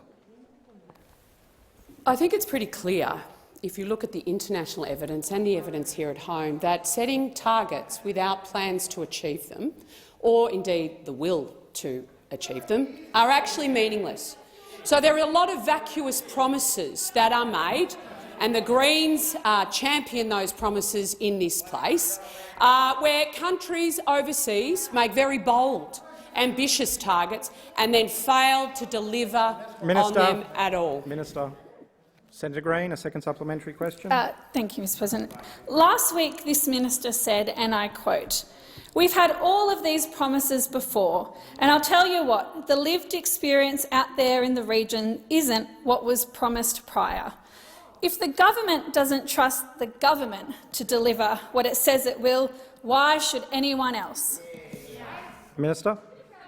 Thank you very much for giving me the chance to clarify a comment I made in an opinion piece last week. So when we talk about the sale of Telstra, which both the Labor Party supported and the Liberal Party, who dealt with the poor telecommunications, who couldn't call an AMBO, who couldn't homeschool their kids. It was no one in Woolloomooloo, and it was no one in any of your electorates. It was our electorates. On the Murray-Darling Basin plan, the water policy in this country. It was our seats that pay the price. Out of sight, out of mind. And Order, Senator I'm O'Neill. sorry, you don't like to Senator hear it, O'Neill. but it's true, and it is the Senator same. O'Neill. It is absolutely the same on this issue. We need to be assured, on behalf of our people who sent us here, on the impact on them, and that's Senator all we're doing. McKenzie, please resume your seat. Senator Roberts. Mr President, my question is to the Minister representing the Minister for Health, Senator Colbeck. Minister, I note that the Department of Statistics data for Australian fatalities has not been updated since June 30, 2021. At that time, deaths in Australia during 2021 were noticeably above the 5-year moving average, even after allowing for the small number of COVID deaths. Minister, given that until June 30th this year, the Australian Bureau of Statistics posted that data 6 weeks after the period, why is the reporting of death data now 15 weeks after the period? The Minister representing the Minister for Health, Senator Colbeck. Thank you, Mr President. Thanks, Senator, for the question. Senator, I'll have to take that question on notice. It may very well be that there's some delay in data being transmitted between agencies. For example, we know in Victoria the deaths due to COVID are reported into their public health emergency system, the FES system, which is where we use our death data and report our death data for COVID deaths. That is then transmitted across to their database for births, deaths and marriages, and there is sometimes a period of cleansing that needs required to actually certify whether or not a death has been caused by COVID, for example. So, Mr President, I will undertake to get some information on that, but I suggest that that may be part of what's occurring because there has been some movement up and down in the reporting of deaths over the last 18 months or so. I've had some experience with that, particularly in relation to COVID, as deaths are recertified. In fact, in the last few days I had the number of deaths from COVID in aged care reduced because somebody who was thought to have passed away actually hadn't. So there are some issues with respect to reporting and translating that information through the system, so I'm happy to take that on notice and report back to the chamber. Senator Roberts, a supplementary question. Thank you, Mr President. I did advise the Minister's office of the subject of my question today and directed his office to my question on notice number 3970 asking for the same information. It's been outstanding for 12 weeks. Minister, how many people died in Australia in July, August and September of 2021? Minister. Thank you, Mr President. And if you, in the circumstance that you did advise my office, I haven't been advised of that, so I can only apologise to you for not having the data with me right now, but I clearly don't have that information. And if there is a delay in the reporting, I suspect it has something to do with the explanation I gave you in your primary question, but I am happy to chase that information up and come back to the chamber as soon as possible. Senator Roberts, a second supplementary. Minister, this information is critical to trust in vaccines and its omission raises serious doubts and serious questions. How is it possible that you don't know? What are you hiding? Senator Colbeck, Minister. Thank you, Mr President. Can I reject the assertion that the government or anyone is actually hiding anything? I've given to the chamber a quite plausible rationale for the fact that there is some delays in respect of the reporting of deaths in this country. There is no reason for us to make any to hide it all. And can I also reject the assertion, Mr President, that somehow the death data has any relationship or should have any relationship to vaccines? Mr President, the overwhelming data in this country right now indicates to us that vaccines work. We can see that in the data. We can see that in the circumstances in the general community right now, and if anybody has any questions with respect to the fact that vaccines work, just look at the data that's available right Minister, your time has expired. Senator Bragg. Thank you, Mr President, and congratulations to you in your new role. My question is to the Minister for Emergency Management and National Recovery and Resilience, Senator Mackenzie. Can the Minister... Order. Order. Senator Bragg. Can the Minister update the Senate on how the government has supported Australians who have been unable to work during the COVID lockdown? The Minister for Emergency Management, Senator Mackenzie. Thank you, Mr President, and thank you so much, Senator Bragg, for the question and for your ongoing advocacy for the people of New South Wales. Throughout this entire pandemic, our government has stood side by side with Australians and carefully monitored their needs to ensure that our recovery remains on track. More than 65% of the eligible population has done the right thing, rolled their sleeves up and is now fully vaccinated. But a few of the states are leading the way, and there is no doubt this is due to the fact that they have had to endure lengthy lockdowns that have meant millions of workers have been unable to work or have seen their hours significantly reduced.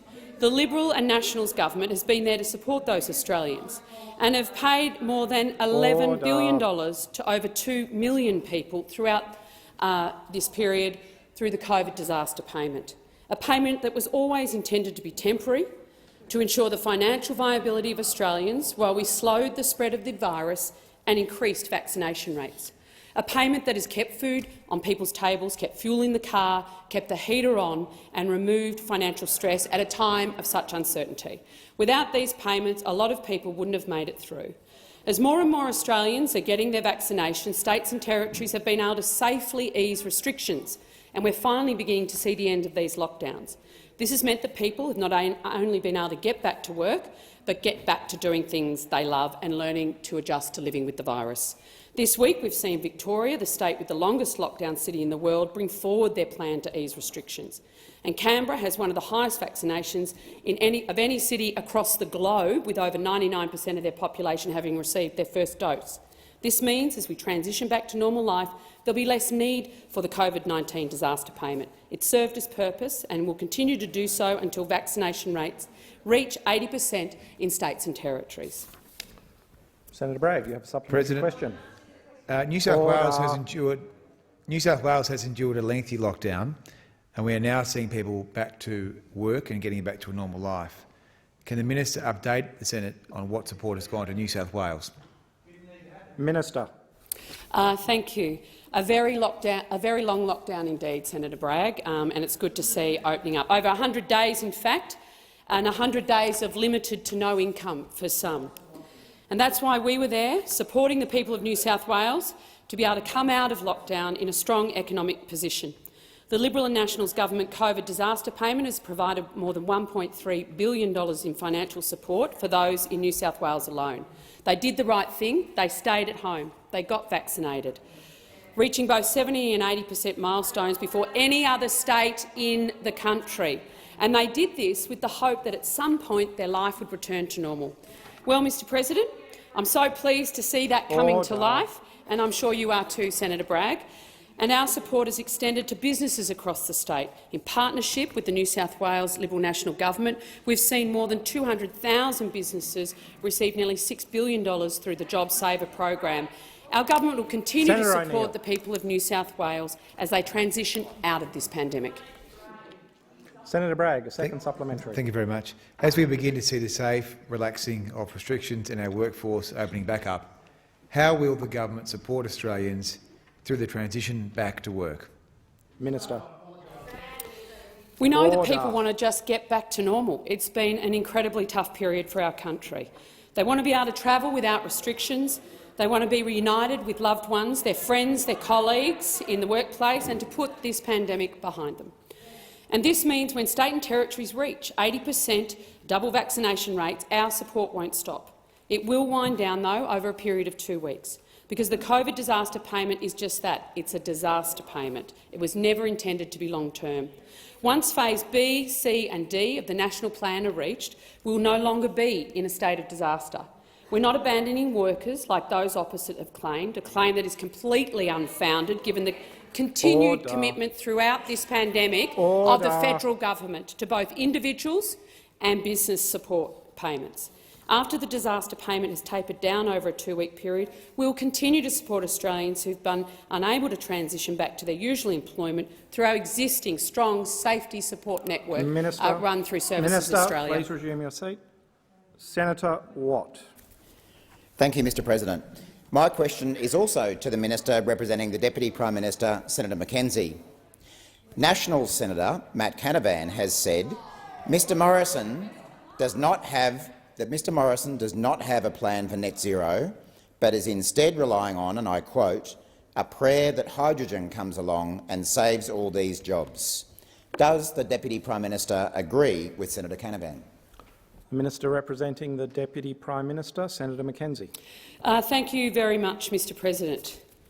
What Senator Canavan is concerned about, what the Deputy Prime Minister is concerned about, what the entire National Party is concerned about, is the impact of any move towards net zero on regional jobs. It's that simple. We only wish that the Labor Party and the Greens could have a similar concern, because the reality is you actually have no plan to get to net zero by 2050. You walked away from your 2030 target at the 2019 election. You don't have a medium target. You don't have a plan to achieve— Minister, please resume your seat. Senator Wong. Thank you, Mr President. On a point of order, Point of order, direct relevance. And there are long-standing precedents that a discussion of opposition policy is not directly relevant to a question about government policy. Yeah, there is. Senator Mackenzie, I will bring you back to the question that was asked, and I ask you to resume your answer. Senator Mackenzie, you have the call. Thank you, Mr President. As I was saying, the Labor doesn't currently have a medium-term target nor a plan to get anywhere near Senator, Senator Mackenzie, I will bring you back to the question. No, it's about Senator Canavan and the Deputy Prime Minister, and do they agree? And they agree. They agree on the need to protect regional jobs for not just the next 3 weeks, not just the next 3 months, but the next 30 years. They are absolutely agreed on that, as we all are in the National Party. The National Party has a broad range of views on the substantive issue of climate change. There's no secret there. But what we are all united on is to ensure that any climate policy that this country agrees to does not disadvantage the regions, and we're taking our time to assess that and come to a position. But in this place, it isn't just talking about the Nats, as much as I could do that all day, and what our plans for the regions are. It is actually to put before the Australian people what the alternative is. And the fact is you don't have one. You have no idea how you're going to get to your plan of 250. Absolutely not. You want to join? You'll have to form a government with these guys, and you know who's under attack if Labor and Greens get in power? The fishing industry, the foresting industry, the live cattle export industry, the mining industry, your time the gas industry, the coal industry. Senator Watt, a supplementary question. Thank you, Mr President. Senator Canavan has also said, and I quote, "The Prime Minister might believe in miracles, but I don't think we should gamble people's jobs on a wing and a prayer." Does the Deputy Prime Minister agree with Senator Canavan? Minister. Thank you, Mr President. Well, I agree. I believe in miracles too. I do. So, you know, Order. we don't. I guess on this, I think when you're phrasing that particular quote you put to me, was it in context of the last election? That was actually the miracle win, because Australians actually woke up to what a racket the policy positions being put before them by the Labor Party and Bill Shorten and his leadership group were, and the negative impact that they would have, not on the top end of town, on mums and dads out there right across regional Australia and the suburbs. And they rejected it wholeheartedly. So, yeah, I believe in miracles. Absolutely. Senator Watt, a second supplementary question. Thank you, Mr President. Given Senator Canavan also declared in a piece entitled "Woke Net Zero Targets Will Weaken Us," and I quote, "Net zero emissions is the public policy embodiment of corporate bullshit." Does the Deputy Prime Minister think Mr Morrison should still be confident he can wrangle a climate deal with the Nationals just 2 weeks from the COP26 conference in Glasgow? Minister. I think, if it's good that you're actually reading Matt's articles. I suggest you also sign up to his YouTube channel. You can usually find him on most Sky After Dark commentators. If you're a fan of Matt Canavan, that's where you'll find him. You know what? Through you, Mr President, Senator Watt, we don't shy away from having 20 very proud rural and regional Australians in our party room who all have a view on a range of matters, and they are actually able to speak freely, not just in the party room but outside of it. What we are committed to doing is actually making sure we keep you out of government. That's actually what the National Party and the Liberal Party want to see happen, is stopping the Labor Party, whose policies would decimate this country, decimate the regions and our industries, because you don't Senator care. Pratt. That's why they don't vote for you. Senator Chandler. Thank you, Mr President, and congratulations on your election earlier today. My question is to the Minister for Women's Safety, Senator Ruston. Can the minister outline to the Senate how the Liberal and Nationals government is assisting women who are escaping domestic violence? Minister. Thank you very much, Mr President, and I too add my congratulations to your appointment to the auspicious role of being President of this amazing place. And can I also thank Senator Chandler for her question, a question that is just so incredibly important to all Australians. It's about ending violence against women and their children. Sadly, we know that 1 in 6 women will actually experience violence at the hands of a partner from the age of 15.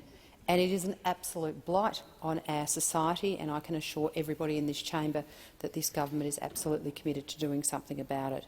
We must aim to prevent violence before it happens, but unfortunately when it does happen we also need to be there to support women and their children to help them rebuild their lives. That's why today I was pleased to announce the Ending Violence payment, which is a $144.8 million initiative that was part of the $1.1 billion investment in women's safety during the budget. The payment aims to help 12,000 women. However, it is a demand-driven system and payment to make sure that we provide them with the necessary supports so that they are able to overcome the financial barriers of leaving violent relationships, and in doing so alleviating one of the main reasons why women stay in violent relationships or potentially go back to violent relationships.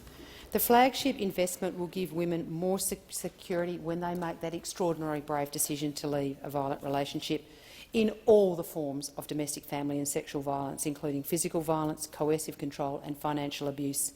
The payment, escaping violence payment, is up to $5,000 to help women rebuild their lives free of violence. $1,500 of this will be in cash to buy something perhaps as simple as buying the kids a new lunchbox. The other $3,500 can go towards things like paying for rental bonds, white goods, school fees, etc. It's not taxable, it's not reportable, and it doesn't impact on other payments. And I look forward to continuing to update the Senate on this initiative. Senator Chandler, a supplementary question. Thank you, Mr President. Can the minister explain how the Escaping Violence payment responds to our growing understanding of the ways women experience violence? Minister. Thank you very much, Mr President. Well, it is an extraordinarily important issue and one which we know that we must continue to address as we work towards developing the next national plan to end violence against women and their children. Since the first plan was implemented in 2010, our understanding of what violence is and how it manifests has certainly grown. New and emerging forms of domestic violence, things like coercive control, financial abuse, technology-facilitated abuse, are absolutely insidious and make it near impossible in some circumstances for women to have the resources to gather them to make that decision to actually leave an abusive relationship. These barriers to leaving an abusive relationship are exactly what the Escaping Violence payment is directed at making sure we address. Importantly, as I said, the payment is not means-tested in the traditional sense. We want to make sure it's available to every woman, no matter where she comes from, because we know it's not uncommon for bank accounts to be frozen, credit cards to be cut off. Doesn't matter what size the house the woman comes from, she needs our support. The time for the answer has expired. Senator Chandler, a second supplementary. Thank you, Mr President. Can the minister please advise the Senate how women can access the new Escaping Violence payment? Minister. Thank you, Mr President. Well, I'm really pleased that as of tomorrow morning, Uniting Care Australia Consortium, who is our preferred and selected partner, will start the 2-year trial to support this program. Uniting Care has an extensive experience in supporting victim survivors of domestic, family and sexual violence, and they also have a footprint that covers a huge amount of Australia.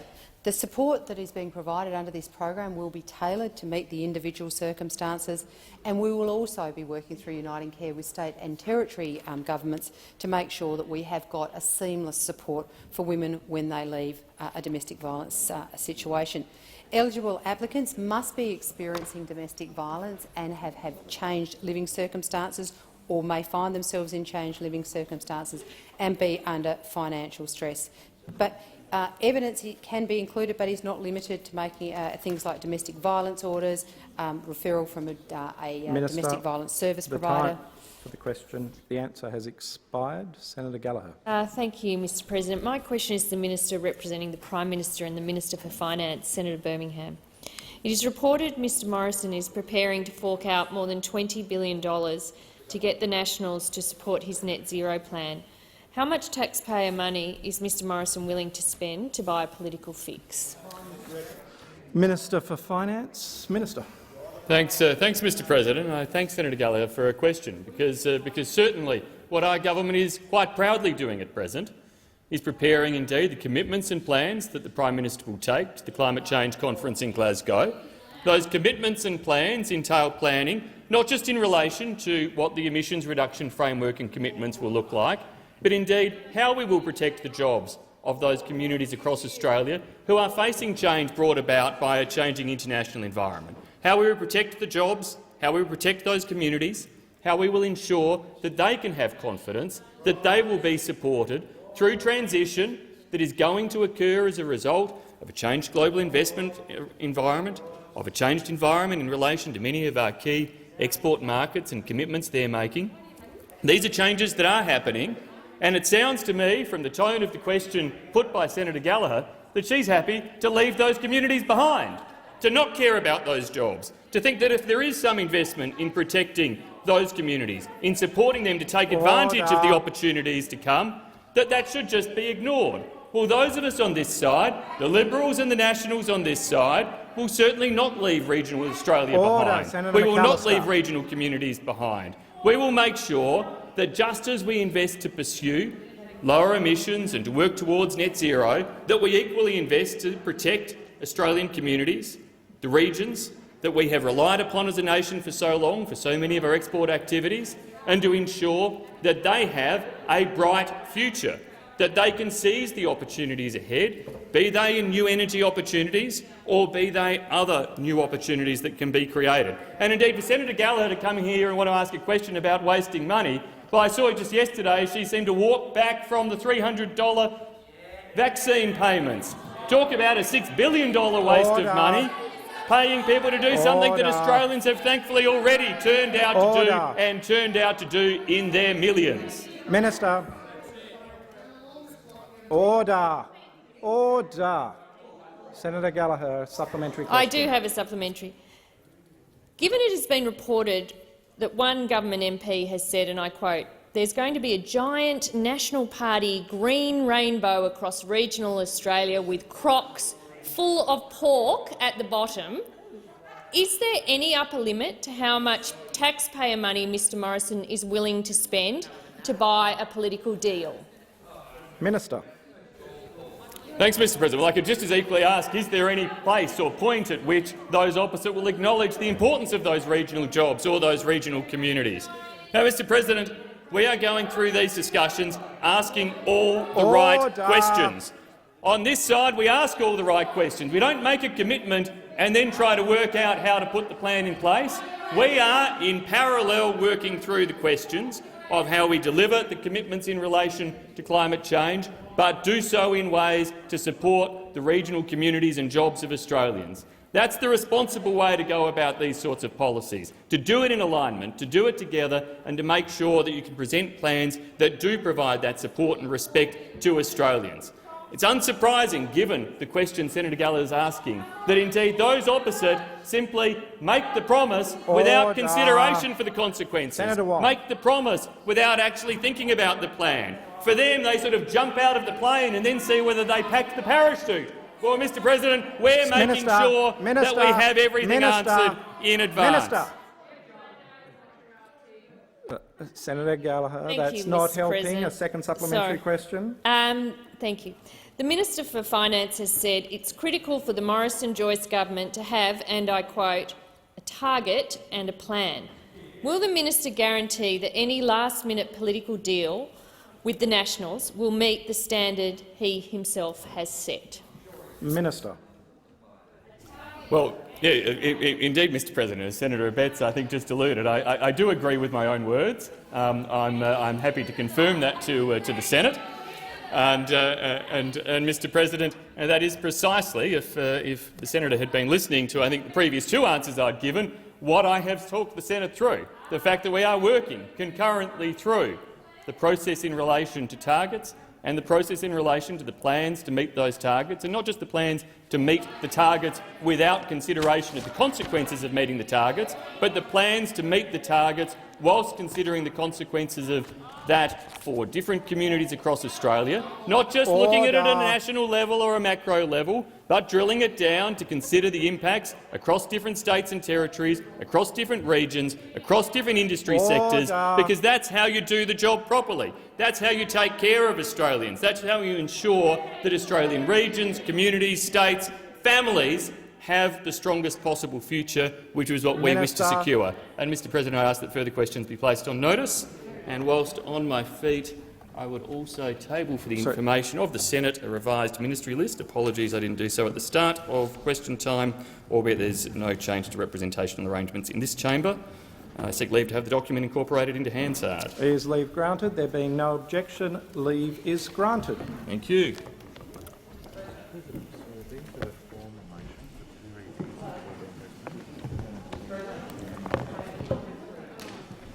Sorry, Senator Roberts. Good. I seek leave to correct the record of a statement I made in question time. Sorry? Is leave granted? There being no objection, leave is granted. Thank you. I just want to correct the record that I said to Senator Colbeck that my question on notice 3970 has been outstanding for 12 weeks. That was correct, but I didn't. But I also said that my staff had tried to contact his office today. While that's correct, they didn't get through and did not follow up later. So Senator Colbeck's staff was not advised of that question today. Thank you, Senator Roberts. Senator Ayres. Madam Deputy President, under Standing Order 74(5)A, and on behalf of Senators Wong, Gallagher, Watt and Kitching, I seek an explanation from the Minister representing the Prime Minister, Senator Birmingham, as to why 71 questions placed on notice through the table office between 15 September 2020 and 12 September 2021 remain unanswered. I further seek an explanation on behalf of Senators Wong, Gallagher, Chisholm, Smith, Kitching, Keneally and myself as to why 61 estimates questions placed on notice through the Finance and Public Administration Committee for the Department of the Prime Minister and Cabinet remain unanswered. I note I've provided an itemised list to the minister's office earlier today. Minister.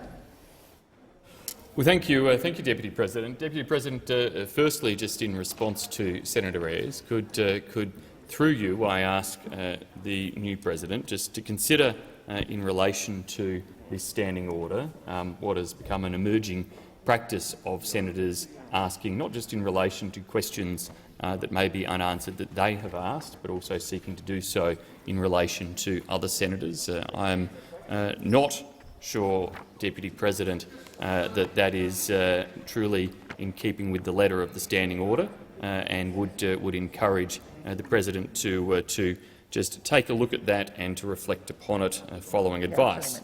Can I say, in relation to response to questions, that this government in this parliament has been more responsive to more questions than at any time in recent memory. That, Deputy President, through the course of this parliament, we have responded to some 4,313 parliamentary questions on notice. 4,313. That is almost as many questions on notice through the parliament, through this chamber, in the life of this parliament, as in the two previous parliaments put together. Mr. President, when it comes to Senate estimates questions on notice, we have responded since the 2019 election to 31,486 questions on notice. So, Mr. President, I make the point, as I said, that in terms of parliamentary questions on notice, we have been more responsive to more questions than in either of the last couple of parliaments, and in fact at the point where this parliament has done more and this government has done more in responding to questions than the previous parliaments combined, and that in total, across parliamentary questions on notice and Senate estimates questions on notice, we indeed are now tracking close to 36,000 questions that have been asked and answered by the government during this time. So the government well and truly lives up to the expectations of accountability. In fact, I think most people would be incredibly surprised to learn of that sheer volume of questions asked and answered and tabled and responded in this place. And that, Mr. President, Deputy President, does not include the myriad of other committees, including, for example, the COVID Select Committee that was established, which have posed many additional questions. Nor does it count, of course, the many hours spent in estimates in committee hearings or in this place answering questions that are not taken on notice. Yes, Deputy President, I know there are a handful, in relative terms, a handful compared to the tens of thousands that have been answered that remain outstanding. The government works through these things as best we can with the record volumes of questions that we have continued to face, and we have provided not just handled a record number of questions, but provided record numbers of answers, and we will continue to work through providing those record numbers of answers as much as we possibly can. Thank you, Minister, and I will respond to the question you asked. I have ruled on this before, and it is in order for a senator to combine a number of unanswered questions from different senators in the one motion. Senator Ayres, are you seeking the call further? Yeah, I just move to take note of the minister's response. Just make this point gently to the Senate that, notwithstanding Senator Birmingham's pre-prepared response, the problem that this government has with responding to questions, the questions on notice, the problem that this government has indeed in responding to questions in the chamber is that the culture of secrecy, the entire lack of accountability, the commitment to avoiding transparency is the characteristic that will define this government. It will leave no lasting legacy when it's finally gone, in policy terms or in terms of achievements. It will only leave a giant hole in public finances, created in large part through its failure to deal effectively with the COVID-19 pandemic, the greatest public policy failure in Australian history. Even its own supporters say it's the greatest public policy failure in Australian history. The lasting legacy that will be left, that will need to be swept aside, is the culture of secrecy and servility and complacency and lack of accountability that it has infected the upper echelons of Australia's public service with. That's why there's so much obstruction to questions being asked on notice. That's why we have 71 questions through the table office provided over just the space of a few days, treated with utter contempt by ministers and by the Leader of the government in the Senate.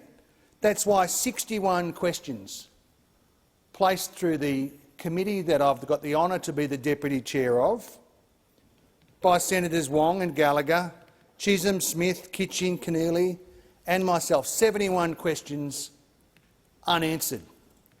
And the thing that's interesting about those questions is that they're all questions directed towards the Department of Prime Minister and Cabinet. And we saw last week the culture of secrecy that surrounds that department when they came before the Legislation Committee of the Finance and Public Administration. Mr Gaetjens, the Secretary of that department, the Prime Minister's friend, appointed to become the Secretary, the most partisan departmental secretary in Australian political history. There is a relationship between being the most partisan secretary of that department in Australian history and having the greatest public policy failure in Australian history, because this government is all about the partisan politics. It's all about the announcement. It's never about the delivery in the interests of the Australian people, and we saw that because this bill that the government proposes to submit to the parliament at some point, if it can find some friends for the COAG amendment bill, was the subject of scrutiny early last week. And Mr Gaetjens from the department refused to turn up. And the effect of the bill would be to drop the black veil of secrecy, of cabinet confidentiality, over the deliberations of National Cabinet. You see, there's a pattern here: a refusal to answer questions, a refusal to deal with questions on notice, an ever-creeping extension of opposition and lifting the costs and providing every procedural barrier to freedom of information applications. Now, when the government and the department in particular got smashed in the Administrative Appeals Tribunal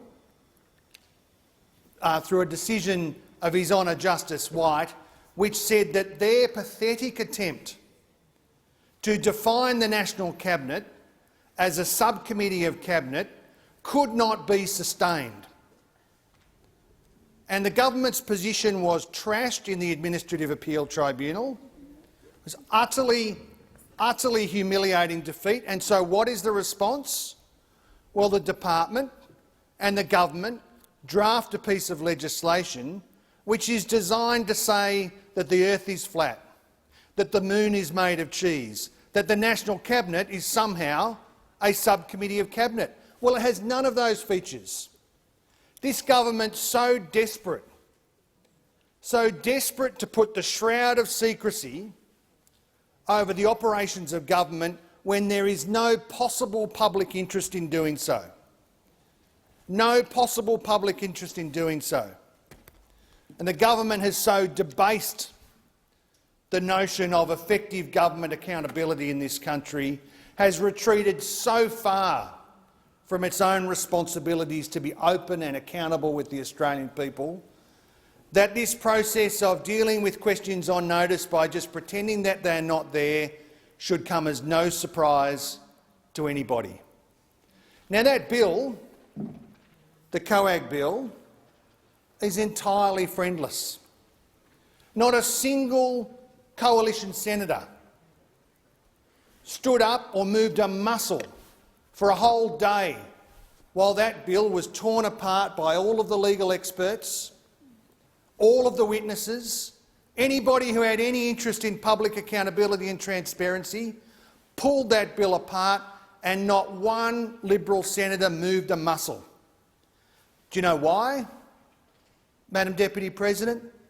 Because they're ashamed. They're ashamed of the direction that Mr Morrison has taken this government in. They can't defend the position that Mr Morrison and Mr Gaetjens have taken around public accountability. And while they'll be in here thumping the table and shouting and hollering about questions on notice, and Minister Birmingham, Senator Birmingham, will be in here with a pre-prepared response, they know that it's gone way too far, that the culture of secrecy and cover-up and acting in your own political partisan interest rather than in the public interest has entirely captured this government, has entirely reduced it to a government that is disappearing so fast in terms of its capacity to act in the public interest, in terms of the place that it should hold in the Commonwealth, that it's collapsing under its own weight. Thank you, Madam Acting Deputy President. Senator Patrick.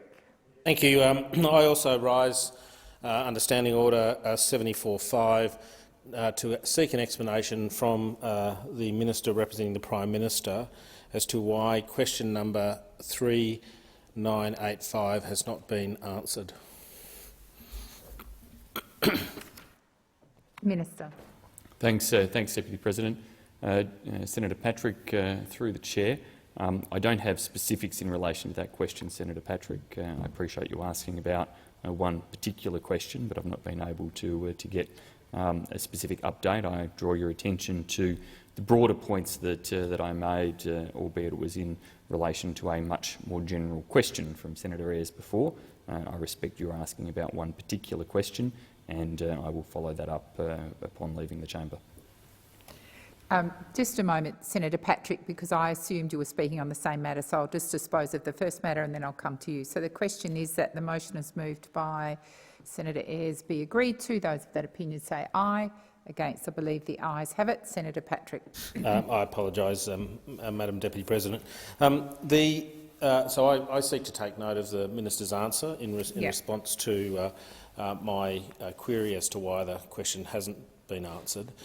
And look, I'm not intending to cluster a whole range of questions. Every question I put on notice, I read the answer when it comes back. It's provided by my staff, and I read them and consider them. This is an important question, and I'll run through the question. It really deals with two matters. One of them is the fact, or both of them relate to costs in relation to AAT matters, Freedom of Information matters, where the Commonwealth challenged or sought to try and uphold what were later found to be erroneous and cavalier FOI decisions. One of them relates to the Hawkeye audit conducted by the Auditor-General in 2018 and the fact that the auditor was censored by the Attorney-General, who issued a Auditor-General Act Section 37 certificate to censor information provided to the Parliament. Of course, Deputy President Britton-Jones found that the Attorney-General was just simply wrong in issuing that certificate. That particular question, I've actually asked it 3 or 4 times. The question as to what's the cost associated with that. What's the cost associated to the taxpayer of the Commonwealth resisting, or the government resisting, the provision of or the release of information which should have been made available in the public? The second one relates to the costs associated with the National Cabinet. So just the question says, what was the Australian government's solicitor's estimate when it was engaged as to what those costs would be to the taxpayer? What were those costs, and whether or not the matter or the invoices have been finalised? I actually have had an answer through the estimates process that the National Cabinet matter to date has cost $107,000.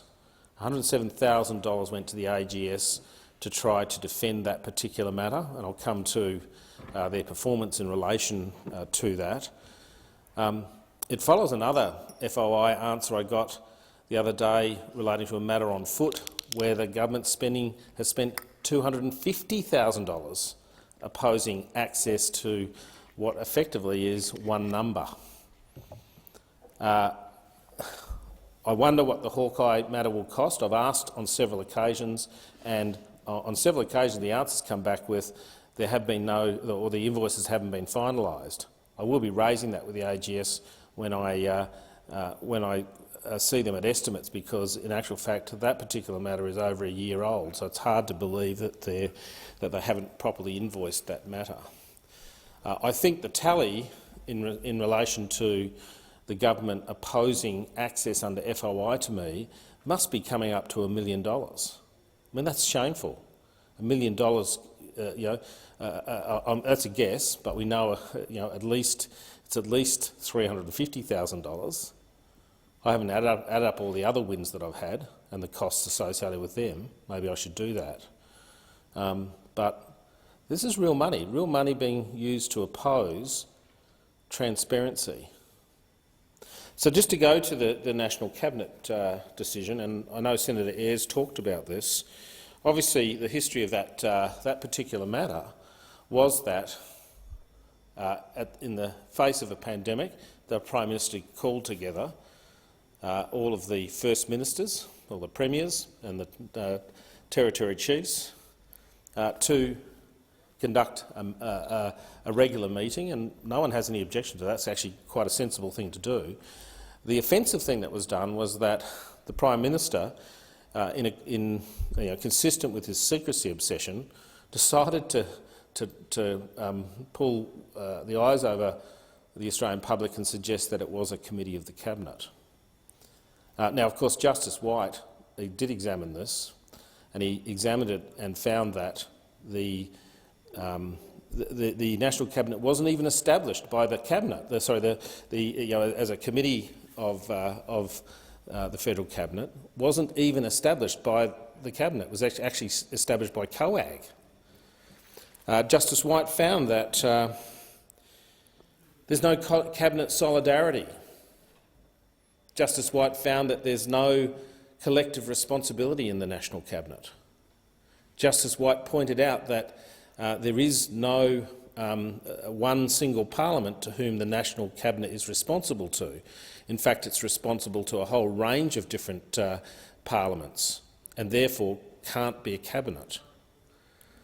And along the way, it's interesting, if people read the decision, they'll see that Justice White was quite frustrated with the approach of the Commonwealth in the way in which it handled the matter, not putting primary evidence on the record. His view on evidence received from Mr Gaetjens and Ms McGregor was that it couldn't be relied upon. And in actual fact, it was found that the Department of Prime Minister and Cabinet advanced some facts that turned out not to be facts. On affidavit, they swore certain facts that were not true. And look, counsel for the Secretary of the Department of Prime Minister and Cabinet had to concede that during the proceedings, that in actual fact they were wrong. And that disturbs me, not just from the fact that someone puts on an affidavit something that is not true, but it is the premier department in our government, Prime Minister and Cabinet, everyone's supposed to look at Prime Minister and Cabinet and say they set the example, and greatly disappointed in the way in which that particular matter was conducted. And Senator Ayres is right. In response to that very solid judgment by Justice White, there's no room to manoeuvre in relation to that. There is no appeal. You can't appeal what he put in his judgment because it is legally correct. And one of the astounding things in the affidavit of Mr Gaetjens to the tribunal at some stage was to say that don't worry about all these judicial precedents on what National Cabinet is, because we're the authority on it. Now, it really bothers me that the Department of Prime Minister and Cabinet think that a word in a statute, i.e. a Cabinet or a committee of the Cabinet, gets defined by the Prime Minister and not a judicial officer. That's not how it works. Sure, in this place we can provide clarity, but if there's any question as to the meaning of a word in the statute, that is the clear purview, the clear decision-making place for the judiciary, not for a department. So, very, very surprising that such a statement was advanced in the context of those proceedings. And in response to the, I think Senator Ayres said, the trashing of the argument of the Commonwealth, what have they done?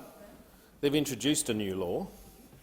They've introduced a new law, so more costs associated with the taxpayer to try and keep matters which are not Cabinet matters secret. They've introduced new laws which, again, as Senator Ayres said correctly, has no friends. I went to the committee hearing and found there were no friends of that bill other than the Department of Prime Minister and Cabinet.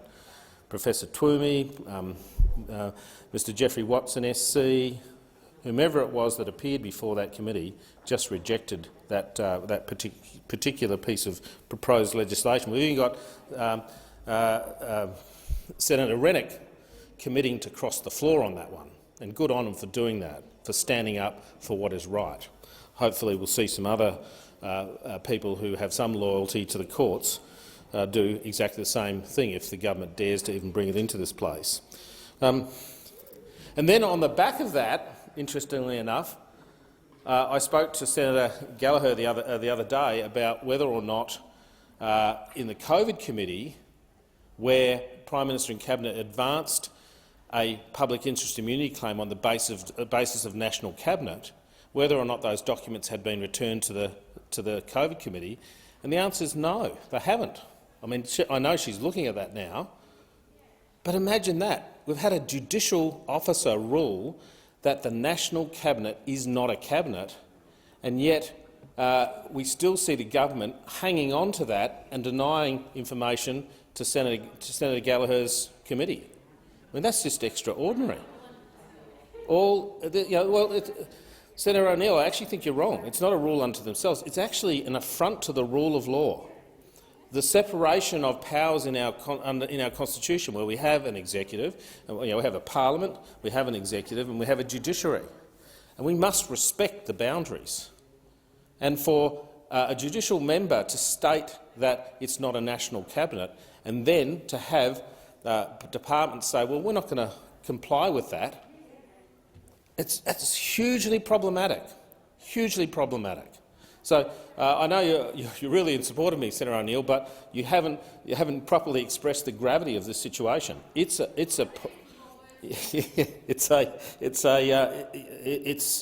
affront to the way in which our constitution is set out. So that's a problem, and I'm simply asking in my question, what was the cost? What was the estimate when the Commonwealth went into the proceedings? People may not know this, but when you engage a lawyer to conduct proceedings on your behalf, you are entitled to get an estimate of the costs. I asked what that estimate was. I asked what the real cost is, and asked to make sure whether or not the answer I was going to get was a final answer.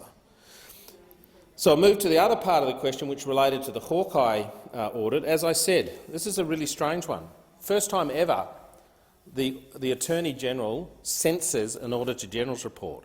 Now, the Auditor-General is skilled in every audit he does. He considers what he's putting in his reports to make sure they don't include information that damages national security or international relations or any commercial interests.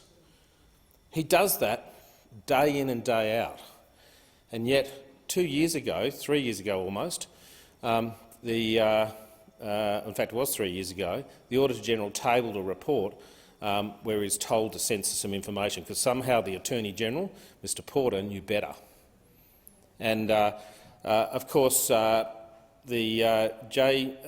JCPAA did an inquiry into this, had a look at the whole matter, and that's what spurred me to seek access to that particular document under FOI. And thankfully, it went from the department who simply do the tick and flick on this is all confidential, to the Information Commissioner who flicked it onto the AAT straight away because she recognised the complexity of the issue. But the matter then was heard by the AAT, and the AAT found that pretty much all of the redactions that were made by the Attorney-General were in fact wrong. They were wrong. They should never have been redacted. To be accurate, there were a couple of numbers that were redacted which I agreed might have been sensitive from a commercial perspective and did not contest them in the proceedings. One wonders how much that cost. Now, that matter concluded in 2020. So it concluded a year ago, and yet there is no answer to this parliament, despite me asking on 3 occasions what was the cost of that. There's been no answer to this parliament. And I think people are entitled to know, how much does the government spend on falsely defending FOI claims? I'm sure I'm not the only one that goes through this. I think the government are entitled to know the cost of the Prime Minister's secrecy obsession, just as we like to know, how much drug addiction costs or alcohol addiction costs. I want to understand what the secrecy addiction of the Prime Minister costs the Australian taxpayer. And it's troubling that I simply can't get an answer. So whilst this question is more than 30 days old, it's the 3rd time I've asked it. And each time I've asked it, perhaps foolishly, I asked for the total cost, very sneaky answers coming back saying, well, we haven't received all the invoices. So I've finally changed the question to say, well, what's the total invoices to date then? And the government's just not answering these questions, and they've got to be open and transparent to the Australian taxpayer about the costs of these matters, how much they are costing. Particularly, I don't know. Maybe this particular matter was a favour for Thales and they've paid him back through some blind trust. I don't know. I take that back. I'm sure Thales didn't do that. But the proposition lies. I just don't understand why people are trying to hide the value of all of this. And I think the minister should see why this question hasn't been answered. Thank you, Senator Patrick. Your time has expired. So the question is that the motion is moved by Senator Patrick be agreed to. Those of that opinion say aye. Against? I believe the ayes have it. We'll now move to motions to take note of answers. Senator Watt. Thank you, Madam Deputy President. I rise to take note of the answer given by Senator Birmingham to the question asked by Senator Gallagher. Well, again in question time today, we saw how hopelessly divided this government is on the question of action on climate change. Just observing the government during the answers that Senator Mackenzie gave to a series of questions, and then Senator Birmingham as well, it was patently clear the chasm that stands not just between the National Party and the Liberal Party, but within elements of the National Party and elements of the Liberal Party.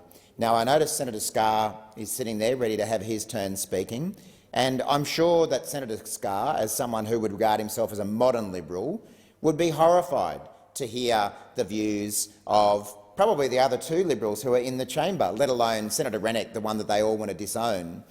And the reaction on the faces from Liberals as they had to listen to Senator Mackenzie bang on and ramble all around the countryside about the Nationals' position on net zero emissions and climate change. It's no wonder that so many Liberals regard the National Party as the mad uncle who turns up to Christmas lunch.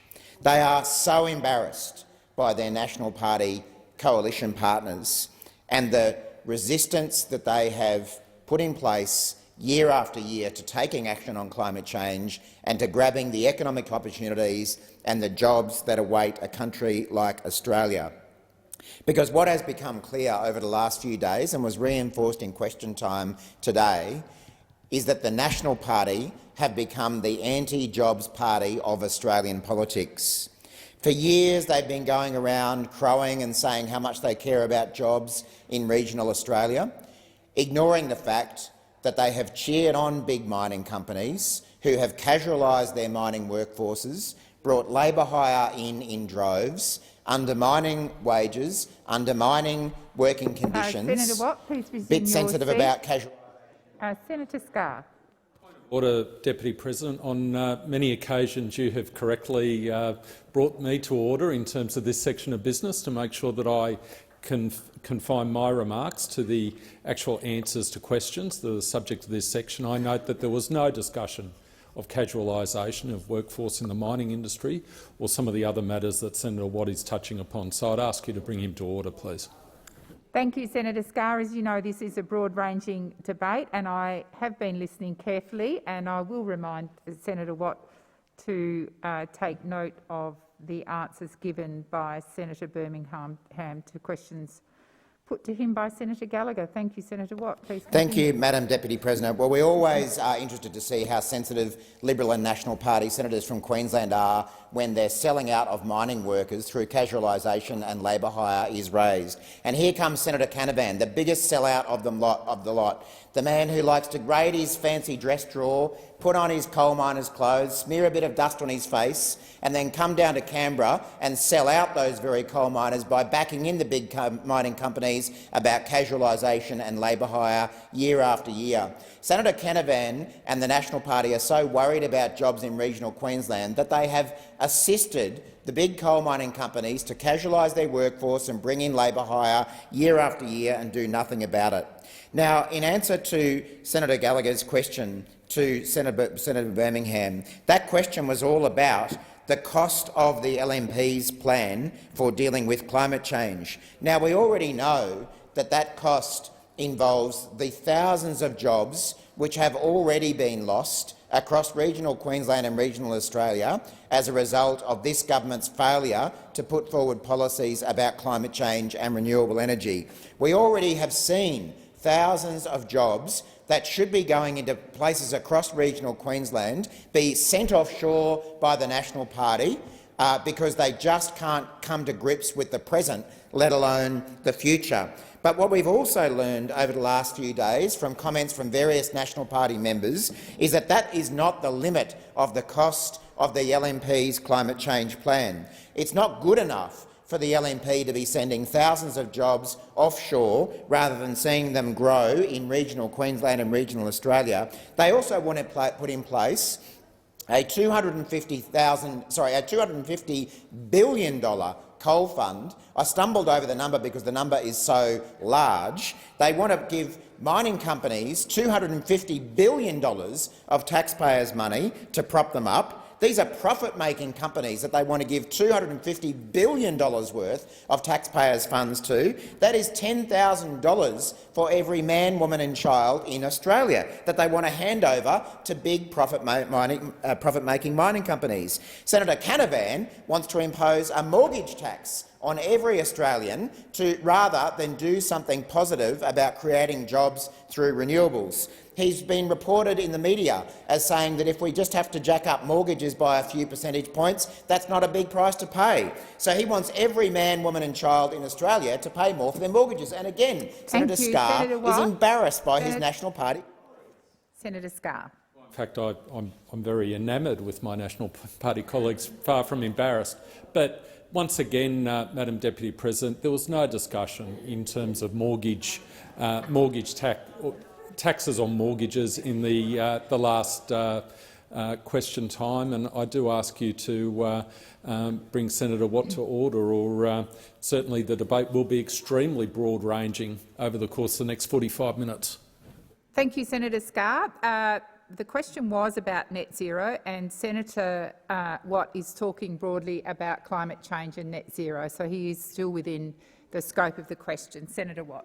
Thank you, Madam Deputy President. Again, we know the Liberals are sensitive to the National Party's crazy ideas. And finally, what we've learned in the last couple of days is that the Nationals want to have a $20 billion rort fund. They've already got the spreadsheets drawn up in Senator Mackenzie's office. They're ready to go, colour-coding it all. It's rorts, it's mortgage taxes, it's coal funds and it's jobs lost across Queensland.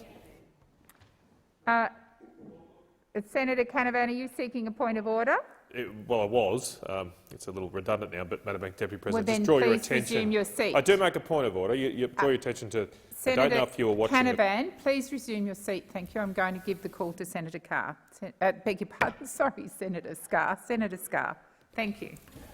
Thank you, Madam Deputy President. And Senator Watt did indeed broadly range over a number of matters during his contribution to the debate, but did try and bring them in some way to connect with Senator Gallagher's question to Senator Birmingham. At the outset, can I say there is no greater champion for regional Queensland than Senator Matt Canavan.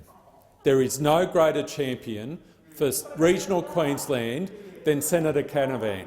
And he is recognised in central Queensland by the people who actually live there, by the people who voted at the last federal election, and by the people who voted at the last federal election as a champion for that region, for those businesses and for those jobs.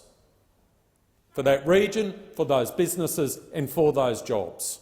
And that's why he's in the position he's in today, and it gives me absolutely no surprise whatsoever that Senator Canavan is advocating for the region and advocating for the livelihoods of those Queenslanders who he stands up for every single day. That's what Senator Canavan does, and that's what we expect him to do, and that's what the people of Queensland voted him to do, and what they'll vote for him to do again come the next federal election. I think we've got to look at some facts in terms of this debate around climate change and net zero. Fact of the matter is that Australia's emissions are at their lowest level since 1990. Emissions in 2020 were more than 20% lower than 2005, which is the benchmark time baseline under the Paris Agreement. Since 2005, Australia has reduced our emissions faster than Canada, Japan, New Zealand and the USA. We are on track to beat our 2030 Paris target of reducing emissions by 26 to 28%, and on a per-person basis, that's a reduction of 48 to 49%. And we've done that on the basis of a policy which is technology, not taxes. Technology, not taxes. Technology, not taxes. And that is the pathway forward. That's the responsible pathway forward for the Australian government and for the Australian economy. Technology, not taxes. You will not see this government adopt an overly ambitious, reckless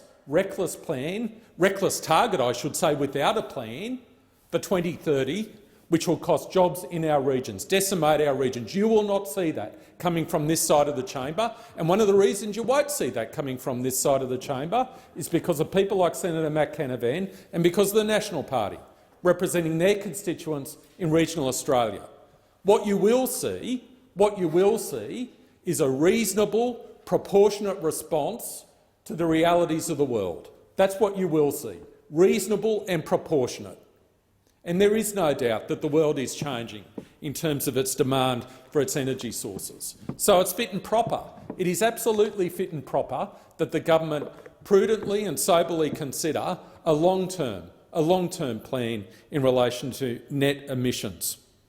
And as part of that plan, you only have to look at our technology roadmap to see what needs to be part and parcel of it. It includes appropriate investment in terms of industries such as the hydrogen industry, blue hydrogen, green hydrogen. We have to work with our trading partners, and there are great Japanese and Korean partners who are engaging today, yesterday, over the last 12 months with great Australian companies in relation to hydrogen investment in this country. And that's the pathway. That's the pathway where we can achieve milestones in the longer term in a prudent fashion. And at the same time, our coal industry, where we produce some of the best quality thermal coal in the world, will continue to supply coal power plants in our region.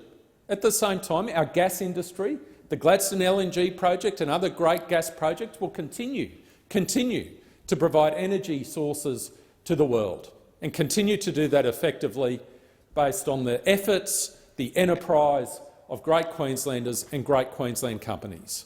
We are having a debate on this side of the chamber, and the National Party is an important part of that debate, as are all of the views and considerations put forward by members of the Liberal Party. And they will be considered soberly, and at the end of that process we'll have a reasoned, proportionate plan tied to a target. It won't be a reckless proposal which will hurt regional Queensland and hurt regional Australia. It will be considered and it will be based on technology advances, not taxes. Technology, not taxes. Thank you, Senator Scarr. Your time has expired. Senator O'Neill. Thank you very much, Deputy President. And I rise to take note of answers of Minister Birmingham to the question asked by Senator Gallagher, who's still here in the chamber. And sometimes my breath is just taken away by the crazy statements that I hear coming from those who've been in government for 8 years already, 3 terms in government, 493 weeks they've had to have the kind of the debate that Senator Scarr's just said. We are having a debate in this House on this side of the chamber. After 493 weeks, 21 energy policies, they're on the cusp of the 22nd and they're still having a debate. That's not leadership. That's a joke. It's a joke. Senator Birmingham, in his defence of this failure in climate policy, has actually commenced his answer here in the chamber this afternoon in response to Senator Gallagher by saying, we will not leave regional and rural communities behind. Well, I've got news for him. He's left them behind. For those 493 weeks, they know they have been left behind, and they know that they are being taken for granted by this National Party set of representatives that come to Canberra who are here to look after themselves and have jettisoned the good interests of the people of regional Australia, who are dying at a higher rate than their cousins in the city because they have no access to proper GPs or any health care. The regions are well and truly left behind by this government that does not deserve another term. And if there's anything that the last 3 years of the Morrison government have taught us, is the Prime Minister is prepared to spend any amount of taxpayer dollars to keep his spot in the lodge. But he's a miser when it comes to NDIS staffing levels. He's a miser when he refused to reintroduce JobKeeper during the most recent lockdowns, when businesses across the great state of New South Wales that I represent were getting absolutely slammed. But when it comes to buying voters or buying the compliance of his coalition partner, Mr Morrison has shown that he's willing to spend as much as $20 billion to try and keep this rabble that considers itself the Australian government loosely cobbled together. $20 billion. That's the reported sum that it's going to cost the taxpayers of Australia in order for the Nationals to stay in the cart with Mr Morrison. Finally, by being bought off despite their continuing ignoring of the science and their failure to back climate change. This should all have been figured out 8 years ago. We've had 8 long years of government. And here, at 2 minutes to midnight, with the horses bolting off to Glasgow, we've got $20 billion of discussion underway because Mr Morrison's found he actually can't work with his coalition partners and he's going to buy them off. And Greece, the re-election of his government, by billions and billions of dollars to buy votes. Now, farmers throughout New South Wales have struggled through adverse weather, bushfires, tornadoes, droughts, all caused by the rapidly changing climate. The National Party have continued to bury their heads in the sand while farmers and agricultural business owners and investors in that sector in Australia have actually seen what's going on and have tried to get this out-of-touch National Party rump on board with reality. Senator Mackenzie's in here saying, oh, it's great, we've had a 75-year effective partnership with the Liberal Party. Well, this is not a partnership. It's a debacle. And it's delivered for Australia what Senator Mackenzie described today as the poorest people in the country, the most marginalised people, the most vulnerable. 75 years of a supposed partnership, it sounds more like a toxic relationship, is not delivering for the people of Australia. And $20 billion of good Australian taxpayer-funded money should not be invested in some sort of fanciful way to appease the National Party, who don't even represent the people of the nation who live beyond the Great Dividing Range. They've sold their votes in an easy lie rather than face the hard truths. Senator O'Neill, your time has expired. Just before I call you Senator Canavan-Coodle, senators please make sure their phones are completely turned off or onto silent. Senator Canavan. Thank you, Madam Deputy President. Well, as a senator from the Nationals Party here today, there's a lot of people upset with us. Geez, we are not flavour of the month down here in Canberra today. Everybody's at us. The press are all over us. We're doing all these terrible, evil things. And I suppose my message back to the people of Central and North Queensland is that's the way I like it. That's the way I like it. If we're doing things that are making people down here in Canberra upset, we're probably doing something good for you. Because I tell you what, down here in Canberra, the people down here in Canberra are not on your side. They're not on your side. They're always trying to find ways to kill your job, to take away your industries, to deny opportunities for people in regional Australia. So you can take it as a given. You can take it as a given that if people in Canberra are upset with the Nationals Party, the Nationals Party are fighting for you. That is the test. That's the test. And boy, are we meeting that test this week. Everybody is angry with us. Everybody is upset with us. And as I say, that is the way I like it, because I don't come to this place to make friends. I don't come down to Canberra, leave my family, have to go back through quarantine now, the way it works. I don't do those things to make friends in Canberra. That's not why I'm here. Other people might be interested in doing that. I don't care. I don't care that the restaurants aren't open or haven't been open here in Canberra, because I don't care about making friends. I'm here to fight for people's jobs. I'm here to fight for the people's futures. I'm here so that families in Central and North Queensland can have a future for their children working and living where they live. I don't want people's kids to have to move to a capital city just to get a job. That's why I fought for the Adani mine. There are 2,000 people working at that mine right now. It's about to export coal into a market that is absolutely desperate for coal right now. So let's judge people on how good they have been at predicting things the last few years, because we were all told a few years ago that the Adani mine had no commercial case, that it was never going to happen, that it was going to all be robots. Do you remember that, Senator Roberts? Robots. There were going to be robots, or Indians maybe sometimes, working as mine. We'll go out to Carmichael now. When has any Labor senator turned up there? Go out and meet the 2,000 people who have a job thanks to the fight and effort that we put in. And that's what I and many of my Nationals colleagues are continuing to do here, because we learned today that this whole idea that we should sign up to net zero is actually because the US and UK want us to do it. That's apparently why we've got to do it. We didn't get a vote. I mean, there was a lot of concerns about the US presidential election last year, but there were apparently allegations of dead people voting, other people voting. There were no allegations that Australians voted. I don't think anybody here got a vote. But apparently now, because the US wants us to do it, we've got to do it too. Well, I don't know if that's true. I don't know if that's true. But what I do know is that signing up to net zero would be a massive sellout of Australia's interests, a massive sellout of our interests, because how would we build anything anymore under a net zero target? How are we going to build another Adani mine? Given the demand for coal is through the roof, everybody wants our coal. There is more coal out there in the Galilee Basin. There are another 5 mines.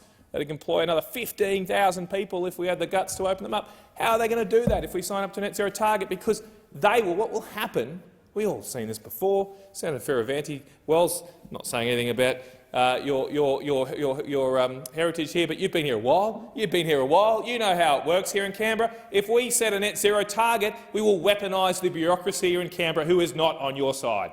And they will take an inch and run a mile, and anyone who wants to build a mine in this country need not apply because they'll have to offset all their emissions. They'll have to offset them all. What does that mean? They have to pay people to plant trees or do other things to go back to zero, to get to this net zero. Now, when they have to pay that, guess what? That is a tax. That will mean a tax on every mine built in this country. It'll mean a tax on every dam built in this country because farming creates emissions too. It does. There'll be a tax. There'll be a tax even on airports. If we want to build an airport in the Great Barrier Reef and open up a new island for tourism, that will attract a tax. Already overseas courts have stopped, in the UK, have stopped airports because the UK government signed up to net zero. That has happened. That has happened. And that is about to be our future. Our future is about to be what the UK is getting right now, which is petrol lines, energy shortages. They can't even feed themselves because guess what? Guess what, in the ultimate irony? They don't have enough carbon dioxide. They're running out of carbon dioxide because you need gas to make that, and they now get all their gas from Putin, who's not giving it to them. This is madness, and we should put a stop to it.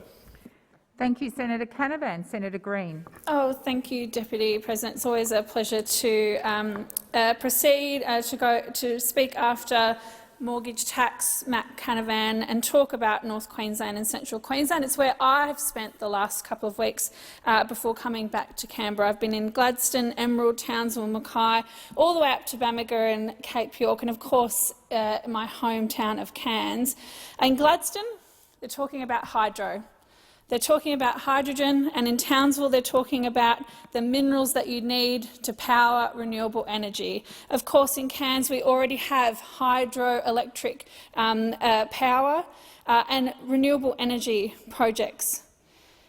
These people over here don't stand up for the regions. They're not standing up for the national interest. They're not listening to what people are saying in regional Queensland, because if they were, they would understand that people in regional Queensland want the job opportunities that will come from making a decision and a plan around net zero. It is the self-interest that drives the National Party. It's the self-interest that drives the Liberal National Party in Queensland.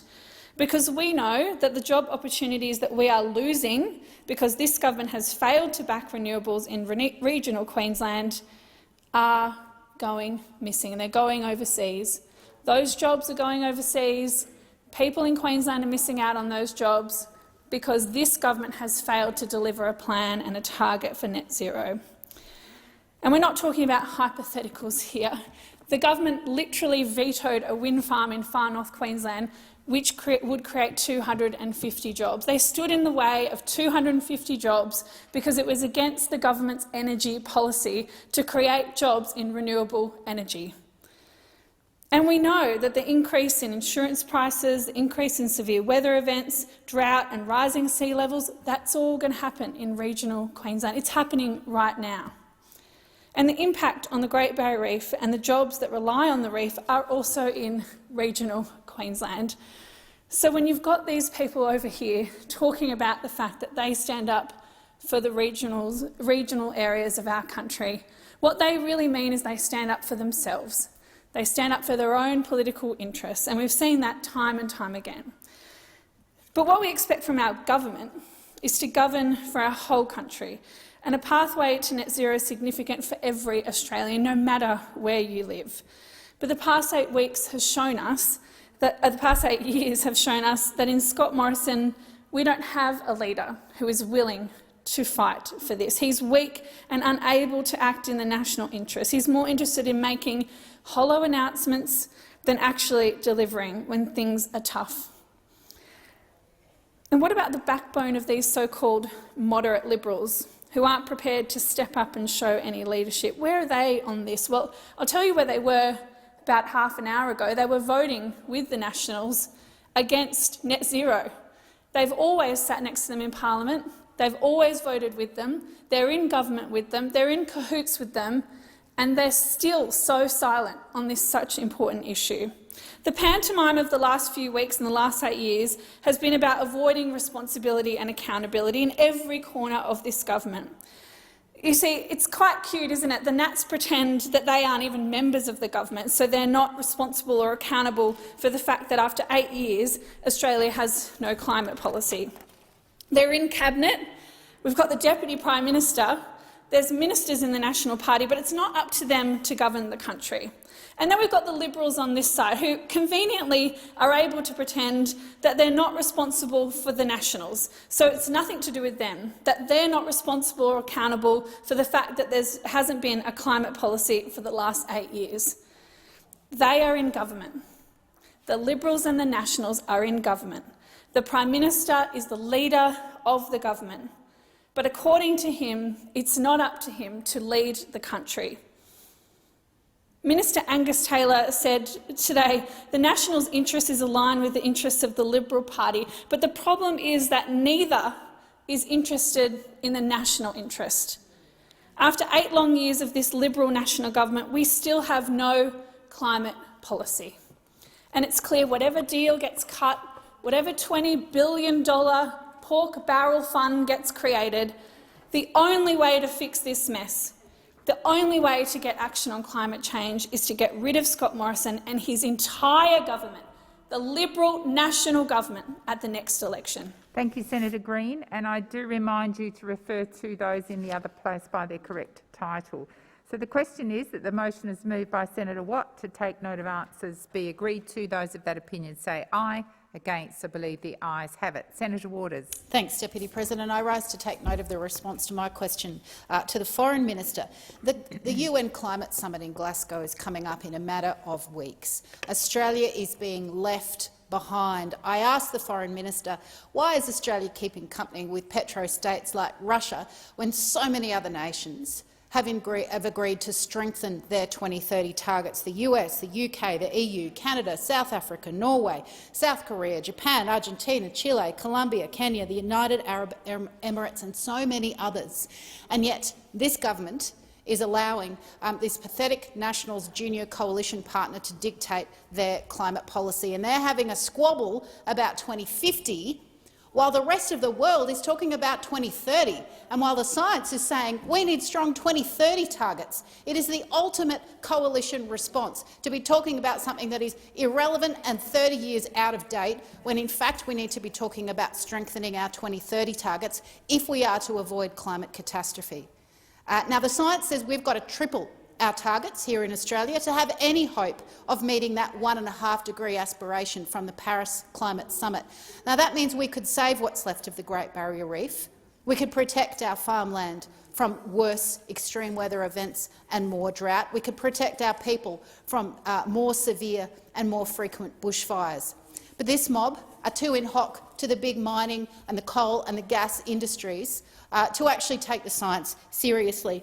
Now, I asked the minister why, when the International Energy Agency says we can't have a single new coal, oil or gas infrastructure opened if we want to stick with 1.5 degrees, why, according to the Department of Industry, is there 72 new major coal projects proposed in Australia and 44 major gas projects planned in the coming years? How on earth are you going to stick with a net zero target for 2050 with new coal, oil and gas happening? What an absolute farce. They're having this dangerous distraction about 2050 while they use public money to open up more coal, oil and gas, meanwhile ignoring the science on the table that says 2030 is what we need to tackle. We need strong science-based targets. Shame on this government. I cannot wait to see the back of them. Thank you, Senator Waters. So the question is the motion moved by Senator Waters to take note of answers be agreed to. Those of that opinion say aye. Against, I believe the ayes have it. We'll now move to— oh, beg your pardon, Senator Roberts. Take the rest of the time that the Green— 2 minutes 20, certainly. Thank you. I move to take note of Senator Colbeck's answer to my question. As a servant to the people of Queensland and Australia, I have a duty to ensure reasoned and accurate debate in this chamber. The Minister representing the Minister for Health, Senator Colbeck, has the same duty to ensure data central to reasoned and informed debate is made public. For many years following the standardisation of mortality reporting between the states, mortality data has been made available 6 weeks after the period to which it relates. The latest mortality data covers the period to 30th of June 2021. It's now October 18th. Suddenly, and without explanation, data is being held back 15 weeks. The Minister should have been prepared for this question. My question on notice number 3970 has been outstanding for 12 weeks. The data to June 30th shows deaths in Australia in 2021 are above the 7-year moving average and consistently above anything we have ever seen before in this country. It's troubling that New South Wales and Queensland no longer make this information public. In the absence of Australian mortality data, I'll quickly reference official British data which shows an increase in deaths among 15 to 17-year-olds of 20% following the start of vaccination of that cohort, trending towards 25% at younger ages down to 4%. More worrying is that this distribution is not even. The mortality rate, deaths, among boys was up 28% and amongst girls 8%. This may result from one of the 268 known adverse interactions between COVID vaccines and other prescription drugs documented by the United States FDA. Logic would dictate that before giving a patient a COVID vaccine, one could check to see what drugs they're already using and what a natural immunity they may have resulting from a previous COVID injection. I don't think the 33 Bunnings stores in Queensland that offered vaccinations to the public last weekend asked for any of that information. I'm concerned this parliament's reckless vaccination crusade is killing people. Sadly, this government and this parliament is neither prudent nor caring. Our community and nation deserve better. Release the data. Thank you, Senator Roberts. So the question is that the motion moved by Senator Roberts to take note of answers be agreed to. Those of that opinion say aye. Against, I believe the ayes have it. So we'll now move to notices of motion to be given for another day. Oh, Senator Fierravanti-Wells. Thank you, Madam Deputy President. On behalf of the Standing Committee for the Scrutiny of Delegated Legislation, I give notice of my intention at the giving of notices on the next day of sitting to withdraw notices of motion proposing the disallowance of 25 legislative instruments as set out in the list I have provided to the clerk. I advise the chamber that the list will be circulated to senators with today's notices. Thank you, Senator Fierravanti-Wells. Are there any other notices of motion to be given for another day? No, there being none. I shall now proceed to the placing of business. Is it desired to postpone or rearrange the business? Senator McGrath. Thank you, Deputy President. On behalf of the Chair of the Joint Standing Committee on Foreign Affairs, Defence and Trade, Senator Fawcett, I seek leave to move a motion to enable the committee to meet during the sitting of the Senate today. Is leave granted? The Joint Standing Committee on Foreign Affairs, Defence and Trade be authorised to hold a private meeting otherwise than in accordance with Standing Order 33(1) during the sitting of the Senate today from 3:30 p.m. I'll just move that. So the question is that the motion is moved by Senator McGrath be agreed to. Those of that opinion say aye. Against, I believe the ayes have it. Senator McGrath. I seek leave to move a motion relating to leave of absence for senators. Is leave granted? Being no objection, leave is granted. I move that leave of absence be granted for personal reasons from 18 to 21 October 2021. Senators Antic, Askew, Fawcett, Hanson, Lambie, McDonald and McMahon on account of state COVID-19 travel restrictions, and Senators Duniam, Griff, Henderson and McLaughlin for personal reasons. So the question is that the motion is moved by Senator McGrath be agreed to. Those of that opinion say aye. Against, I believe the ayes have it. Senator Urquhart. Thank you, Madam Deputy President. I seek leave to move a motion relating to leave of absence. Is leave granted? There being no objection, leave is granted. I move that leave of absence be granted to the following senators: Senators Billick, Marielle Smith, McCarthy, Kitching, Steele, Dodson and Brown for 18th to the 21st of October for personal reasons. So the question is that motion is moved by Senator Urquhart be agreed to. Those of that opinion say aye. Against, I believe the ayes have it. Senator McKim. Thank you, Deputy President. I seek leave to move a motion relating to leave of absence. Is leave granted? There being no objection, leave is granted. Senator McKim. Thank you, Deputy President. I move that leave of absence be granted to the following senators: Senators Whish-Wilson and Steele John from the 18th to the 21st of October for personal reasons. Thank you, Senator McKim. So the question is, the motion is moved by Senator McKim be agreed to. Those of that opinion say aye. Against, no. The ayes have it. I call the clerk. Postponement notifications have been lodged as follows. Senator Patrick's matter of privilege number 1 for today, postponed to the 19th of October. Senator Rice's business of the Senate number 3 for today, postponed to the 19th of October. Senator Whish-Wilson's business of the Senate number 4 for today, postponed to the 20th of October. And Senator Patrick's business of the Senate number 5 for today, postponed to the 25th of November. And committees have lodged extension notifications as indicated at item 17 on today's order of business. Thank you. We're now moving to matter number 18. Pursuant to order agreed on the 2nd of... Are you seeking the call, Senator McAllister? No. Pursuant to order agreed on the 2nd of September, the Senate will now proceed to the consideration of 2 disallowance motions. I call the clerk. Business of the Senate notices a motion number 1 and 2, standing in the names of Senators McKim and Brown, respectively, for the disallowance of Section 7 of the Australian Renewable Energy Agency implementing the Technology Investment Roadmap Regulations 2021. Senator McAllister. Thank you very much, Deputy President. Well, I move the motion on behalf of Senators McKim and Brown. Madam Deputy President, Labor is proud to have created the Australian Renewable Energy Agency, ARENA, in 2012.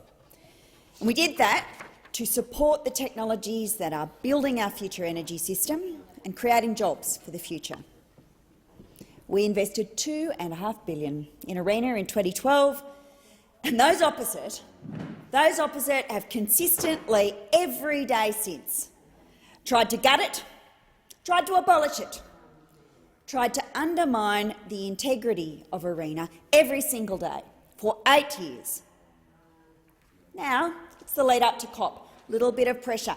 Royal family not so happy about the behaviour of Mr Morrison and his climate-denying government. And so now, to make up for all of this, for the complete failure to have any kind of energy policy, any kind of climate policy of any meaning for 8 years, we hear those opposite parroting the achievements made by this same agency, the achievements by ARENA. This is the agency they tried to abolish and undermine. So now they're trying to make all the right sounds, talk about their climate ambition in the lead up to the COP. But let's pay attention to their actions, because nowhere are their intentions clearer than in their attempts to use our renewable energy agencies to fund pet fossil fuel projects and their willingness to circumvent the law to do so. It's important to note how we got here. The government, desperate to again undermine our clean energy agencies, introduced a bill in February to make the Clean Energy Finance Corporation invest in fossil fuels. The government deserted this legislation because their coalition partner, Mr Joyce, in fact one-upped them, ambushing the government with his own amendment for the CEFC to fund not only gas but coal too, and then his colleagues in the Senate adding nuclear to their list of desires. Now, we haven't seen this legislation since. It has disappeared, chucked into the ever-growing pile of failed policies in climate and energy under this government. And that's where this ARENA regulation comes in, because not content to try and undermine the integrity of our clean energy funding bodies, the Prime Minister and Minister Taylor also wanted to do it without the scrutiny of Parliament, without debate. And so they attempted to change the remit of the Australian Renewable Energy Agency to fund non-renewable technologies without even passing necessary legislation. After having the first set of dubious ARENA regulations disallowed by the Senate in June this year, the government remade the regulations in another attempt to avoid scrutiny and undermine ARENA. Now, these concerns weren't just held by Labor, the crossbench and numerous stakeholders. The government-led committee, the Scrutiny of Delegated Legislation Committee, raised its concerns about whether these regulations were lawful. And they raised those concerns with Minister Taylor, And after the minister provided further information to the committee once again, chaired, I remind you, by Minister Taylor's own Liberal Party colleague, has recommended that the regulation be disallowed. In fact, the committee itself intends to give notice of motion to disallow. That's right. So we have a Liberal-led committee notifying its intention to disallow the government's own regulation. The committee says this: they retain significant concerns regarding the instrument. They said they were unable to resolve these technical scrutiny concerns with the minister. Well, the committee takes issue with the similarities between this regulation and the earlier regulation that they disallowed, that this Senate has already disallowed. And they highlight that while not identical, they say this: both instruments permit ARENA to invest in non-renewable technologies, and they go on to say this issue is ultimately a matter that could only be resolved by judicial consideration. Most significantly, though, the committee finds that the regulation expands the remit of ARENA beyond what was envisaged by Parliament when the Act was passed. And to quote directly, the purpose of the ARENA Act is made clear in the title of the Act itself. That is, the Australian Renewable Energy Agency Act. And the committee said this: the interpretation that would best achieve the purpose or the object of the Act is one that limits the function of the ARENA to investing in renewable energy technologies. Well, it's not rocket science, is it? The Renewable Energy Agency is there to invest in renewable energy. It is not a slush fund for the Prime Minister or for Minister Taylor. Now, this parliament has seen all manner of scrutiny, transparency and due process eroded under the current Prime Minister. And as we debate this today, I call on senators to think about this, to stand up for the chamber that we sit in and the people that we represent in heeding the committee's recommendation to disallow. This committee, the Scrutiny of Delegated Legislation Committee, is a critical committee for us here in the Senate, helping provide much-needed checks and balances on a government as an upper house in a democracy should. The findings of the committee vindicate the Senate in its disallowance of the first iteration of this regulation in June. The Senate has never rejected a recommendation from this committee that an instrument should be disallowed. In fact, this matter is so serious and the regulation so egregious that it is very rare for a committee to make this recommendation. But it's very clear what we're being advised. If you seek to expand the remit of ARENA's functions, then this is something that you must do through legislation. You can't circumvent that. That's the reason we have a parliament. It's the reason we elect representatives to a parliament, to vote on legislation. A little trip down memory lane reminds us of why those opposite are trying to circumvent the parliament and their own party room on energy legislation. We had a national energy guarantee, of course, the first possibly bipartisan policy on energy in a long time. But Minister Taylor was critical in killing that off, along with its champion, then Prime Minister Turnbull, just a couple of years ago. More recently, we had the CEFC fiasco, and that was, of course, crowed about for all the important new investment and grid reliability it would deliver. That's disappeared from the House of Representatives entirely. So instead of debating all of this on the floor of the parliament, trying to settle an energy policy here in the place where we should settle it, the government decided that its own internal divisions were so difficult to manage and should take priority over the proper democratic process of decision-making. It's just more sneaky tricks. It is a sneaky government that, instead of developing a climate policy ahead of COP26, develops an advertising campaign instead. Those opposite like to say that this is about the costs of solar going down and so ARENA needs to broaden its remit. Well, absolutely. The cost of solar in Australia has gone down, in no small part thanks to the commercialisation and innovation work that was done by ARENA.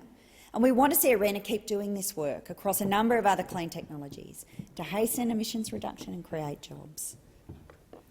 But ARENA does much more than solar and wind already, and it is dishonest of those opposite to characterise it otherwise.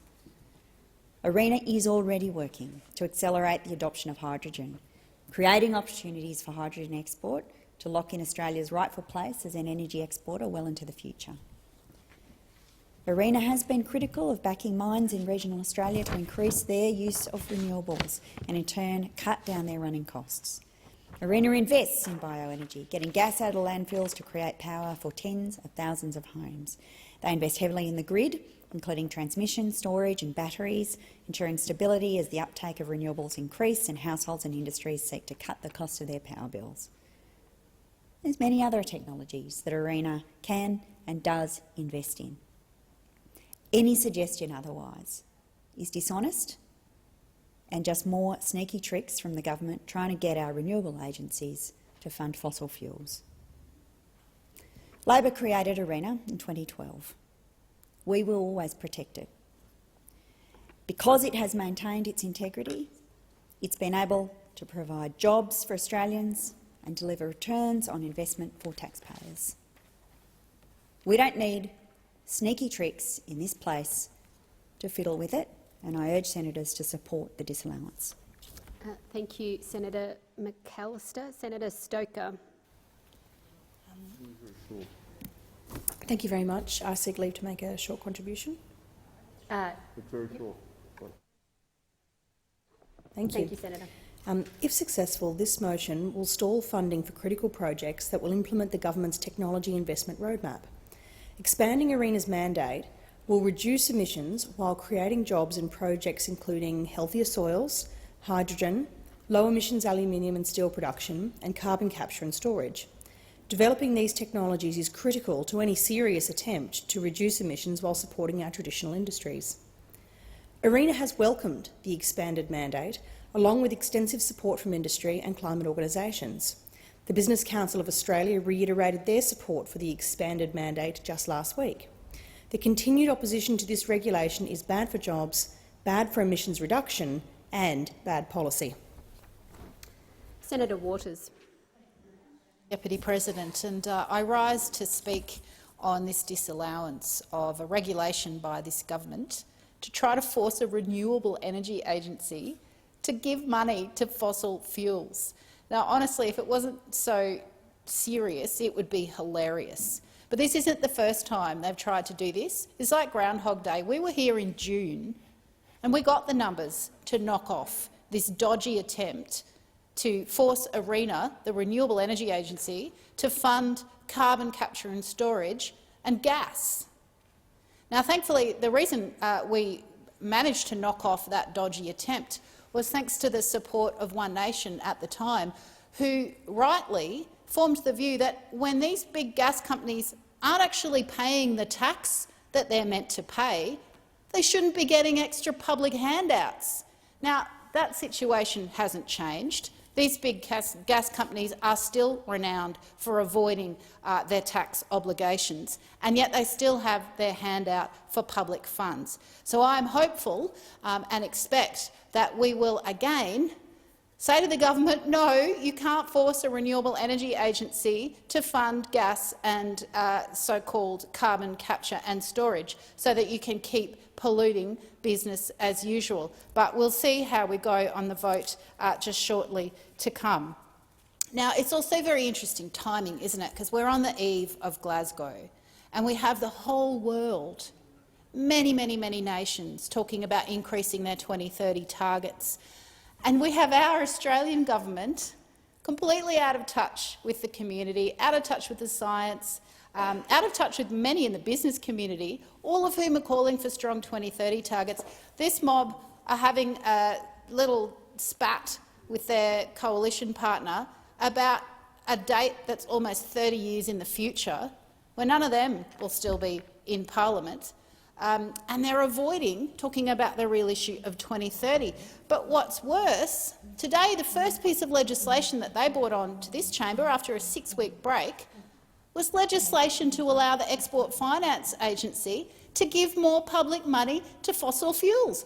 You might be sensing a theme here. This is what they do. They want to use taxpayer dollars to either fund their own re-elections, because they keep rotting all of these community funds, or they want to simply give it to fossil fuel companies with no strings attached and without making sure that those companies pay their fair share of tax. So I'm very hopeful that the Senate will again disallow this attempt, this dodgy attempt by this dodgy government to force the Renewable Energy Agency to give money to carbon capture and storage and to gas. The clue is in the name, Renewable Energy Agency. And it's an important point, because most people might realise that when you have a piece of legislation that says this is a body to fund renewable energy, you can't actually have a piece of delegated legislation like we're seeking to disallow today that goes beyond the powers of the HEAD Act. So, in fact, it's arguable that this attempt by government is ultra vires, or beyond power. And it's not just us that think that. It's many lawyers.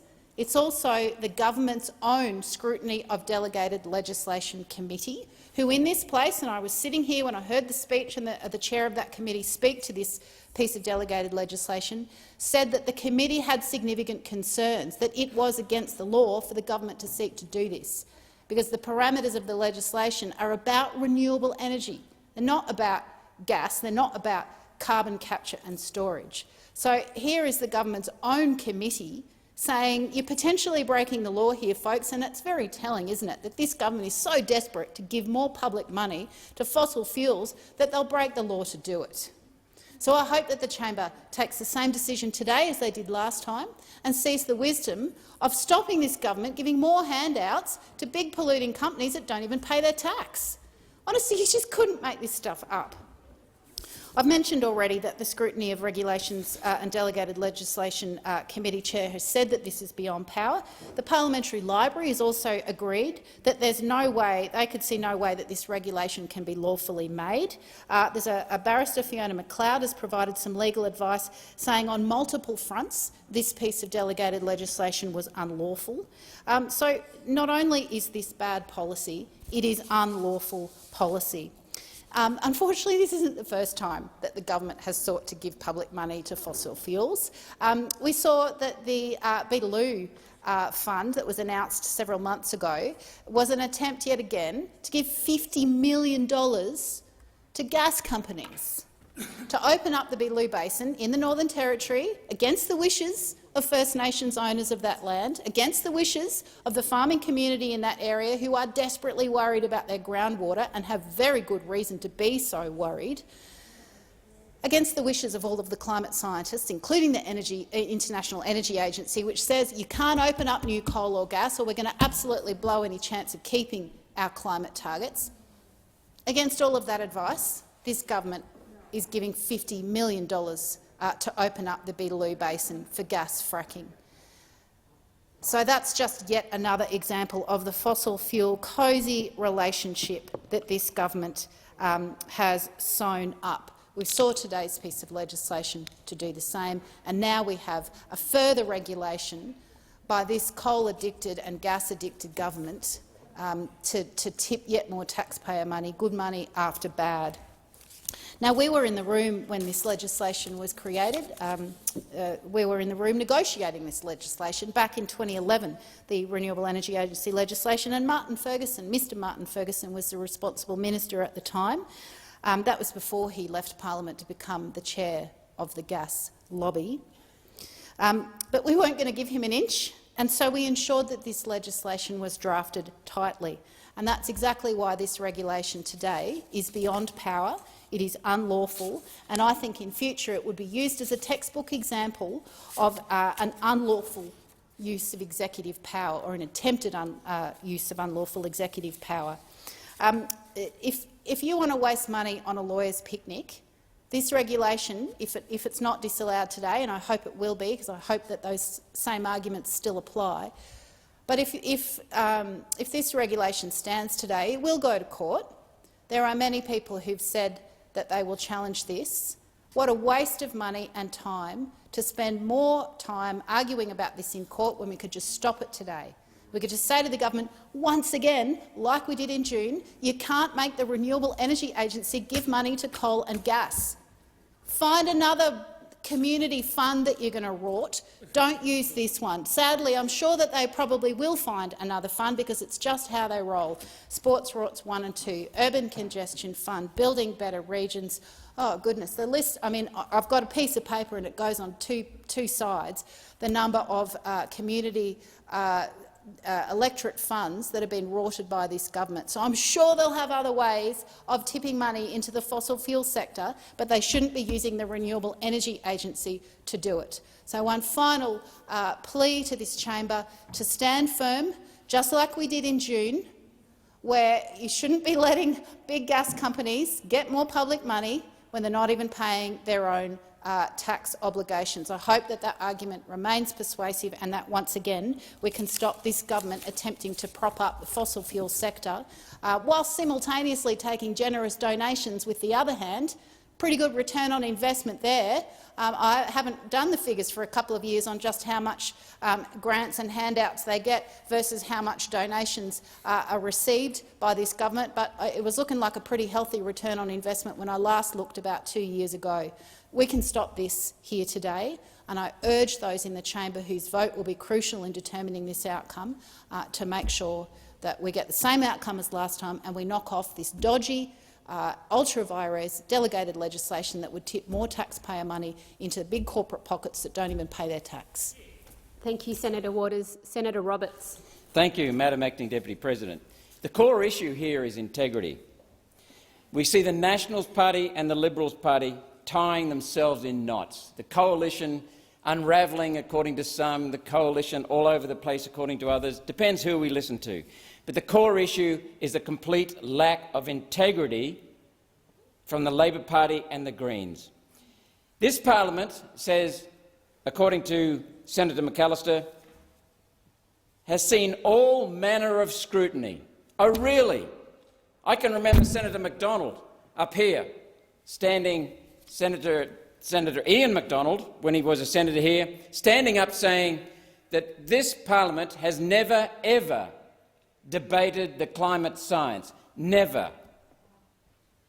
So this is all being done on nonsense. The fact the science has never even been brought into this chamber that says we need to cut carbon dioxide from human activity, that we need to go to renewables. Never. Always the parliament tends to go to the second question. How do we do it, rather than should we do it? The core question, if we're really being faithful to and serving the people of this country and the taxpayers and the energy users who are being bled dry, is should we do this madness, not how do we do it. How do we do it comes second. The parliament too often in this country goes to the second question.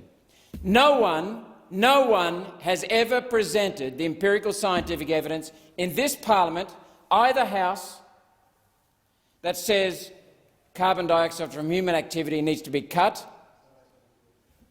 It is now day 770 since I asked Senator Richard Di Natale and Senator Larissa Waters a fundamental question. Where is your empirical scientific evidence that shows carbon dioxide from human activity needs to be cut? That's it. They dodged it. They have never come back with the evidence. They refuse to debate me. I asked Senator Waters this more than 10 years ago, almost 11 years ago. In fact, it is 11 years ago this month.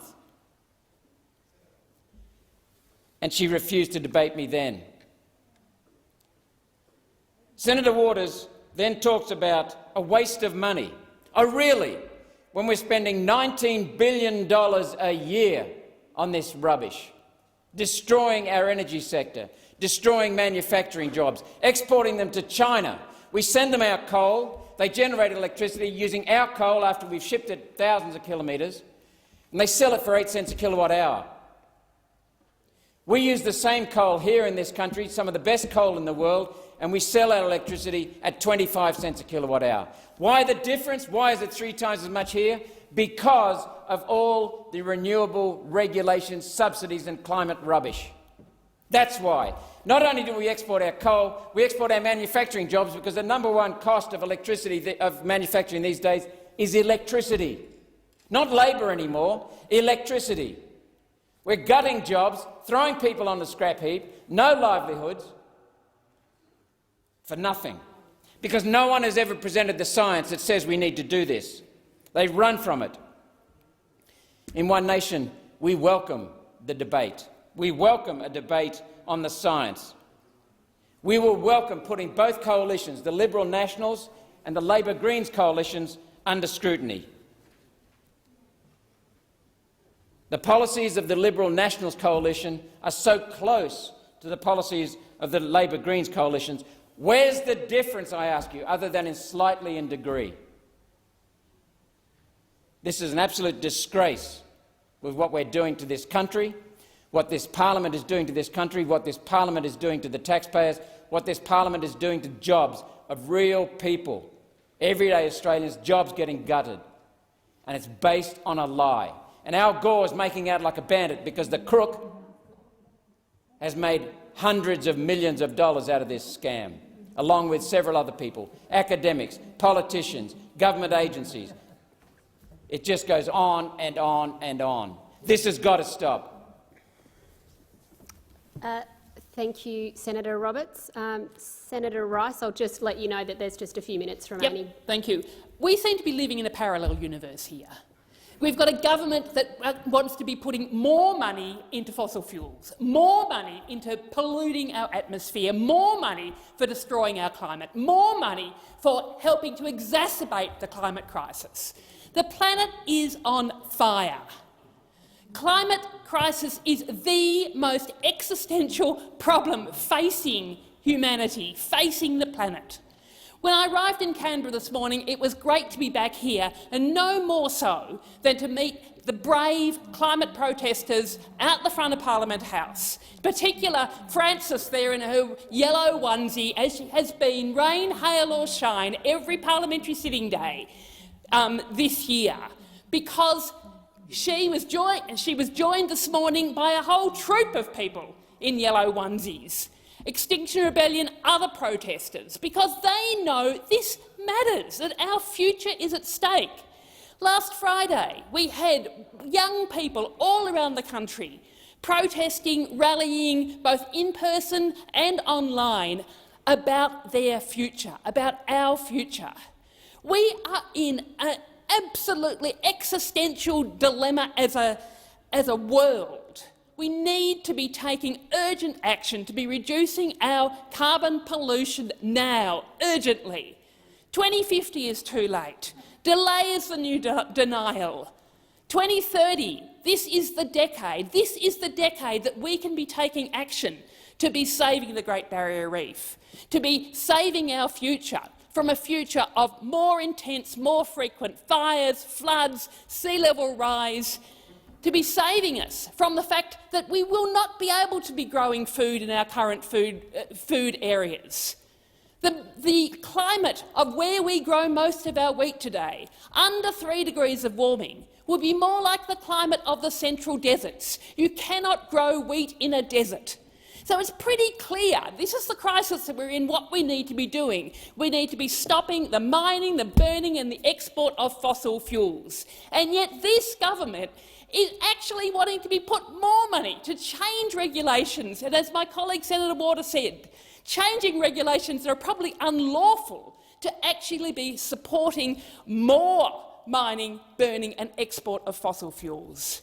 Just at a time when they really need to be seriously looking, as governments all around the world are, conservative governments all around the world, to be saying, OK, this is maybe it's going to be a bit tricky, but we've got to work out how do we get out of fossil fuels? How do we safely transition away from the mining, burning and export of fossil fuels? How do we transition our economy to be protecting jobs as well as protecting our environment? There are so many ways forward. If we had a government that was actually willing to acknowledge the seriousness of the problem, to be playing our role as part of the global community, we could be doing it. We could be making those massive investments, supercharging our investments in renewable energy, supercharging our investments in encouraging more forest cover, in taking action to be doing everything across all of our economy, all of our society, to be shifting to a zero-carbon economy. But what have we got? We've got got a government that wants to be introducing regulations that have already been knocked off by this Senate, introducing regulations that actually make it easier to keep on burning and mining and exporting coal and gas and oil. As I said in the beginning, I just seem to be in a total parallel. We're in a parallel universe where the world, Australian society as a whole, global society as a whole, know that we need to be determined, resolute, focused on every bit of legislation that goes through this place. We should look at it and say, is this going to mean that we are going to have less carbon pollution or more carbon pollution? And there is no doubt that if these regulations aren't disallowed today, that it would result in more carbon pollution, the exact opposite of what we need to be doing. I call upon this government to please think of your children, your grandchildren, even yourselves. There is action that can be taken by us here. We can be taking action. It is not too late now. We've already got massive losses in the way that our society and our environment, they are already being damaged. But we can take a stop. We can say now is the time that we are going to move in another direction. And that means taking serious action. It means leadership. It means leadership here in Australia and joining with other countries around the world. It is possible to do it, but not going in the direction that this government is taking us in. Thank you, Senator Rice. I will put the question, and the question is that the motions moved by Senator McKim and Senator Brown be agreed. Those of that opinion say aye. Those against say no. I think the noes have it. Is a division required? A division is required. Ring the bells.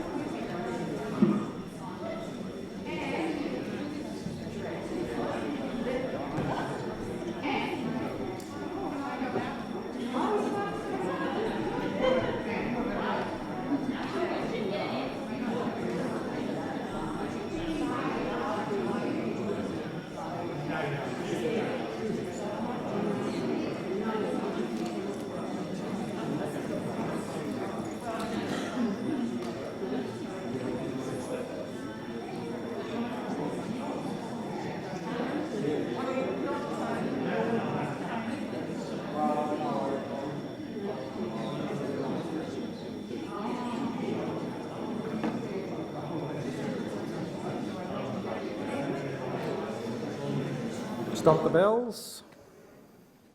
The question is that, pursuant to order, that the two disallowance motions as moved be agreed.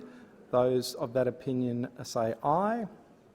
Oh, no, sorry. The ayes will pass to the right of the chair, the noes to the left. I appoint Senator Green teller for the ayes and Senator McGrath teller for the noes.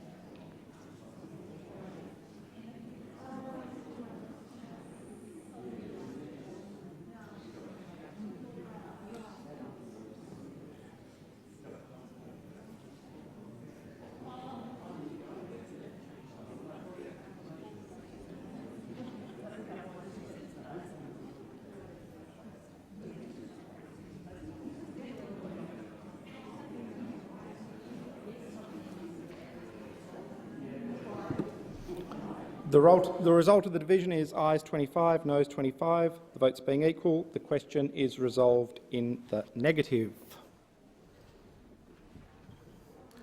PI, I'll just give a moment for... Oh, sorry, Senator Waters. Yes, if I could just briefly seek the call. You will need just pertaining leave. to the vote that was just taken. Are you seeking leave to make a short statement? I'm seeking leave to potentially recommit the vote. If you could perhaps just give me 30 seconds to explain why. To seek leave to make a 30-second statement. If there being no objection? There being no objection, thank you. leave I'm just is trying to granted. explain. Thank you very much, President. So, folk will remember last time the vote on this first disallowance had to be recommitted, and Senators Hanson and Roberts voted differently on that last occasion. Now, I note that Senator Hanson has logged in remotely, but her vote has been recorded as with the government this time around.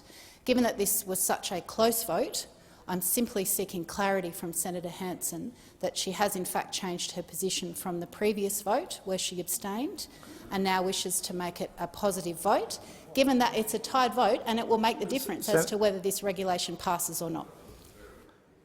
Senator Ruston. I'm just seeking some clarification in regards to Senator Waters' last comment. I'm wondering whether she is asserting that the government is in some way been inappropriately behaving in relation to a vote. This- So my understanding is that the whip has instructions that are appropriate, which are provided. So I'm just seeking to understand whether you are making an assumption or an assertion that we have somehow put. Minister, this is not an opportunity to debate. Senator McGrath, I think you were seeking the call. Well, as explained, Senator Roberts. Thank you. By leave.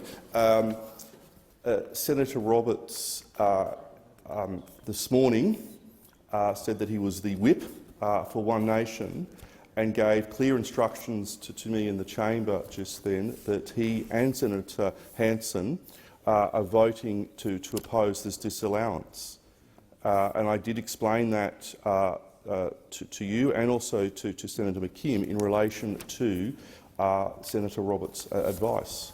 It's Senator Waters. I am prepared to rule. It's up to a senator who believes their vote has been recorded inaccurately to raise a matter such as this. Pairing arrangements are matters between the whips. I don't hear either of the government or the opposition's whips raising this matter. My opinion, the division stands as recorded. Senator Patrick. Just very briefly.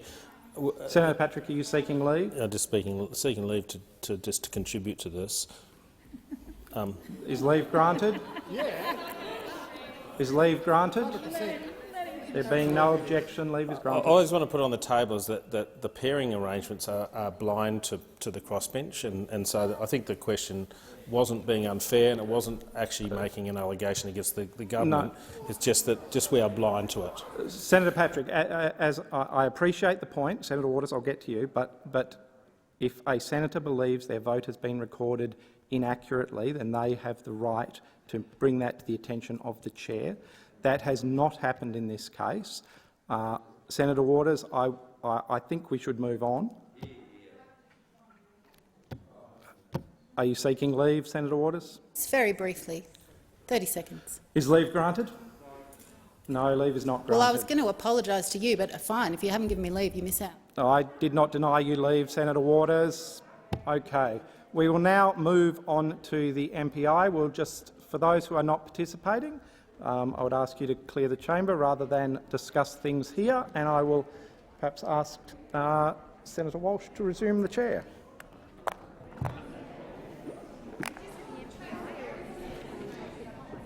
I'm told we're going to the MPI. Oh, are we? Where's that?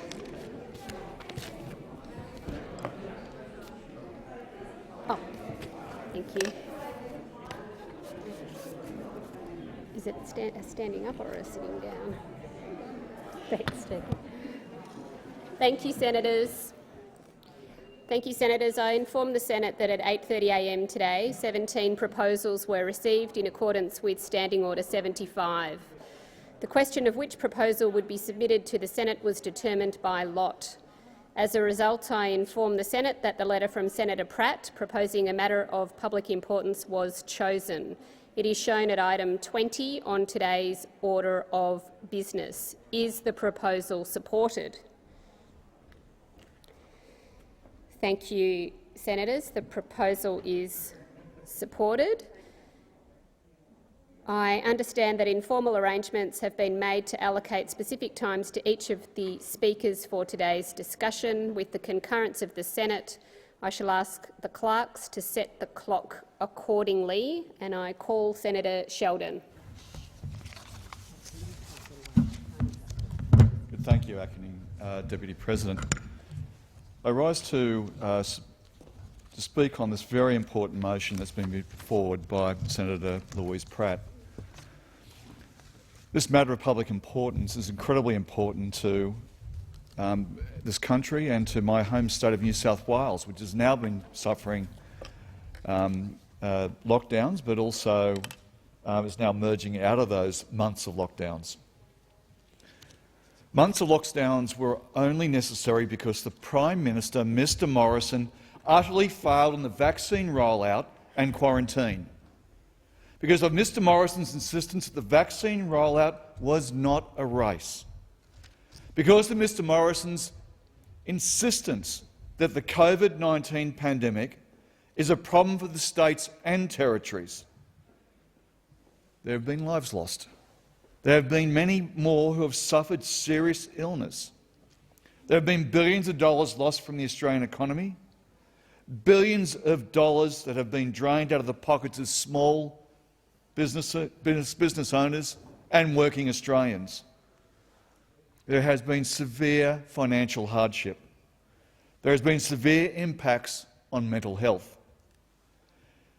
It will be some time before we truly understand the full toll that Mr Morrison's failure on the vaccine rollout and quarantine has had on Australia. It is only thanks to the extraordinary response of the Australian people that we have managed to begin turning Mr Morrison's failures around. But now, Mr Morrison is moving on to other matters. He is now entirely preoccupied with internal fights about climate change. He is a Prime Minister held hostage by his junior coalition partner. He is no longer even in the room where the decisions his government makes on climate are made. He is a Prime Minister who is held hostage by the New South Wales Premier, who makes announcements about international borders without even telling the Prime Minister. But the COVID-19 pandemic hasn't ended. It certainly isn't over for Victoria, which continues to suffer through lockdowns concreted by Mr Morrison's failures. It isn't over for workers around Australia who continue to be out of work as a direct result of Mr Morrison's vaccine failure. And rather than support people who remain without work at this critically important time, instead, Mr Morrison is cutting the safety net. He is ending COVID-19 support payments for workers around Australia. The international students haven't come back, but he's cutting support for university workers. International and domestic aviation has been recovered, but he's already cut support for aviation workers. In fact, Mr Morrison excluded outsourced aviation workers from support payments. Perhaps Mr Morrison isn't aware, but the vast majority of ground handling workers at Australian airports are now outsourced. Since the Qantas outsourced 2,000 jobs last year, while simultaneously receiving $2 billion from the government to keep those workers in their jobs, the federal court recently ruled that outsourcing was illegal. But I still haven't heard a peep from the Prime Minister about those workers. But Mr Morrison certainly made sure that the 2,000 workers whose jobs were legally outsourced will not have any access to COVID-19 support payments. I would find it very surprising if this was just an unfortunate oversight, because many of those aviation workers live in his electorate of Cook. And what do workers at Sydney Airport get from their local member for Cook? They get their jobs outsourced, and then they get cut off from support payments for their trouble. The fact is that COVID-19 has not gone away. Those jobs have not come back. So why are the payments disappearing? If only Mr Morrison were as quick to roll out the vaccine as he is to cut the safety net for Australian workers. And it isn't just support payments that Mr Morrison has gone missing on. But because while the Premier of New South Wales has taken over control of Australia's international borders, the Prime Minister has gone missing on rapid testing for aviation workers. We all want to see international aviation begin. Aviation workers desperately want to get back to work. But they are rightly concerned about COVID-19 safety, particularly as we open back up to the rest of the world. Aviation workers want to know what Mr Morrison is going to do to ensure they can be safe at work. And they have heard nothing in response. The Transport Workers Union has produced a COVID-safe national transport roadmap. It is a roadmap for how we can safely reopen our road transport and aviation sectors, sectors where workers are uniquely exposed to COVID-19 transmission risks. A key part of that roadmap is rapid antigen testing. Rapid antigen testing will reduce transmission on planes, it will provide aviation workers with peace of mind, and it will keep planes in the sky. Rapid testing is already being used in international airports across the world to detect positive cases early, including at London's Heathrow, and in terminals in the USA, Ireland, Germany and Turkey. Sydney International Airport has rapid PCR testing installed with the results in just 20 minutes. Even before international borders opened, we have seen time and time again domestic flights listed as contact sites and hotspots for transmission. So how can we be opening up our aviation sector again without a roadmap and a plan for minimising COVID-19 risks? We already know how it can be done. The TWU's roadmap has been endorsed by the leading Australian epidemiologist, Professor Adrian Esterman from the University of South Australia. Professor Esterman said, and I quote, "It is a major step forward and if implemented would greatly reduce the risk of transmission of the virus." It is time for Mr Morrison to come to the table and commit to a government-funded rapid testing across the network and do that immediately. But no, Mr Morrison has nothing to say about rapid antigen testing. Mr Morrison doesn't care keeping aviation workers safe at work, just as Mr Morrison doesn't care about the tens of thousands of workers around Australia that are about to lose critical COVID-19 support payments. Because what has Mr Morrison been focusing on than fighting the Nationals on climate policy? He's been telling state and territory governments to look elsewhere if they need support with the hospital system as we emerge from lockdowns. Mr Morrison is telling state and territory governments that he's not going to stump up any money to help them deal with increased pressure on ICUs and hospitals. So how unbelievable is that? Mr Morrison was happy to dish out $40 billion to big businesses.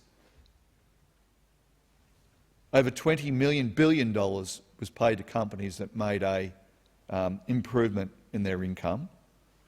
But if you need funding for intensive care units struggling through a surge of COVID-19 cases, if you need funding for emergency support payments for people without work due to the pandemic, Mr Morrison turns his pockets inside out and cries poor.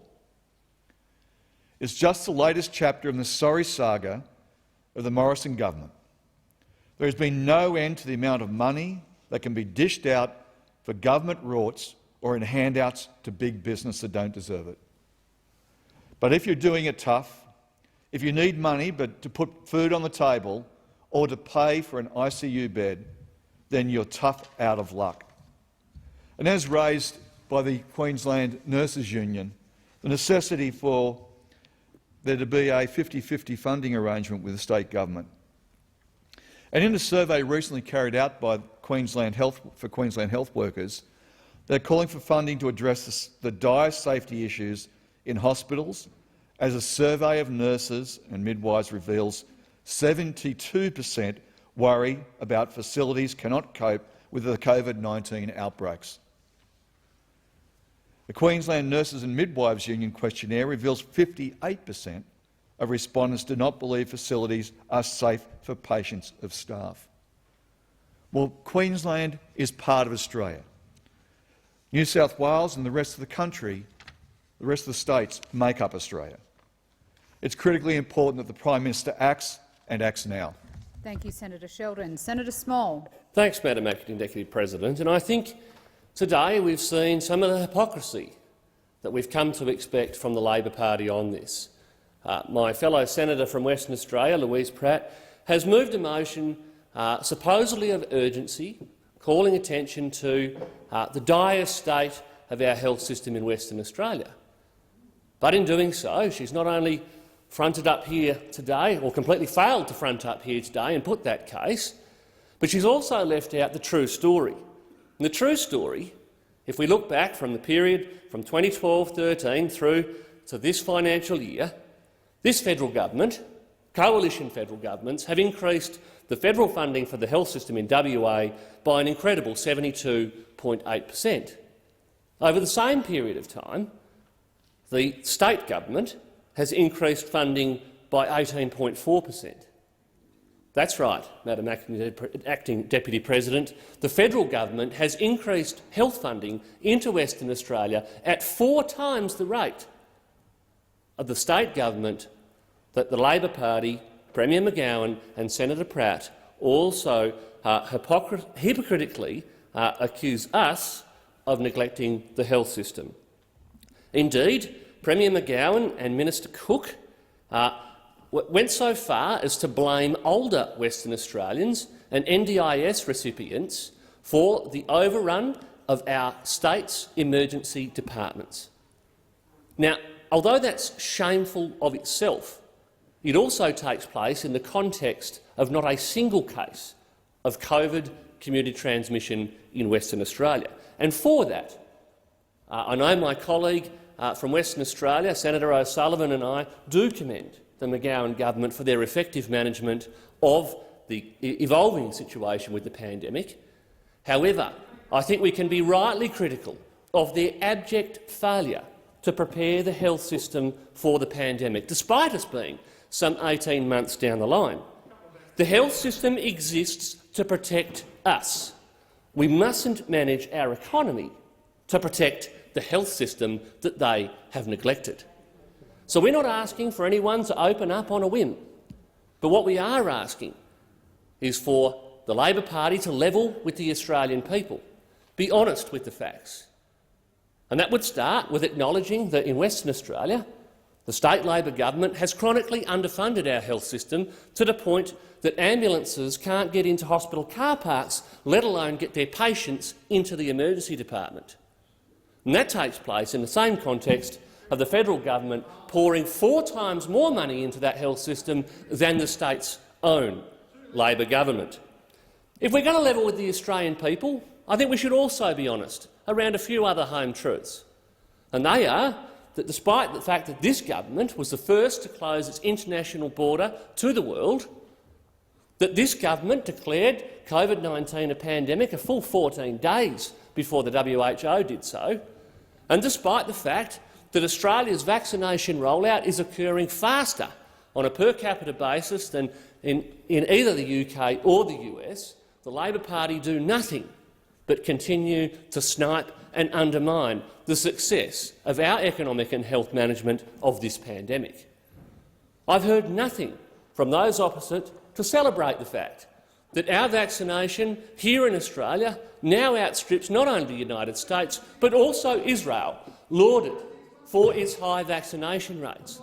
Now, those opposite totally neglect the fact that here in Australia, due to our effective management of the pandemic, the death rate has been 1/40th of those countries that the Labor Party senators would like to compare us with. So, not only have we outstripped the US in terms of the speed of our vaccination rate, but we've suffered a death toll of less than 1/40th of that experienced in the United States. The reason we put our vaccinations through a normal approval process by ATAGI and the TGA is, of course, because we didn't have dead bodies piling up in the streets. Instead, due to Australia's effective health and economic management, this government, protecting lives and livelihoods from the onset of the disease, we were able to take a slow, considered and ultimately very, very successful approach to this pandemic, where we have saved not only those Australian lives who are still here today that would have died in any other circumstance, such as we've seen in other advanced economies in the OECD, but of course we've also seen the success of the Australian economy in being able to tolerate the sorts of, thrive with the sorts of economic support from the government. So whilst those opposite snipe and undermine and seek to underhandedly detract from the success that we've seen here in Australia, we on the government side are levelling with the Australian people. And that is, once you get vaccinated, in accordance with the national plan, we will safely reopen to the world. Our health system is robust. Our health system has been adequately resourced by the federal government, and we're asking for that same commitment from the states. Indeed, when we look at the assessment of the ICU capacity here in Australia and feed that into the Doherty modelling, which National Cabinet accepted as the appropriate way to assess our readiness, we did, in fact, reach assurance, together the Premiers and the Prime Minister, that the surge capacity in Australia's hospital system was sufficient to deal with the small number of cases that we can expect in a vaccinated nation. And that's the key point that I think seems lost on those opposite. The discussion has continued to evolve through the course of the pandemic because the information in front of us has changed. Back in February and March, not only did we not have vaccines, we didn't even know if vaccinations would ever be developed for this disease. So, of course, the actions taken by the government were cautious, were considered and were appropriate in the circumstances that that decision was taken. Now, 18 months later, we find ourselves at the tail end of a successful vaccination rollout, an economy poised for a strong economic recovery in the fourth quarter, as particularly the eastern seaboard reopens, businesses reopen, employees who have unfortunately suffered the impacts of being stood down, but with the support from this government through things like initially the JobKeeper program and later the COVID-19 disaster payments, as they go back to work, as people continue to spend and get ready for the Christmas that we will all enjoy, hopefully as a reunited country, I think that is when we level with the Australian people and say that this really was a Team Australia moment. Despite the wrecking, despite the sniping, despite the undermining that we've heard from across the chamber.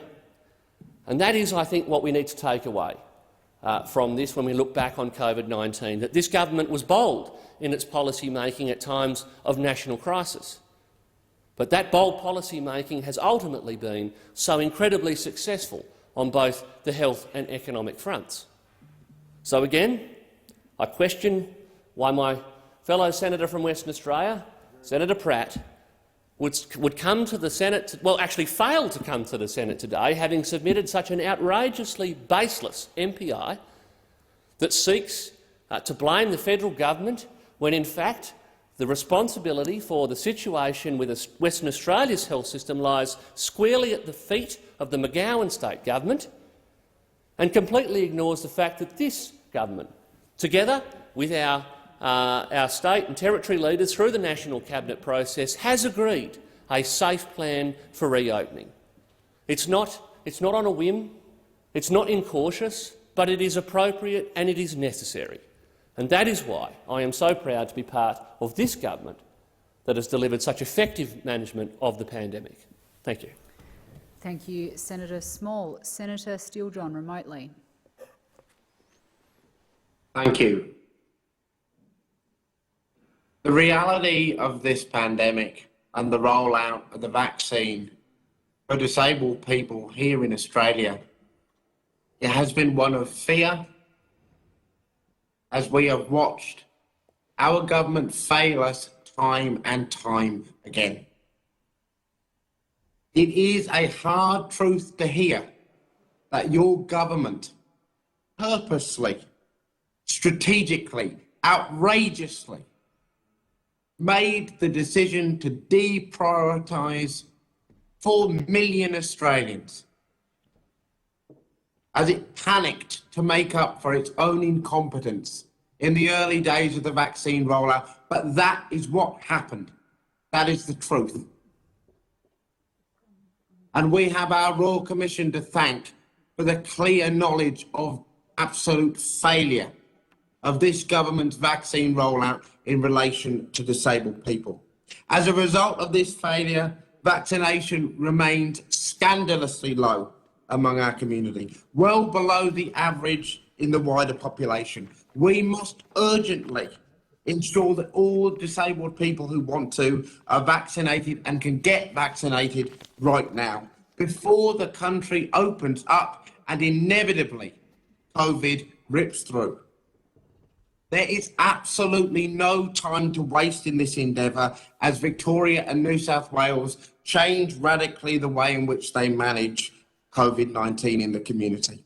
We know that disabled people are at greater risk of COVID-19 and are more likely to become seriously ill or die if infected. And once again, the Greens call on the government to rapidly upscale the accessibility and the appropriateness of the vaccine programme by making it a proactive programme that goes to people where they are, sets a clear target of 90% of the disabled population, prioritises disability support workers and disabled people's close contacts, while making sure that all vaccination portals and websites are fully accessible. Contrary to what the government's attitude seems to show us, the lives of disabled people are not expendable. The Greens must and always will prioritise committing to putting disabled people at the centre of this vaccine rollout as we change the way that we manage COVID-19. And as we do that, we must also provide a proper plan to make sure that children in our schools have access to ventilation, have access to air filtration, and have a proper socially distanced set of requirements to keep kids safe in schools as well. Thank you, Senator Steele-John. Senator Ayres. Thanks, Madam Acting Deputy President. Well, earlier on we heard Senator Small tell a fairy story about what's happened in COVID-19 in this country. Self-deception runs right through this government. The truth is that as an island nation with a good health system, we had an enormous opportunity to withstand the ravages of the COVID-19 vaccine that have affected the world so badly. We had an enormous opportunity. An island nation in the Southern Hemisphere, we had to get two things right. Number one, we had to get a decent system of quarantine. And number two, we had to get the vaccine strategy right. And both of those things were so utterly bungled that we have squandered this opportunity. I mean, how dare he or Mr Morrison wander around saying, oh, we've saved 30,000 people's lives. It's a bit like Mr Morrison a few months ago when the Women's March was out the front. He said it's lucky people weren't shooting at them. It's a very low bar this government sets itself in terms of achievement. This lockdown in New South Wales, this lockdown in Victoria is entirely a product of the greatest public policy failure in Australian history. The Morrison government, utterly incapable of doing what is required to protect ordinary Australian families from the ravages of this virus. Billions of dollars worth of economic activity stopped dead in its tracks. Hundreds of thousands of jobs gone. Public finances in absolute tatters. You know, these jokers who say so much about economic management have trashed the Australian economy, have trashed public finances because they couldn't manage the health response. You know, there's a famous quote from Catch-22 where the guy said, Joseph Heller, he said, some men were born mediocre. Some men achieve mediocrity. Some men have mediocrity thrust upon them. Well, this bloke, the Prime Minister, has in a stunning achievement managed all three of those things in the same 3 years. There's no crisis which this Prime Minister can't ignore until it's not too late. He has not grown into this job, he has shrunk. There is no opportunity that he can't squander, no problem that he can't hide from. Even now this week, while preparing for the most consequential international summit of his prime ministership, he is somehow absent. Until a few days ago, We didn't even know if he was going to have the courage to appear, the courage to turn up. Now, he has a task in front of him to persuade, and I think people have been generous, saying that his problem's the National Party. The problem that he has is not just the National Party, it's the rump of backward ideologues, anti-science, anti-empiricist, backward reactionaries in his own Liberal Party backbench. And you know the reason that they're there? He encouraged them to be there. He and former Prime Minister Abbott went on this long anti-science, anti-empirical, backward-looking thing. Robert Menzies would have been ashamed of the conduct of the modern Liberal Party, and they've encouraged all these characters to emerge in their branches, and suddenly it turns out they've all got a vote, and suddenly it turns out they all turn up in Parliament because of your failure of leadership. And now guess what? They're in charge of the show. And you can't manage to pull off the most basic requirement of leadership, because it requires leadership and it requires conviction from a man who's got no capacity for leadership and no convictions at all. He's delegated the task of leadership in this instance to the Deputy Prime Minister, who in turn denied the very possibility of leadership at all. And they've left an ocean of space for the fringe dwellers in the backbench.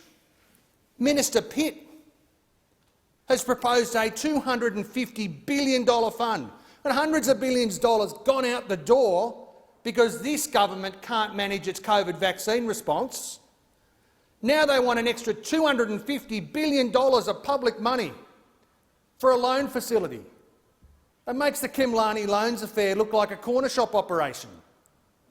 And they know, Senator Canavan knows, that that will have the effect of pushing up home mortgage rates for ordinary Australians and pushing up the cost of doing business for ordinary small and medium enterprises. And you know what that will mean?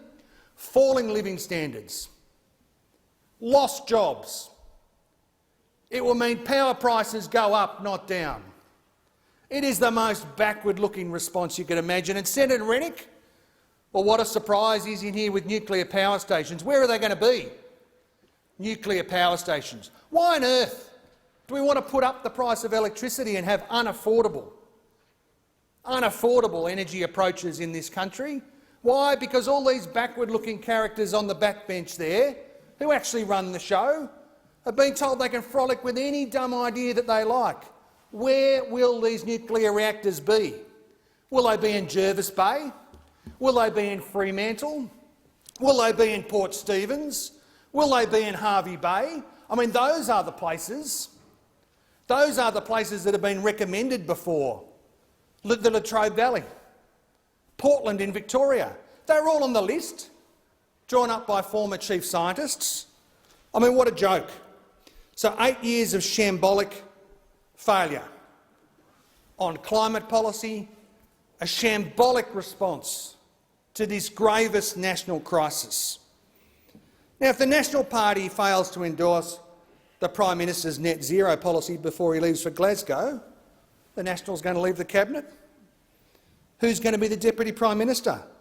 Who's going to be the acting Prime Minister when this conference starts? This is an utter shambles. And all of this swirling chaos comes back to one thing: an utter incapacity for leadership from this man, the Prime Minister. The backbench isn't the only group in society that's reacted to this failure of leadership, this vacuum. Last week featured the astonishing scene of the New South Wales Premier announcing the end of the international border. I mean, he forgot. So easy to forget. That's a Commonwealth responsibility. Why? Because the Prime Minister's utterly absent. He's spent the whole of this pandemic in the shadow of the state premiers. National Cabinet has descended into a farce. It's neither national, it's certainly not after the decision of Justice White, certainly not a Cabinet. The national plan is scarcely national and it's certainly not a plan. And last week, the man who built his political career saying, "I stopped the boats," is suddenly no longer in charge of the international borders. You couldn't chalk this up as an unfortunate miscommunication. It's entirely consistent with this Prime Minister's total absence, a total lack of vision. So even as Sydney and Melbourne emerge from the Morrison lockdown, the country still faces enormous challenges. There remain pockets of unvaccinated and vulnerable people, particularly in the regions. I heard the Deputy Prime Minister on Insiders a month before the lockdown say, "Oh no, we're well ahead in the regions, we're ahead of the cities," and I wondered whether he had access to some secret trove of information that we'd been denied. It turned out that he was entirely making it up. Vaccination rates and the supply of vaccines in his own electorate of New England are in the order of 10 to 15% behind the rest of the country. Populations in far west New South Wales are at critically low levels of vaccination. And where is the Prime Minister? He's nowhere to be seen. Nowhere to be seen. We've seen it so many times before. We saw it during the bushfires. We saw it in response to the Women's March. We've seen it with a consistent failure on democratic responsibility. We saw it in the failure to adequately prepare for the evacuation of Afghanistan. We've seen it in the failure to denounce conspiracy far-right theorists on his backbench. This bloke is just not up to the job. Thank you, Senator Ayres. Senator O'Sullivan. Thank you very much, Madam Acting Deputy President. I actually thank Senator Pratt for moving this motion, but I have to say, when I read it this morning, I thought to myself that this must have been moved by an eastern state senator, because they couldn't actually know what's going on in WA, because it's not possible. And I thank my colleague Senator Small for his contribution earlier and made a very similar point. But no, it wasn't. It was actually moved by a West Australian senator, Senator Louise Pratt. And this is quite remarkable, because those maybe on the other side or don't get the opportunity to think much about Western Australia or know much about Western Australia, if you did, you'd know that Western Australian health system is in absolute crisis right now. An absolute crisis. We don't have COVID, though. It's got nothing to do with COVID. The health system is in a state of crisis because of the poor management of the Labor government over there in Western Australia. This isn't some hyperbole.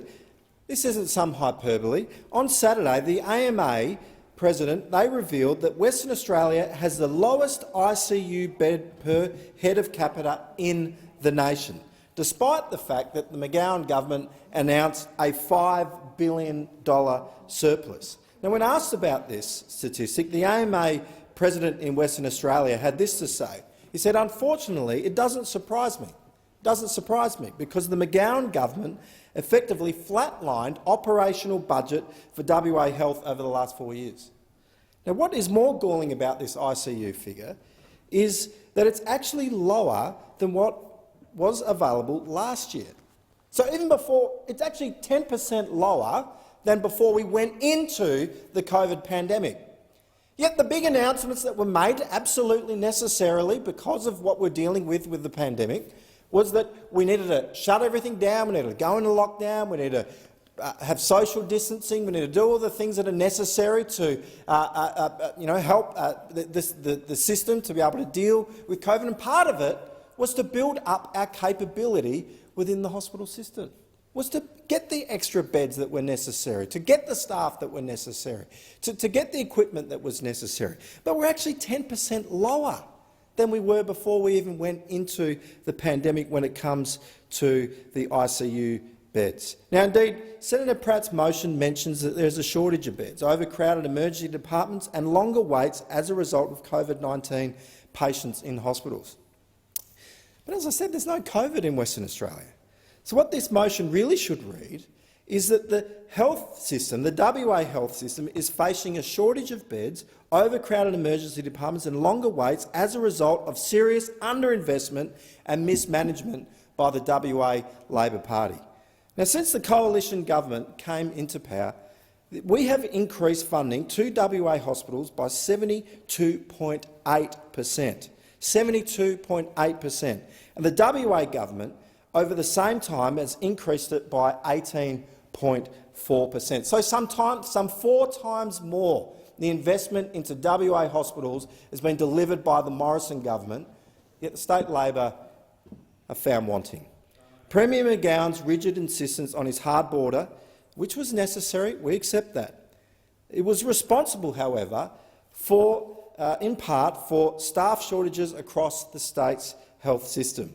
Not only there, but also in our resources sector. Senator Small and I recently were in Kalgoorlie, and we went out to the gold mine there, right there in the centre of town, and they've got a shortage of 60 truck drivers. They need 60 truck drivers, and they estimate that it's about $100 million. $100 million in revenue for this country if they could fill those jobs, but they can't because they can't get the staff. And that's what we're seeing in our hospital system right now. A recent survey of more than 600 doctors has highlighted a number of other contributing factors, most of which can be placed directly at the feet of the Health Minister over there, Roger Cook, Western Australia's Health Minister. There have been reports of staff at hospitals across Perth having panic attacks and taking stress leave due to staff shortages, which is a sad irony, making the situation even worse. The Australian Nursing Federation Secretary, a union boss nonetheless, recently suggested that Roger Cook should find another job. Well, I'll add my name to that. The Health Minister in Western Australia should go and find a different job because he can't manage the administration of WA hospitals. Staff at King Edward Memorial Hospital for Women, Perth's dedicated maternity ward hospital, recently rallied to protest the abysmal staffing at their place of work. These are health workers, union members, who are protesting the dangerous conditions, I quote, that staff were being required to work under. And my wife is actually a nurse, and my sister is a nurse as well. And the stress that they are under, and that they know other members of that workforce are under in Western Australia right now, is horrendous. Horrendous. Dangerous conditions is what the Nursing Federation representative spoke about.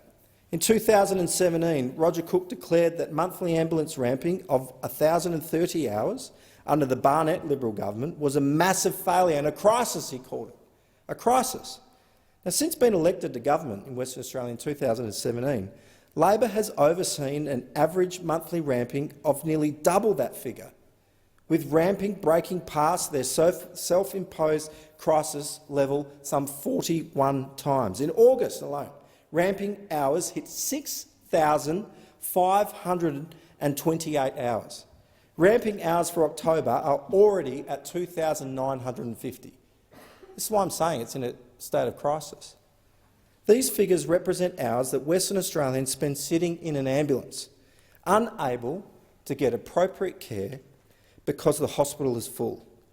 This is often combined with code yellows that signify that the hospital is completely full. Now, we don't have COVID in Western Australia. There is no cases of COVID in WA. Thank God for that. And I acknowledge the efforts of the McGowan government in doing that.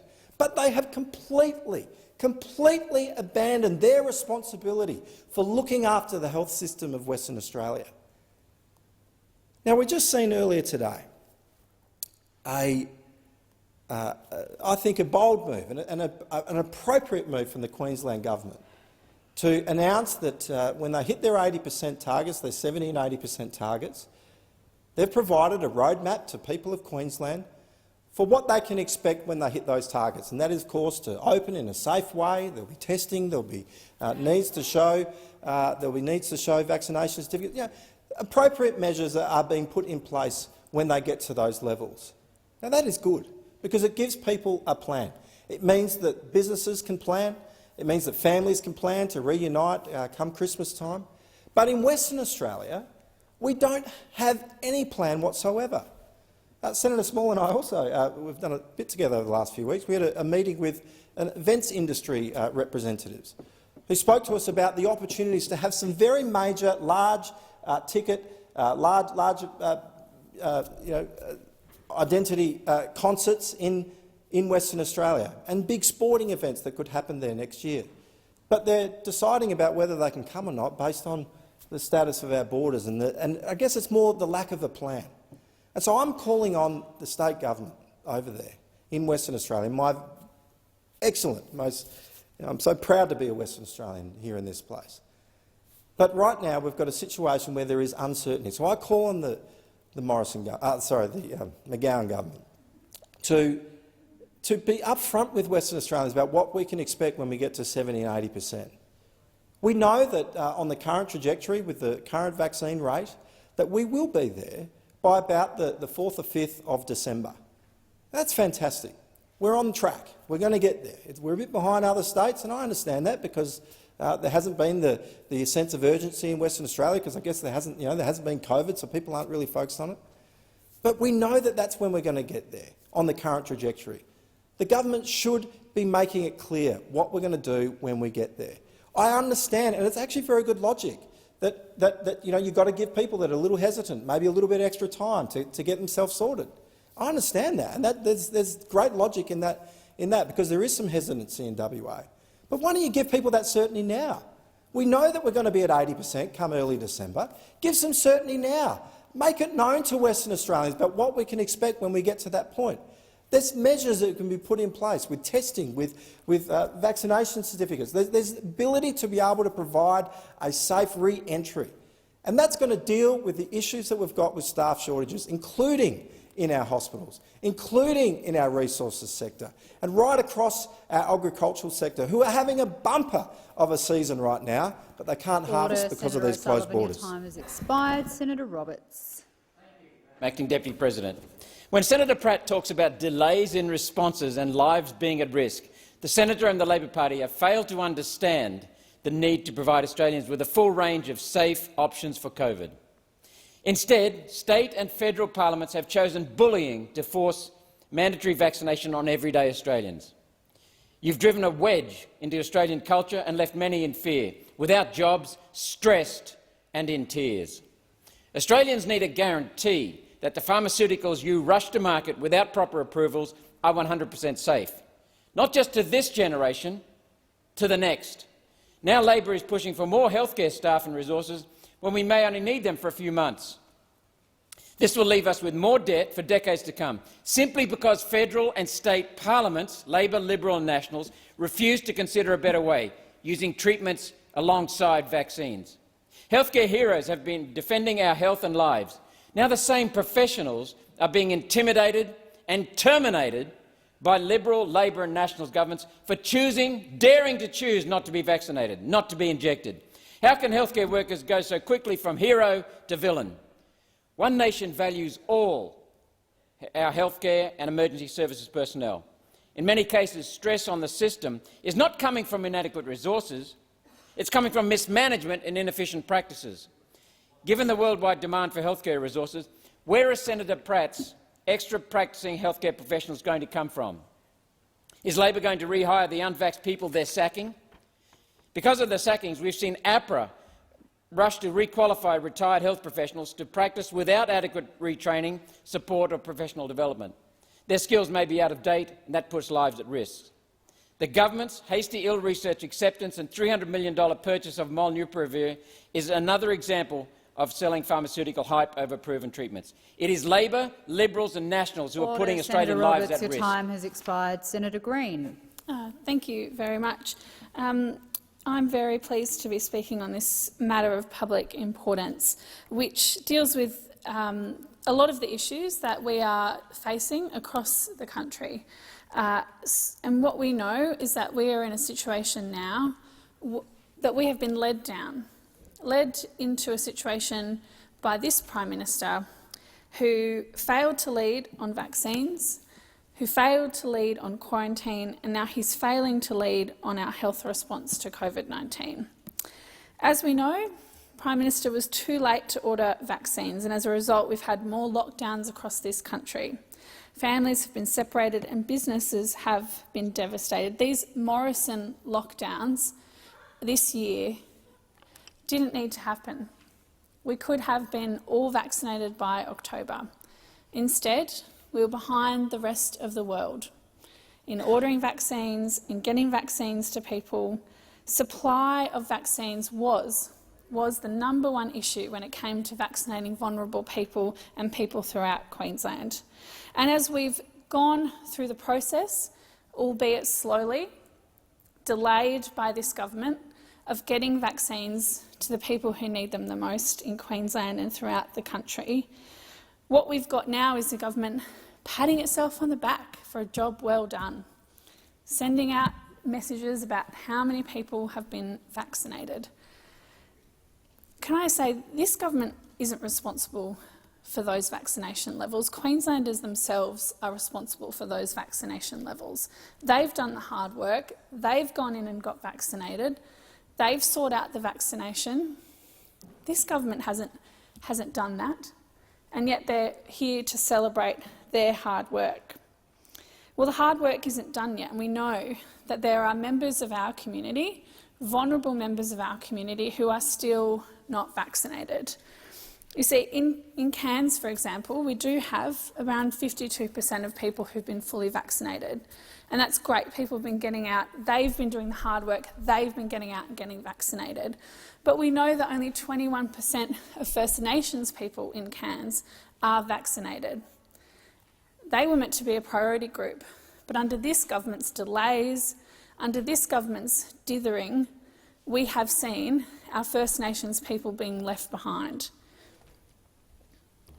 We also know that these are the members of our community that will be impacted first and foremost when we do see cases of COVID-19 circulating through our community. We know that these are the people that the government has wiped its hands of, doesn't care about whether they are protected when that time comes. I would like to see the government strongly consider those people in their rollout of the vaccine and what they can do to increase participation. Because at the moment, they've said it's someone else's problem, it's only the states that are responsible. So all they've done is delayed, said it's a state matter. I mean, quarantine is in the Constitution, and yet the government still said that it was a matter for the states.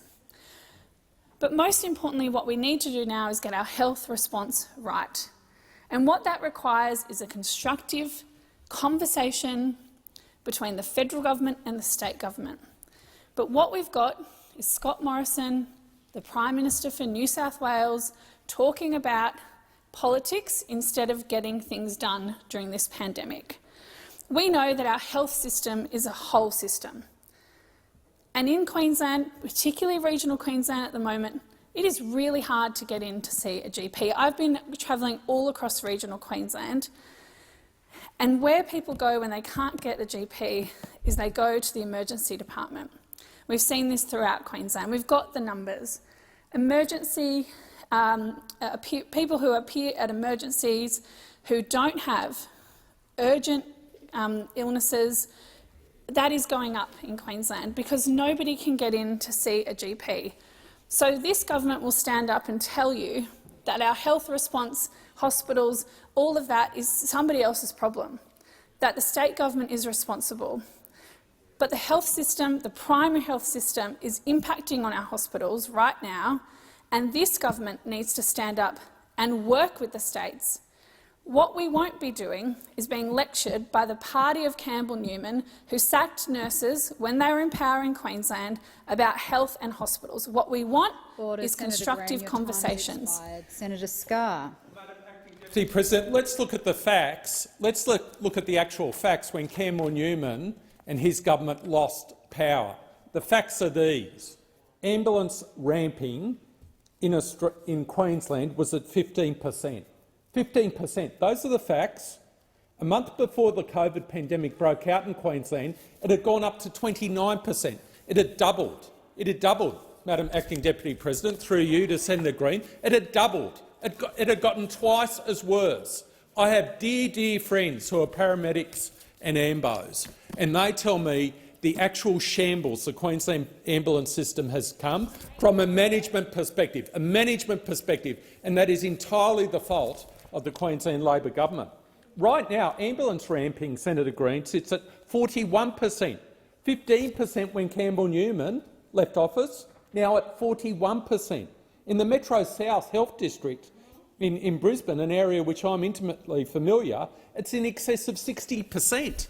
60%. 6 out of 10 ambulances that present themselves in emergency departments are ramped. 60%. It was 15% when the coalition, when the LNP left government. 15% to 60%. That's the state. That's the state of the Queensland's Health Department and our Queensland ambulance system. It's an absolute disgrace under the Labor government. Let me quote from an ABC News story. On April 24, and I quote, this was ABC News story posted Friday 15 October 2021 at 8 a.m. So 24 April this year.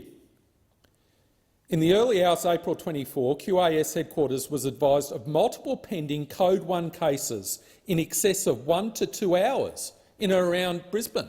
1 to 2 hours for Code 1 cases, the most serious cases. 1 to 2 hours to get an ambulance. And I quote, Code 1 patients refer to those requiring urgent care for potentially life-threatening situations. Ambulances are sent to them under lights and sirens. And this is what the brief said, Senator Green. This is what the brief said under Queensland Labor. This is what the brief said. I quote, nil available resources to respond, end quote, the brief said. Open quotation marks. Nil divertible resources, multiple units ramped and hospitals for several hours, end quote. Nil available resources to respond to Queenslanders needing urgent aid from their health system. And just as is the case in Western Australia, Queensland has a handful of COVID cases. This is the situation today in Queensland. This is the situation today under the Labor government that's been in power for 25 out of the last 31 years. Hospital ramping under Campbell Newman, 15%, up to 60% in the Metro South region. You want to blame the federal government?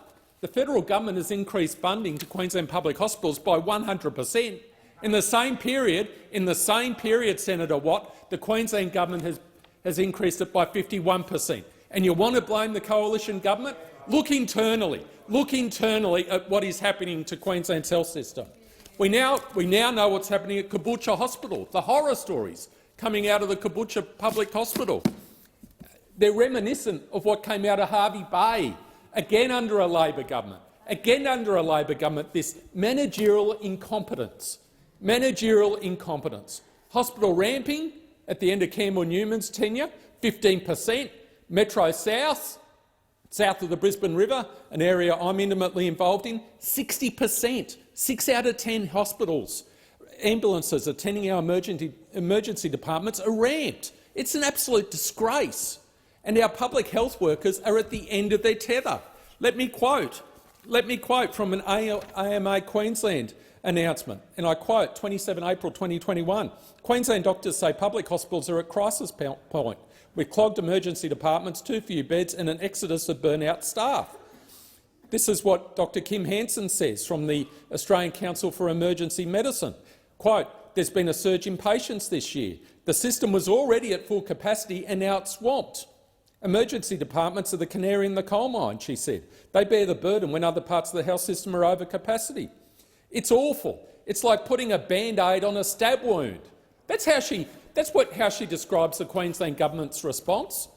It's like putting a Band-Aid on a stab wound. Whoever was involved in putting forward this MPI for discussion this afternoon obviously wasn't aware of the current situation in the WA public health system and the Queensland health system. Thank you, Senator Scarr. Senator McKim. Thank you, Acting Deputy President. Well, this government's got a lot wrong in its pandemic response, and one of its most egregious failures is how it has ignored and marginalised people in immigration detention in the middle of a pandemic. And heartbreakingly, tragically and eminently foreseeably, we now learn that there's been a COVID outbreak at the Park Hotel in Melbourne, one of this government's hotel prisons. And remember, this hotel prison is full of innocent people who asked our country for help over 8 long years ago, and they've been locked up every day since, and they continue to suffer as a result of this government's cruel indifference to their fate and horrific persecution of them. The government has chosen to cram these people who have got pre-existing medical conditions and illnesses into hotel prisons and other immigration detention facilities without putting effective COVID prevention measures in place. And we now know, confirmed by the government, that at least 3 of these people have caught COVID, and there could be many more, because many more are feeling sick and are symptomatic as we debate this issue today. This is a massive failure in the government's duty of care. This was predictable and it was entirely avoidable. And the Greens, along with many other people, including, most importantly and most critically, the refugees and people who sought asylum who were locked up and remain locked up in these hotel prisons, warned the government at the start of the pandemic that exactly this would happen and that this tragedy would come to pass unless people were released from hotel detention into the community. We warned about the overcrowding of people, the impossibility of proper hygiene in these facilities, and we and they were ignored. These innocent people have been detained now for over 8 years. They've been exiled, they've been brutalised, they've been deliberately dehumanised, they've been illegally imprisoned, they've witnessed violent assaults, rapes, sexual assault of children and murder, and they are now being infected with a potentially life-threatening disease. We call again on the government to release all low-risk detainees being held in detention into community detention with appropriate medical care and precautions to ensure that they and the broader community are safe from COVID. Expired. Senator Patrick. Thank you, Madam Acting Deputy President. Australia's hospitals face a most testing time as the government lifts COVID-19 restrictions. The hope is 80% vaccination rates will keep the severe cases and hospitalisations low to avoid stretching our hospitals. The Doherty Institute modelling predicts the biggest COVID-19 health challenge may be coming from the pandemic of the unvaccinated. Will our hospitals cope? Adelaide's major public hospitals regularly ramp ambulances, a sign of stress under ordinary circumstances. Now, on the 1st of October, Professor Brendan Murphy updated the non-national cabinet on our health system's ability to manage COVID-19 cases during Phase B and C of the national plan to transition out of pandemic restrictions. The Prime Ministers, Premiers and Chief Ministers received some 100 pages of data and analysis covering the ability of hospitals to cope with the likely surge. Is that information publicly available? No. In keeping with the PM's secrecy mantra, it's locked away. Imagine this debate, how informed it would be if we had access to that information. Now, I've sought it under FOI, but I don't expect a positive response anytime soon, despite being told that the National Cabinet is not a committee of the Cabinet. The government still are claiming cabinet confidentiality in defiance of a ruling by a member of the federal judiciary. Is there a legitimate reason to withhold this data? No. It's to avoid embarrassment, because the preparations should have been months ago, and it hasn't been done. Again, too little, too late. Thank you. Thank you, Senator Patrick. And the time for the discussion has expired. I will now proceed to the consideration of documents, which are listed on page 5 of today's order of business.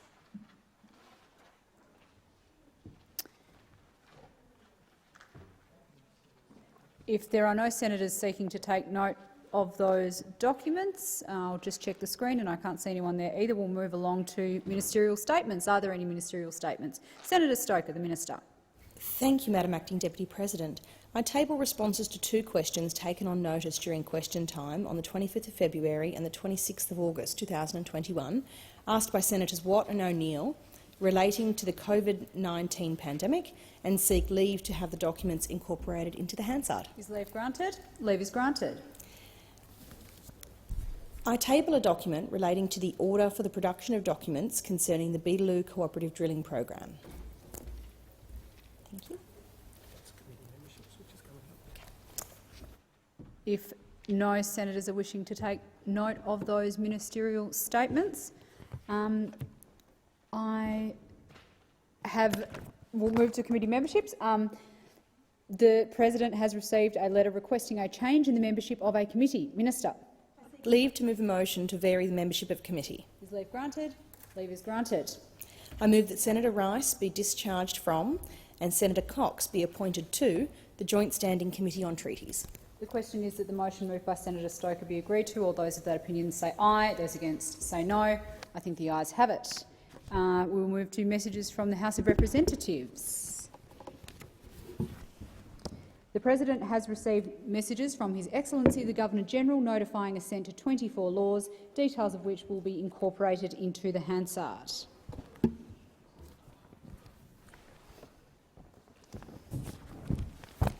The President has received a message from the House of Representatives informing the Senate that the House has agreed to the amendments made by the Senate to the Treasury Laws Amendment 2021, Measures No. 2, Bill 2021.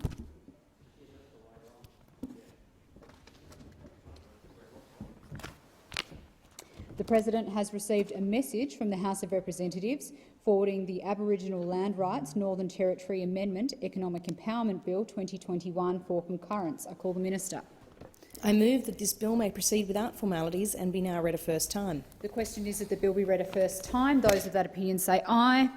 Those against say no. I think the ayes have it. I call the clerk. A bill for an Act to amend the Aboriginal Land Rights Northern Territory Act 1976 and for related purposes. I call the Minister. I move that this bill now be read a second time, and I seek leave to have the second reading speech incorporated into the Hansard. Is leave granted? Yep. Leave is granted. I move that the debate now be adjourned. The question is that the debate be now adjourned. All those of that opinion say aye. Those against say no. I think the ayes have it. I call the clerk. Business of the Senate. Order of the day number 1, presentation of the report of the Joint Standing Committee on Northern... Senator Patrick.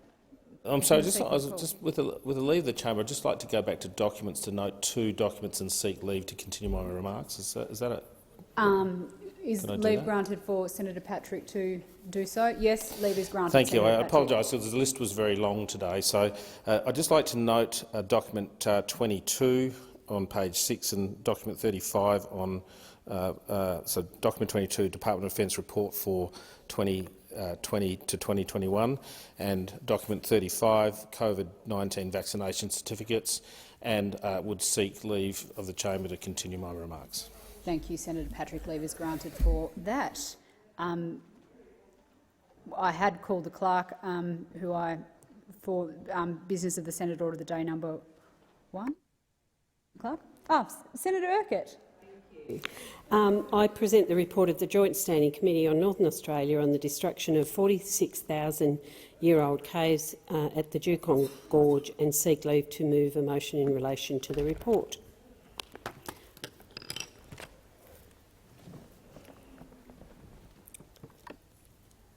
I'm seeking leave.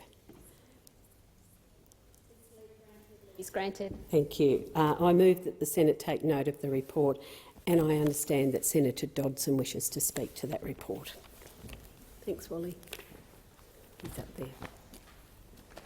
Senator Dodson is on remote. Senator Dodson. Thank you, Madam Acting Deputy Speaker. I wish to speak to the final report tabled today by the Joint Committee on Northern Australia into the destruction of Indigenous heritage sites at Dugong Gorge in Western Australia. Firstly, I wish to commend the chairmanship of Mr Warren Ench who conducted the inquiry with fairness and sympathy. The committee's interim report titled Never Again was published in December last year. It focused largely on what went wrong within Rio Tinto before and after the explosions on the 24th of May last year, which destroyed the caves at Juukan Gorge. The nation was shocked and outraged. Australia's international reputation was seriously damaged, and we're still on trial about it. The caves have provided shelter to the Punta Kuruma Pinakura peoples for over 40,000 years.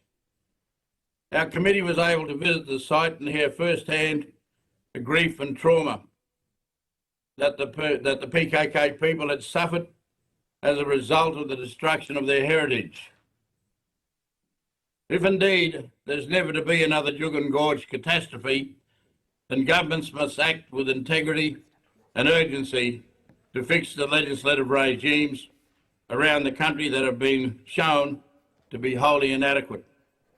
Let's not forget that the destruction of Juukan Gorge was licensed by the laws of Western Australia. The Aboriginal Heritage Protection Act was never fit for purpose, if in fact that purpose was ever meant adequately to protect Aboriginal cultural heritage. And that wholly inadequate legislation remains in law today. Section 18 exemptions have allowed wholesale destruction of Aboriginal cultural heritage sites across the state of Western Australia. Mining companies continue to hold Section 18 exemptions. Today they could legally destroy similar cultural heritage without penalty. But the laws of other jurisdictions are just as deficient. First Nations peoples are fearful that their already diminished heritage is at a risk of further ruin, and with it essential evidentiary material that supports their native title rights and interest. That's why our report recommended Commonwealth legislation provide minimum standards for all states and territories. Some government members of the Joint Committee say there's no need for overarching Commonwealth legislation. I just cannot believe they hold that after all the stories and heartache and distress in all parts of Australia that we heard about the loss of Aboriginal culture and that we heard from Aboriginal witnesses during the course of our inquiry.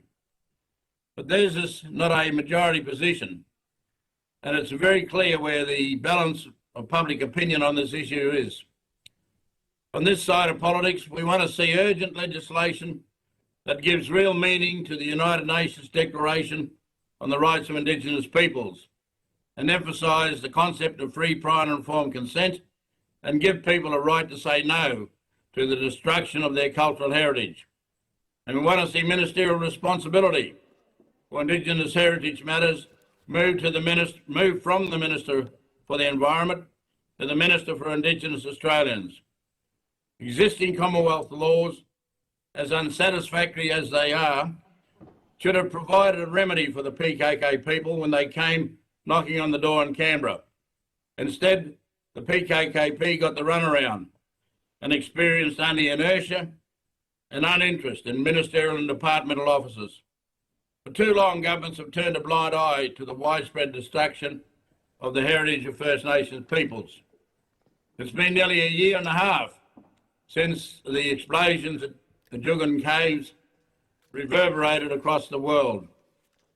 What has this government done over that time to give comfort to First Nations peoples that we'll never see another Juukan Gorge? Very little, in fact nothing at all.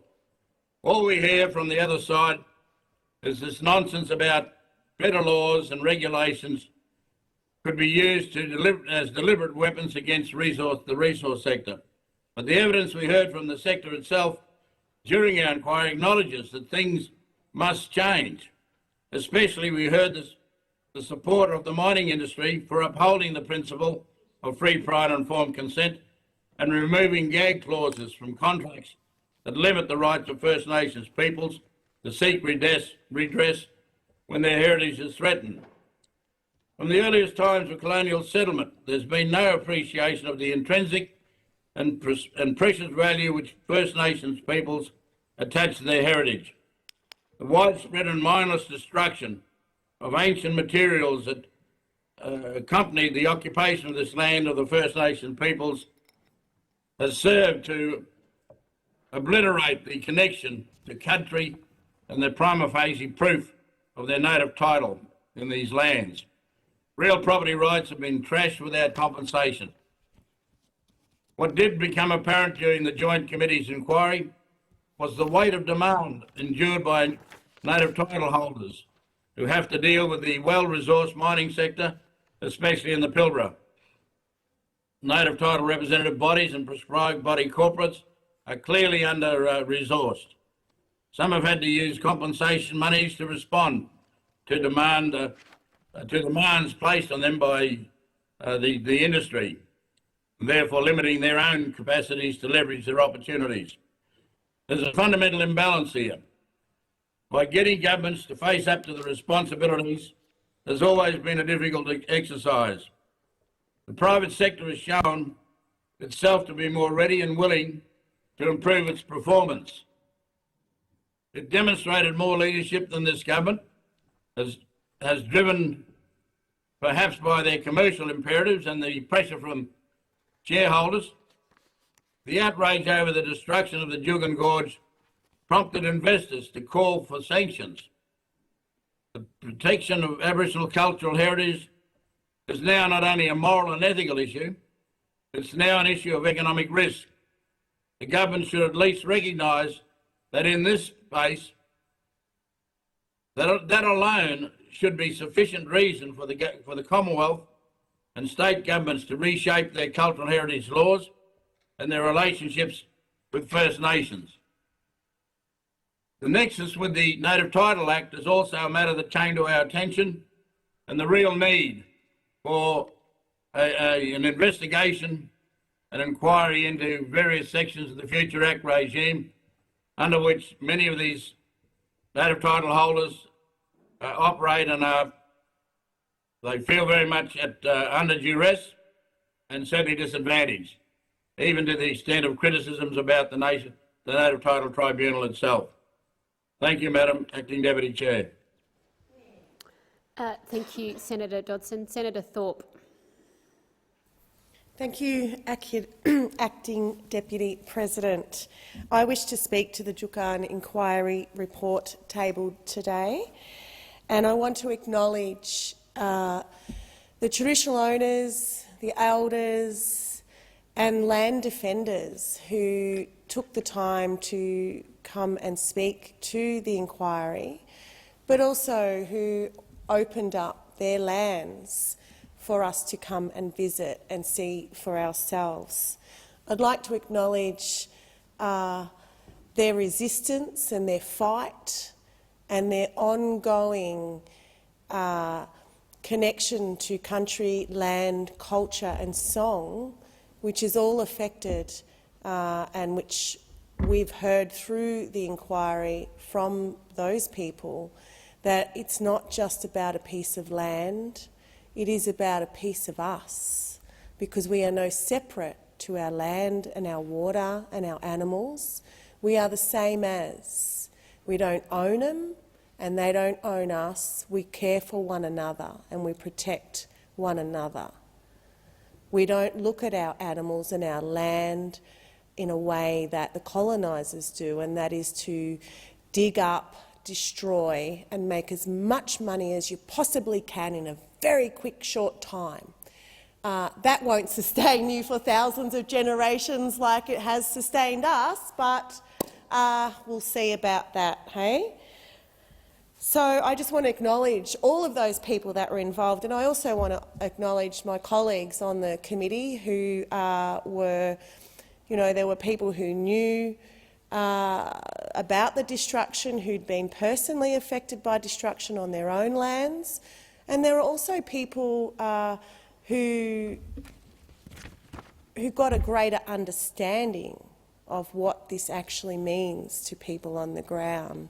Because I think people in these places like this, they lose track of what actually is happening to communities and everyday people out there. So it was an exercise for people to gain some empathy. Instead of doing the training around it, they can actually create some of their own empathy by hearing real stories. So as we know, in May last year, the incredibly magnificent Juukan Gorge Caves on the country of the PKK was destroyed by mining giant Rio Tinto. It sent a shockwave through not only that country and those people, it sent a shockwave throughout the world. It was referred to or compared to the Notre Dame. You know, it's as simple as that. It is our place of prayer. It is our place of connection. It is our place to speak to our ancestors and speak to our country. The same way as a Christian would go to church and speak to their God. Well, our gods and our waterways, our mountains, that's who we pray to. That's who we connect to, because that's what's going to keep us alive at the end of the day. During the inquiry, we heard from so many First Nations people and communities about the struggles they face around the country, not just in WA, not just Juukan. Right across this country, we heard stories of destruction, we heard stories of dodgy deals, we heard stories of mining companies coming to communities saying, we'll give you a four-wheel drive, we'll give you some money for your family, just sign here, uncle, auntie, brother. I saw it with my own eyes. The con job that goes on in these communities is unconscionable, illegal. So I acknowledge the struggle that our people are facing out there with these dodgy deals and the coercion that goes on to manufacture the consent. You know, these so-called consultation processes. Consultation, may I remind everybody in this place, particularly the government and Labor, consultation is not consent. The word consultation is different to the word consent, okay? So be clear about that. You have no consent to destroy any part of this country. You've never been given consent because there's never been a treaty. So you can't say, but I consulted, I went to the Land Council, we had a meeting, we got buses there, we paid for people, you know, the same old story that you hear, the con job, you know which family's blue and which family, so you just get the one that's going to agree. Come on, we're awake up to that. It's the 21st century. And there's a lot of black fellas educated out there and we know exactly what you're up to. So,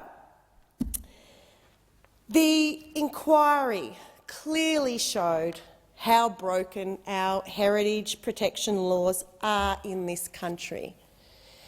They not only fail to protect in most instances, but are even designed to favour the developers and the miners. Well, I wonder if the system's really broken at all. Or is it that the system was actually designed for the developers and the blackfellas come later because, you know, we are at the bottom rung here in these lands.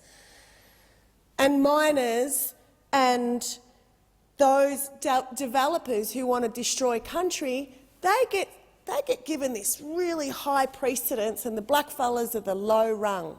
We see that all the time. It's not going to happen anymore, not on our watch anyway. Traditional owners should be the ones making the decisions over their country. Otherwise, stop doing acknowledgement to countries and getting your welcomes done. The system does not provide for adequate consultation and consent, and the possibility to say no to a proposed activity. The system doesn't even allow this to happen. It encourages coercion. It brings division into our communities, and in the end, it is the minister, not the traditional owners, who has the last say on what happens to our land. Hello? The minister says what happens, not the traditional owners. Talk about being part of the colonial project.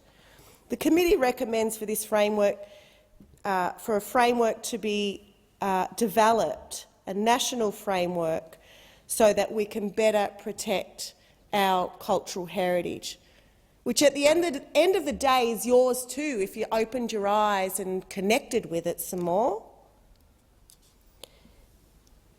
The whole process needs to be First Nations-led. We need to start putting First Nations people at the centre of any decision-making. And we need to be careful of co-design. The word co-design, because it's not. Come on, that's just another gammon word, or word that gammon means pretend in blackfellow way, and co-design is a bit gammon because it's not really talking to us, it's telling us how you want to do it.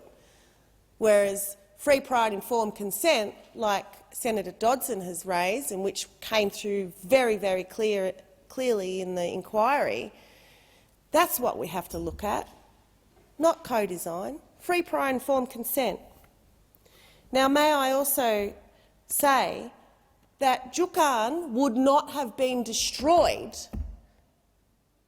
nor any other site in this country would never have been destroyed if we had a treaty in this country. You know we've been at war for 240 years against the first people of these lands. There's never been an agreement to even settle this country. So it really questions the legitimacy of this government and this whole place, doesn't it? Until we have a treaty, we have so much unfinished business, and it's time to mature as a nation and come on this journey to protect everybody. Thank you, Senator Thorpe. Senator Chisholm. I'm Acting Deputy President, and I too wish to speak to the report tabled today regarding the Juukan Gorge inquiry that was conducted by the Joint Standing Committee on Northern Australia. It's a pleasure to follow on from Senator Dodson and Senator Thorpe, and of all the committees I've been involved with in the 5 years I've been here, I think this is the one where I have learnt the most of the way that traditional owners have been treated, the way that native title has been used, and the complexity with how this is managed around the country as well. And I sincerely hope that this report tabled today that does lead to change, that does mean that these are better managed into the future. And I wanted to go to some of those complexities that I saw at play. The inquiry was commenced after Rio Tinto destroyed the 2 rock shelters at Juukan Gorge on the 24th of May 2020. The rock shelters were sacred to the PKKP people and contained evidence of continuous occupation stretching back 46,000 years. The legislative frameworks that govern the protection of Indigenous heritage are complex, comprising state, territory and Commonwealth laws and international treaties. However, clearly, none of these frameworks adequately encompass the complexity of Indigenous heritage, which is living and evolving and is connected not just through historical artefacts, but through songlines, storylines, landscapes and waters. And I particularly thank those traditional owners that came and gave evidence to us and explained some of those connections to us, which I found really significant. Whereas the interim report focused on the events of Juukan Gorge, the final report reviews the inadequacy of legislation across Australia to protect Aboriginal cultural heritage that has resulted in widespread destruction of heritage. The report recommends legislation to give real meaning to the UN Declaration on the Rights of Indigenous Peoples, emphasising the concept of free, prior and informed consent and the need for First Nations people to have primary decision-making power in relation to their cultural heritage.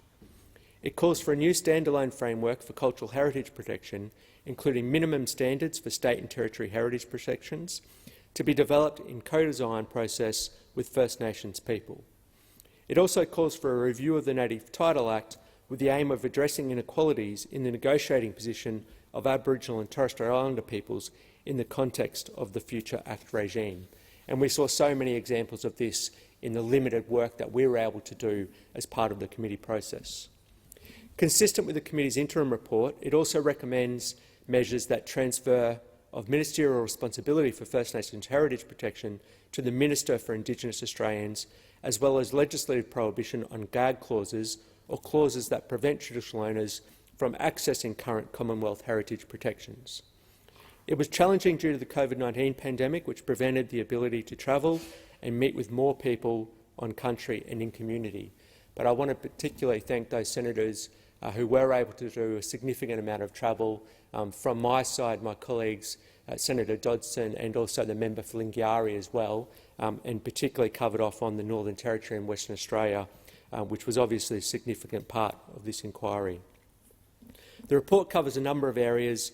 Chapter 2 reviews the events that occurred at Juukan Gorge and the decision-making processes undertaken by Rio Tinto leading up to the destruction, and actions undertaken by Rio since the committee's interim report was tabled. Chapter 3 gives voice to those other destructive events that have occurred more broadly in Western Australia because of inadequate cultural heritage protections. Chapter 4 analyses the Aboriginal Heritage Act 1972, WA, and the deficits that gave legal authority for the destruction of heritage sites at Juukan Gorge. Chapter 5 outlines the relevant legislation governing the protection of Aboriginal and Torres Strait Islander heritage in the states and territories and considers the benefits and critiques of each of these frameworks. So again, goes to that complexity that I talked about in different states and territories. Chapter 6 discusses the Commonwealth legislative framework governing the protection of Aboriginal and Torres Strait Islander heritage and the international laws and covenants that bind Commonwealth obligations. The committee thanks the PKK people and other traditional owners for engaging with this inquiry and the resources industry for also participating. Despite the hurt losses that the traditional owners have experienced, the committee acknowledges your strength and resilience in the face of this pain and loss. The committee has prioritised the voices of Aboriginal and Torres Strait Islander peoples throughout the report. The committee acknowledges that there are many companies within the resources industry taking strong measures to protect heritage sites and commend these companies. But the committee considered it important to highlight Aboriginal and Torres Strait Islander voices above all others as part of this review.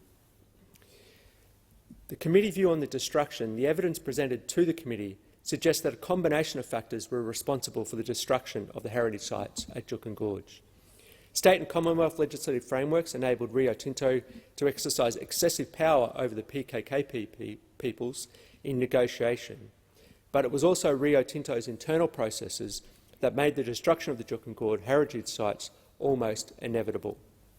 Changes to the corporate structure at Rio Tinto, introduced in 2016 by the then CEO, saw appropriately skilled and experienced staff replaced with less experienced and unsuitably qualified replacements, resulting in a drop in adherence to internal standards and an organisational culture focused around securing quick and easy approvals.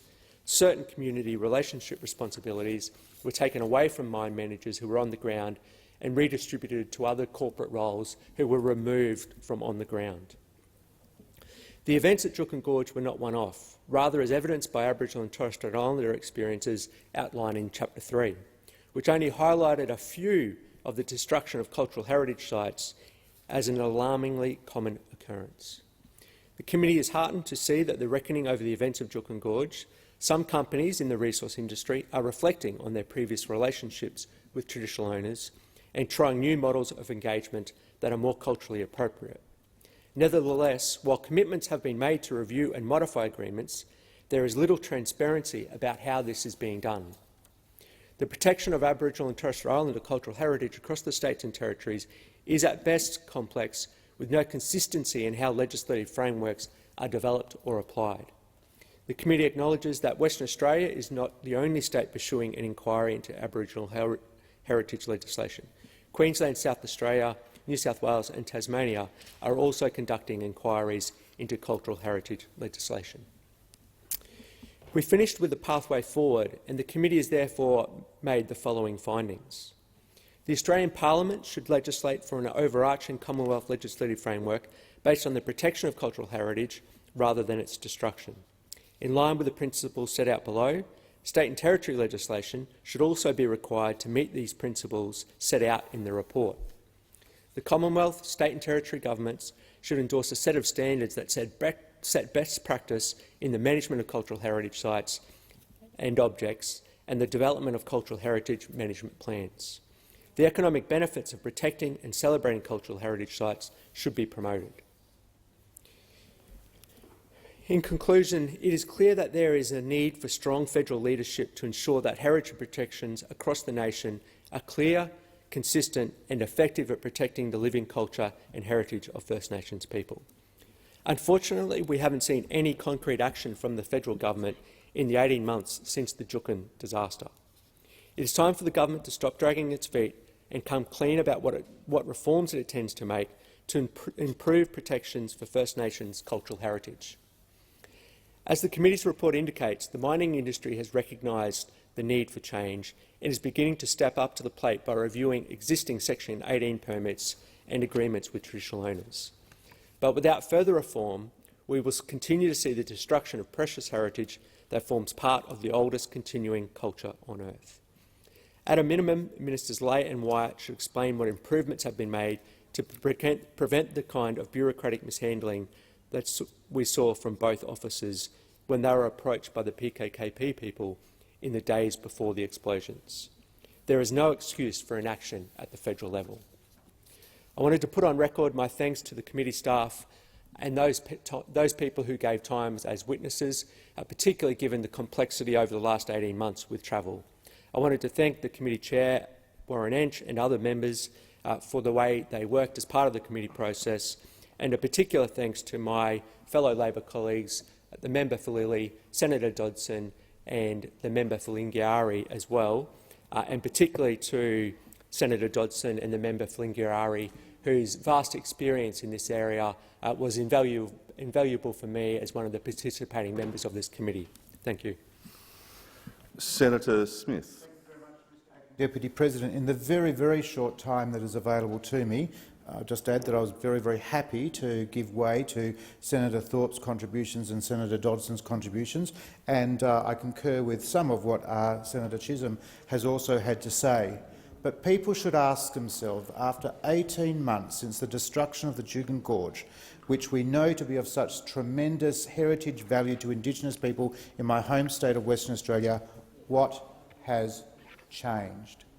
In the report, there are some additional comments from myself and others which make it very, very clear that Rio Tinto should not get off free. And to date, there has been little or no financial penalty to Rio Tinto. This is outrageous. In addition to those comments, I also make the point that Rio should be held accountable, and Rio's actions should not reflect on the resources industry in my home state of Western Australia and indeed across the country. I encourage you to read the additional comments, and I absolutely support a judicial inquiry into Rio Tinto's actions. Thank you. Thank you, Senator Smith. Senator Cox. Yeah. Thank you. Thank you. Thank you, Acting Deputy President. This is not my first speech, but I rise to make contribution to the tabling of the Joint Standing Committee on Northern Australia's final report, A Way Forward. I wish to acknowledge the traditional owners of the lands I'm on, the Ngambri and Ngunnawal people, and traditional owners all over the country. I pay my respects to the elders past and present and to their continued practice of caring for country and culture. This was a significant inquiry that shone the light on many ways which First Nations cultural heritage is destroyed and sometimes even encouraged in this country. While Juukan Gorge was the wake-up call for many Australians, the legal and willful destruction of cultural heritage is not new for First Nations people. As the final report clearly shows, First Nations people across WA have been experiencing the impact of inadequate legislation for decades. Sorry, Senator Cox, the time for your contribution has finished. Do you seek leave to continue your remarks? Yes, please. Thank you. Thank you. No, the debate will conclude on Thursday, so that's when you'll be in continuation. Clark. Government Business Order of the Day number 1, Export Finance and Insurance Corporation Amendment, Equity Investments and Other Measures Bill 2021, resumption of the second reading debate, and on the amendment as moved by Senator Cox. Minister. Thank you very much, Mr Acting Deputy President. In continuing the contribution in summing up on this bill, can I say the bill boosts Export Finance Australia's important role in supporting Australia's economic growth and facilitating stronger links between Australian businesses and the Indo-Pacific region, while maintaining its robust processes for assessing commerciality, risk and environmental and social impacts. I commend the bill to the Senate. Thank you, Minister. So the question before the chair is the second reading amendment, as moved by Senator Cox, be agreed to. Those of that opinion say aye. Those against? No. I think that the question before the chair is the second reading amendment, as moved by Senator Cox. I believe the noes have it. Noes have it. Okay. Clark.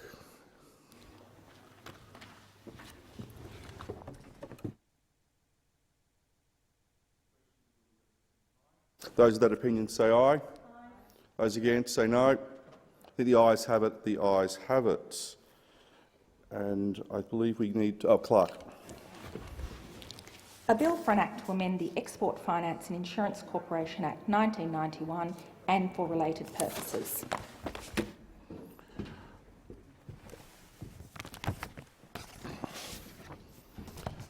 Is it the wish of the committee that the bill be taken as a whole? There being no objection, is so ordered. The question is that the bill stand as printed, and I'm looking. I believe there are two amendments proposed by the Australian Greens. Senator Cox. That's right. I move Amendment 1 on sheet 1406. Do you wish to speak to that? Sorry? Yes, I do, yes. Senator Cox. So this amendment seeks to prohibit the Export Finance Australia from investing in fossil fuel projects and fossil fuel-based infrastructure. Since 2009, EFA has invested at least $1.57 billion in fossil fuel projects, and we can't afford to be propping up fossil fuel projects anymore. It's bad for the climate and it doesn't make any economic sense.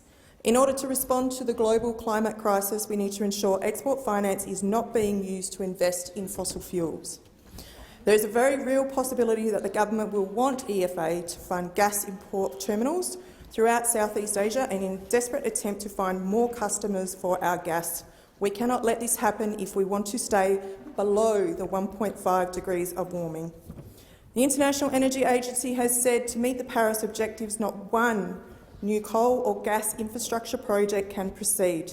By voting against this amendment, both parties are abandoning a chance of a safe climate. Minister. Thank you, Mr Acting Deputy President. I might take a few moments to respond to some of the matters raised in the contribution just made by Senator Cox, who I welcome to the chamber, having seen her sworn in today. EFA's equity powers will be focused on overseas infrastructure development and export-linked Australian businesses in sectors of economic significance. That includes, for instance, critical minerals. EFA assesses requests for its financing support on a case-by-case basis, consistent with its mandate to support Australian export-related businesses and overseas infrastructure development that delivers benefits for Australia. As a key export industry for Australia, EFA offers support to the fossil fuel sector, including small and medium-sized enterprises that are involved in supply chains. EFA investments are carefully screened. There's robust due diligence processes in place that assess any financial, social, environmental or other risks. There's a range of policies, rules and guidance that impact upon EFA's ability to finance fossil fuels. Those are in various places, but including in the Statement of Expectations that is issued by the Minister for Trade, Tourism and Investment, OECD rules and the Equator Principles. The Minister's Statement of Expectations for EFA sets out criteria that all resource-related projects, including fossil fuels, must meet to qualify for financing.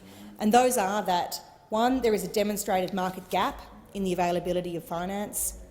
2, the transaction doesn't come at the expense of SME transactions. 3, the project has significant Australian content, including through SME supply chain participation and/or benefit. And finally, that the project is commercially viable. The government also requires EFA to align its environmental policies with several internationally recognised environmental and social standards, including the International Finance Corporation's performance standards, which set out a process for assessing project-related greenhouse gas emissions, the Equator Principles, a risk management framework adopted by financial institutions for determining, assessing and managing environmental and social risk in projects, and these policies and practices will also apply to the EFA's use of its equity power. In closing, it's also worth noting that EFA is also increasing its investments in the renewable energy sector. For example, EFA recently provided a $41 million loan to facilitate the development of 3 onshore wind farms in Vietnam. I think all of those matters go really to the essence of the concern that is expressed in this amendment and demonstrate substantially why it's not required. Thank you, Minister. Senator Pratt. I note that I think the Greens have moved both the amendments on sheet 1406, both to subsection 1 subsection 3, part 1 and part 2. Subsection 1, is that where we're up to? No, my understanding is that the question before the chair is Amendment 1 on sheet 1406.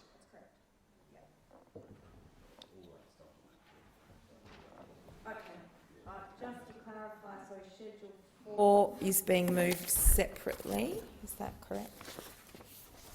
That would be the case, because the question for the chair is well, it's up to the Greens to formally move it, but we're dealing with Amendment 1 on sheet 1406. Thank you. And therefore, I'll use this opportunity to outline Labor's response to those issues. So it is our approach to be informed by scientific evidence rather than by ideology, including with regard to the financing of fossil fuels and associated infrastructure. There will, as we recognise, continue to be international demand for fossil fuels for some decades, even in the context of reducing global emissions. And I come from my home state of Western Australia, where indeed we see a large proportion of national income and exports being derived currently from these exports, and that we need to work with industry to bring down and manage those emissions so that we can meet a net zero target. So in that context, we don't believe that Australia as a resources trading nation should be lifting up the ladder from underneath us, while economies that are emerging and are trying their hand at producing energy and trading resource commodities. We can't leave them behind when we've had so much economic benefit from this already. Labor stands by the Paris Agreement principles, which encourage developed economies to assist emerging, to encourage developed economies to assist emerging economies on their slower journey to decarbonisation, rather than starving them off from fair financing. If nations like this do not get this pivotal investment from ethical countries like Australia, then they will risk falling into debt. debt diplomacy traps from unethical actors in the region. We see here unintended consequences of the proposed amendments if we were to exclude Export Finance Australia from supporting developing economies to transition to cleaner fuels. For example, under its overseas infrastructure powers, Export Finance Australia can provide finance to assist developing economies to build energy projects that support transition to a cleaner fuel. Export Finance Australia can then monitor the implementation of these projects during the life of the loan, including through the use of independent environmental and social consultants where appropriate. We are concerned that had the Greens Party's proposed prohibition been in place, Export Finance Australia could not have funded an Australian electrical firm's work on an LNG power station in PNG, the POM power station near Port Moresby that has replaced diesel electricity with LNG and has, in those terms, significantly reduced PNG's carbon footprint. So we're concerned that other critical infrastructure could fall foul of the prohibition that's put forward in this amendment. For example, airports or marine ports that require construction of fuel infrastructure for ships or aircraft or critical minerals and rare earth projects. So on that note, I conclude those comments to say that Labor does not support this amendment. Thank you. Senator Waters.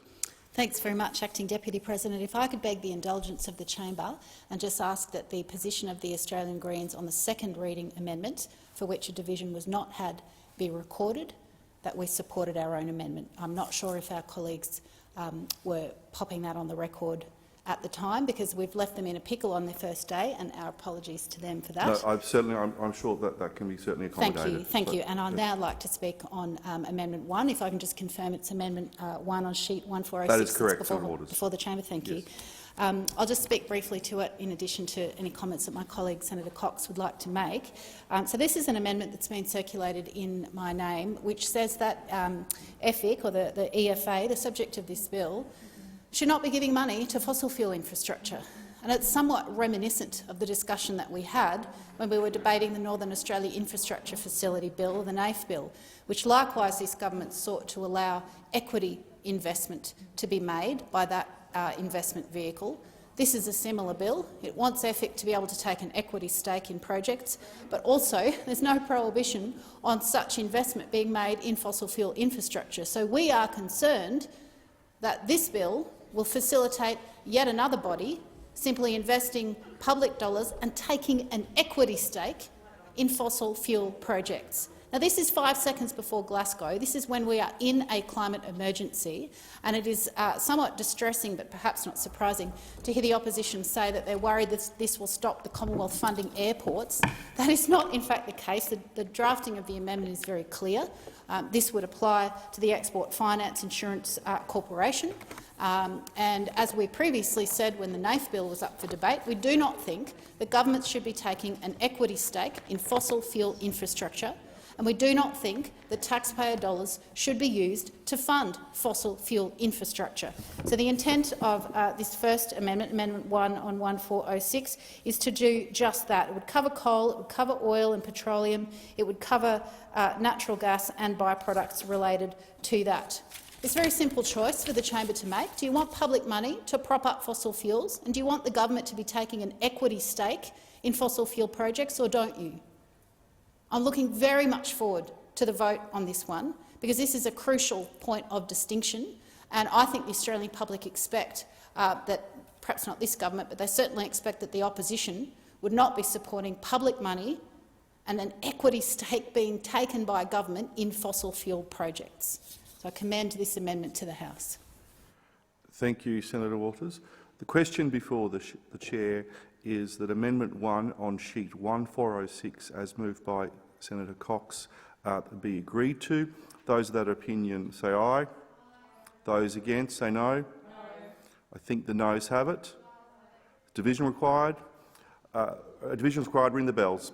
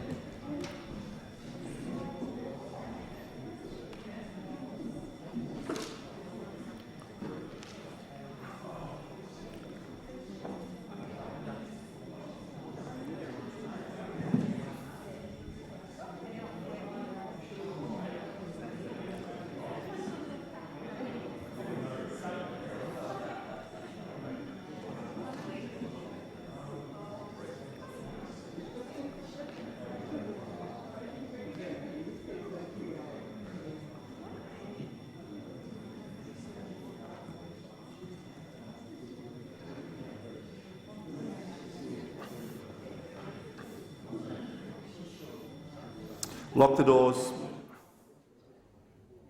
The question is that the amendment 1 on sheet 1406, moved by Senator Cox, be agreed to. The ayes will move to the right of the chairs, the noes to the left. I appoint Senator McKim Teller for the ayes and Senator Ciccone Teller for the noes.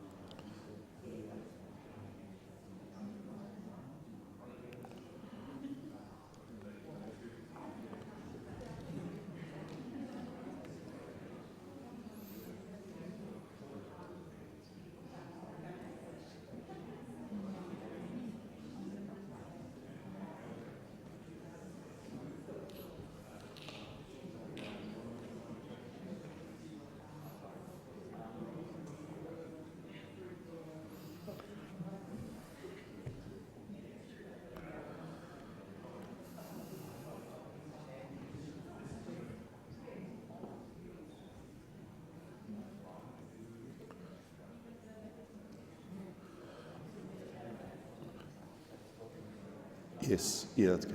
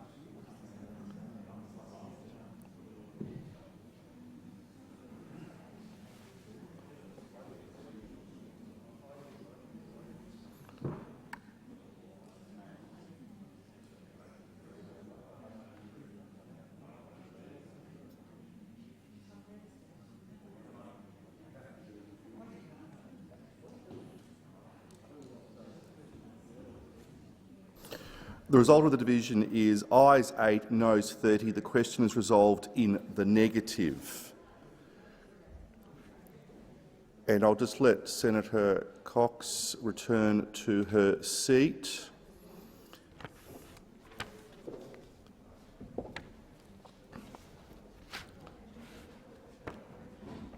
And I will be giving the call to Senator Cox. Thank you. I wish to move amendment number 2 on sheet 1406. This amendment seeks to remove EFA's partial FOI exemption. This will increase the transparency and accountability to ensure that the public can understand what projects are being funded by EFA, just as the government seeks to hide the investments of the Future Fund, which poured money into Adani and Myanmar military. They want to hide where our public money is being invested overseas. The government is also seeking to exempt all National Cabinet discussions from FOI, yet another move designed to hide decision-making from the public. And this is a government addicted to secrecy, and this has to stop. Thank you, Senator Cox. Senator Pratt, and then I'll come to you, Senator Waters. Senator Pratt. Thank you. I just wanted to put Labor's position in relation to this further amendment. We have been engaging with stakeholders in this area, particularly about increasing transparency, and we note that the FOI Act provides partial exemptions for Commonwealth agencies.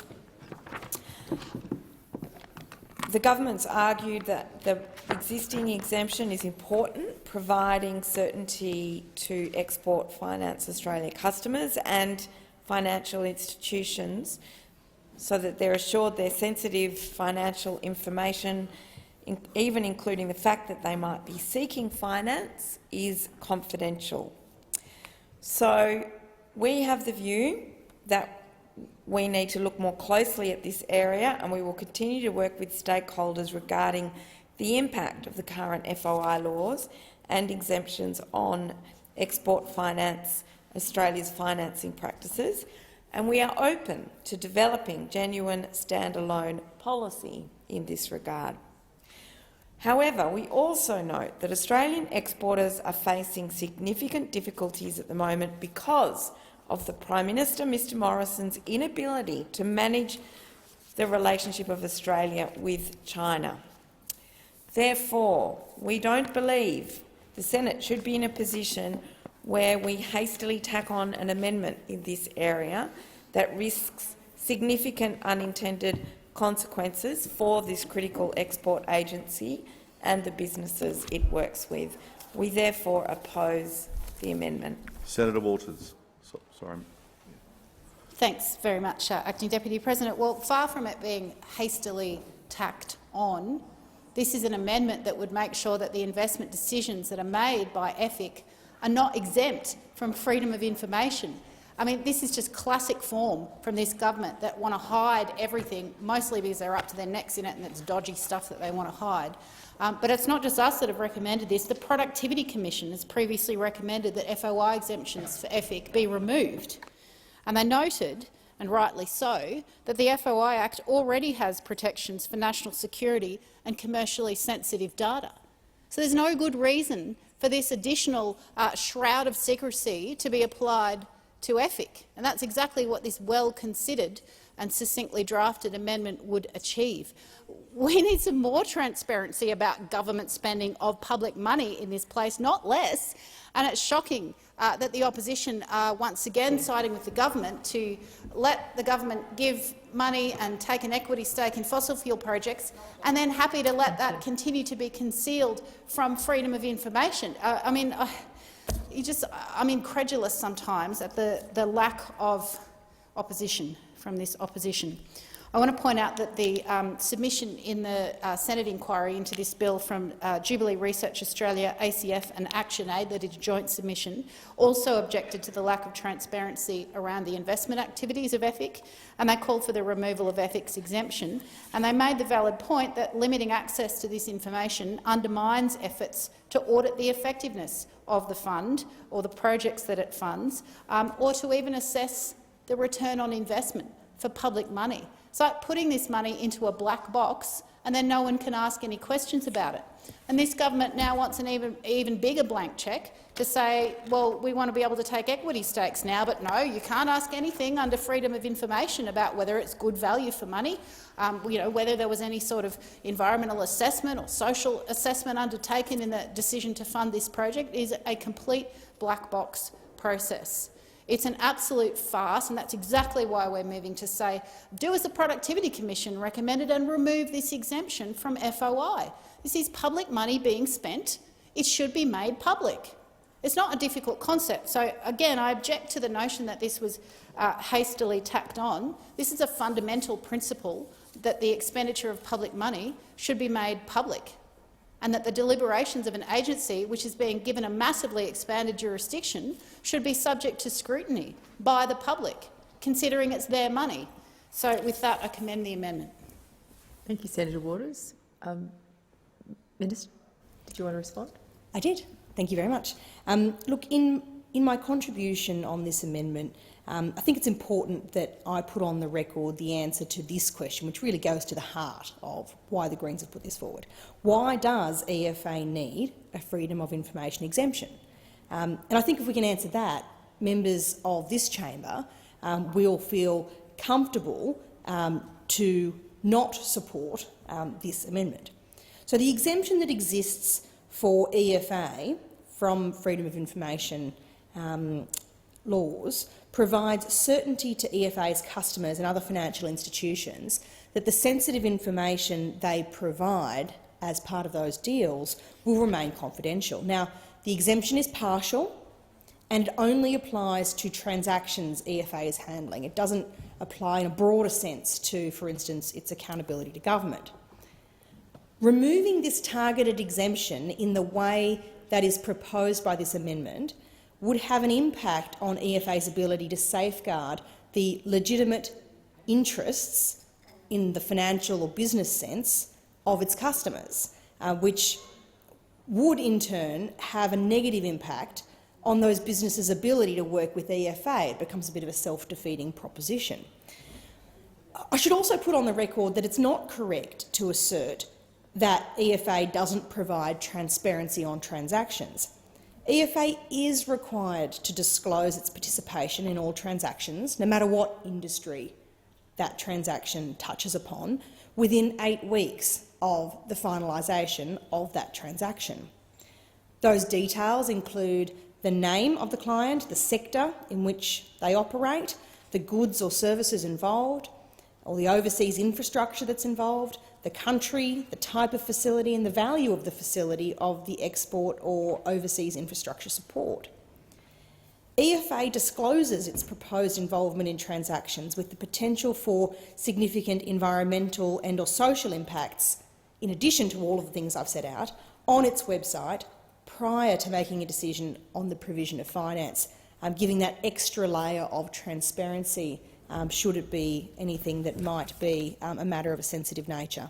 So I'd suggest that senators can feel assured that the exemption is limited only to what is necessary to give a commercial efficacy to the transactions involved, and otherwise provides that there needs to be disclosure within 8 weeks of finalisation of key information here in Australia.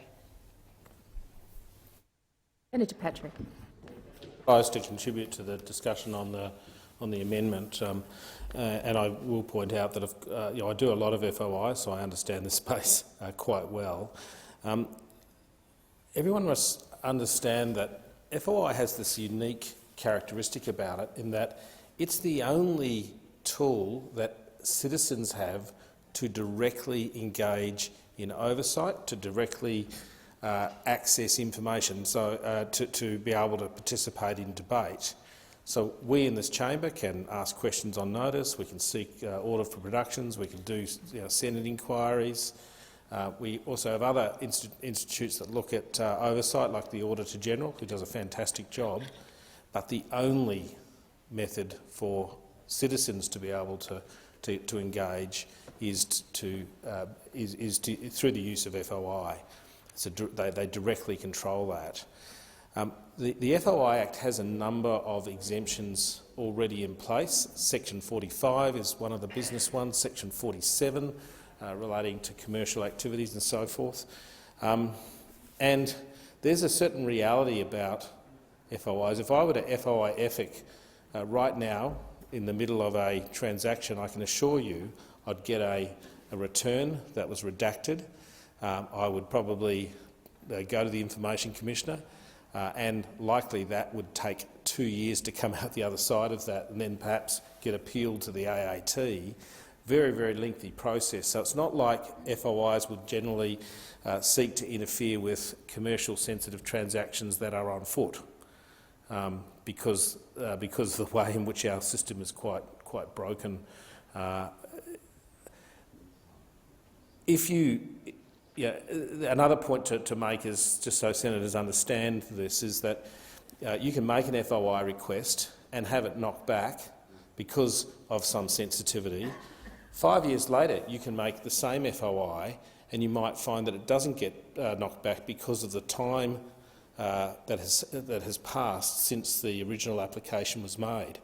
There's a requirement in law that FOI decisions are made on the basis of the circumstances at the time the decision is made. And often you'll see an FOI decisions that are published by the Information Commissioner or the AAT, that they've made consideration as to the time that has lapsed since the information was first brought into existence, and often that gives rise to access to the documents. So I just say that it's very difficult under the current regime to get access to information that is truly sensitive from a business perspective.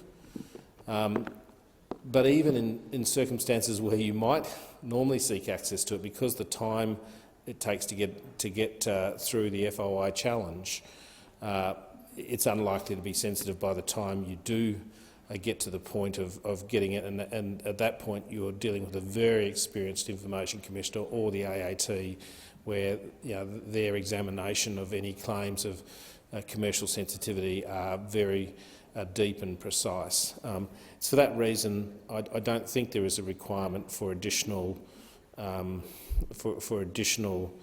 exemptions to be put in place, or for class exemptions to be put in place, that's the basis upon which I'll be supporting this amendment. Thank you, Senator Patrick. Minister, did you seek to respond? No. So the question is the amendment put by Senator Cox, item 2 on sheet 1406, be agreed to. All those of that opinion say aye. Those against say no. No. The ayes have it. No. Is a division required? Yes. Ring the bells for 4 minutes.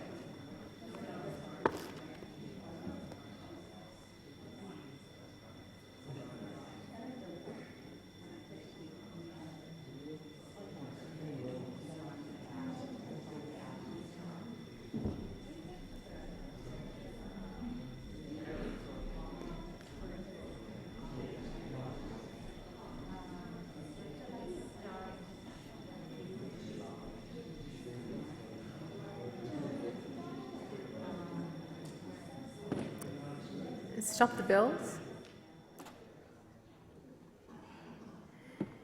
The question is that the amendment on sheet 1406, number 2, moved by Senator Cox, be agreed to. The ayes will move to the right of the chair, the noes to the left, and I appoint Senator McKim for the noes and Senator Ciccone for the ayes. Sorry, Senator Ciccone for the ayes, for the noes, and Senator McKim for the ayes.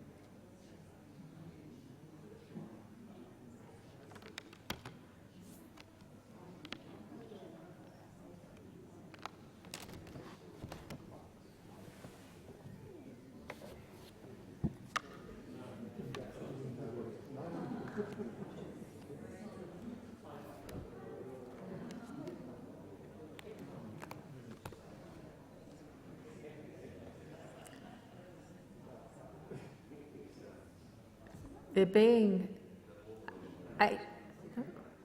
What done? I've still got the other one.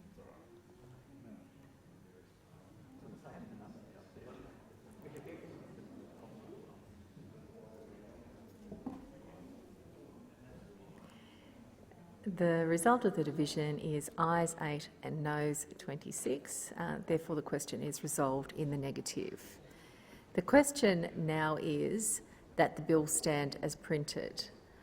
All those of that opinion say aye. Those against say no. The ayes have it. Is the division required? Ring the bells for 1 minute.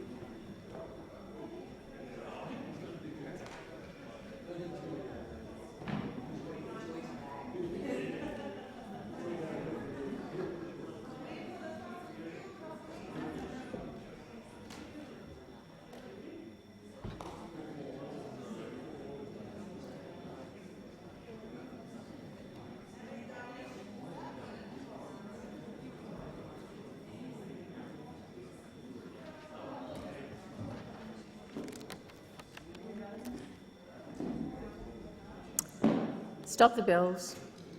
The question is that the bill stand as printed. The ayes to the right, the noes to the left. I appoint Senator Davey as the teller for the ayes and Senator McKim as the teller for the noes.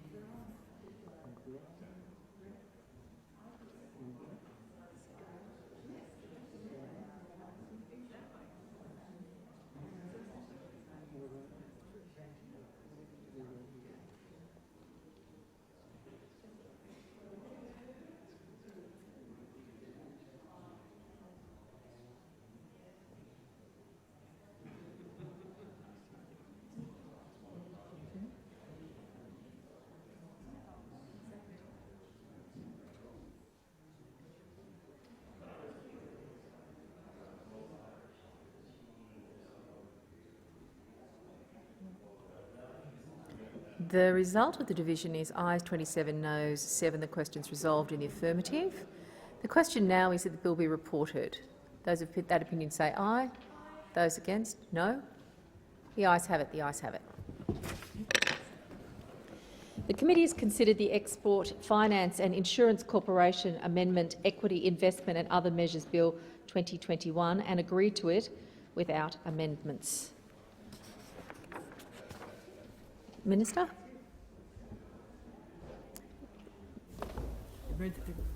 Report of the meeting can be adopted. I move that the report be adopted. The question is that the report be adopted. Of those of opinion say aye. Those against say no. The ayes have it. The ayes have it. A third time. The question is that this bill be read now a third time. Those of that opinion say aye. Those against say no. The ayes have it. Third reading be recorded, please. Senator Waters, could you restate that because I didn't call you properly? Senator Waters. Sorry, could I just ask that the Australian Greens opposition to the third reading be recorded, please? There's no objection to that. It's so recorded. Thank you. Clerk. A bill for an act to amend the Export Finance and Insurance Corporation Act 1991 and for related purposes. I believe 7:20, isn't it? So it now being 7:20, I propose that the Senate do now adjourn. Senator Chandler. Thank you very much, Madam Acting Deputy President. For the last 2 years, I've been campaigning for the protection of women's single-sex sports.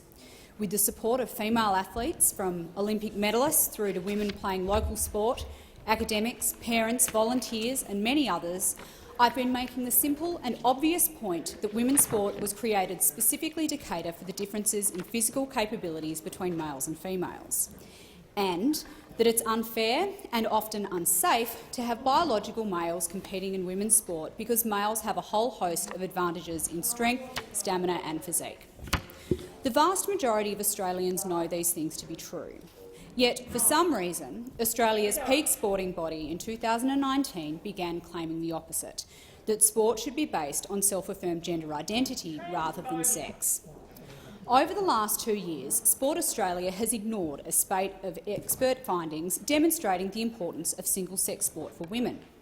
When World Rugby found that females were a hugely increased risk of serious head and neck injuries when playing against trans women, Sport Australia dismissed it. When peer-reviewed research was released demonstrating the advantages males have over females, even after testosterone suppression, Sport Australia ignored it. When the IOC allowed a young female athlete to miss out on the Olympics so a 42-year-old biological male could compete in the women's category, based on guidelines the IOC has since admitted are not fit for purpose, Sport Australia refused to comment. Thankfully for female athletes around the world, not all sporting bodies have turned a blind eye to the evidence. Earlier this month, their counterparts in the UK released new guidance for transgender inclusion in sport after an extensive project consulting with athletes and looking at the scientific evidence, something that Sport Australia has since admitted that they didn't do. The UK Sports Council's made findings which mirror exactly the points I and many other advocates have been making for years. They found, and I quote, "Categorisation within the sex binary is and remains the most useful and functional division relative to sporting performance. Competitive fairness cannot be reconciled with self-identification into the female category, and based upon current evidence, testosterone suppression is unlikely to guarantee fairness between transgender women and natal females. These findings are direct contradictions to Sport Australia's position that women's sport should be based on gender identity rather than sex. So what did Sport Australia have to say about the UK findings when they were asked by the media for comment? Absolutely nothing. No acknowledgement of the work the UK sports councils have done, no reflection on their findings, no commitment to take a look at the evidence that had been found. An anonymous spokesman said the guidelines would only require updating if the Federal Sex Discrimination Act was changed. This is an extraordinary statement for an agency to make when presented with clear evidence about unfairness to women. It amounts to bad luck, no amount of evidence, no amount of concerns from women can make us listen. It's also a strangely strident commitment to a position that they didn't know they had until 2019, 6 years after the most recent change to the section of the Sex Discrimination Act, when they suddenly decided they needed clarity. Many Australians scratch their head and wonder how we found ourselves in a position that our taxpayer-funded peak sporting body isn't prepared to acknowledge that single-sex sport for women and girls is vital and necessary to give female athletes a fair go. Why didn't female athletes speak up and say something, they ask. Once again, the UK Sports Council's report is revealing. Here's a quote from that same report. Current female athletes suggested that although all or most athletes consider transgender athletes have an advantage if they compete in women's sport, almost no one would be brave enough to discuss this in public. One athlete said that the potential for a social media pile-on would be too great, so it's easier to keep quiet and acquiesce. Other athletes said that they had been warned not to discuss this topic by their NGB and had been threatened with sanctions such as non-selection if they disagreed.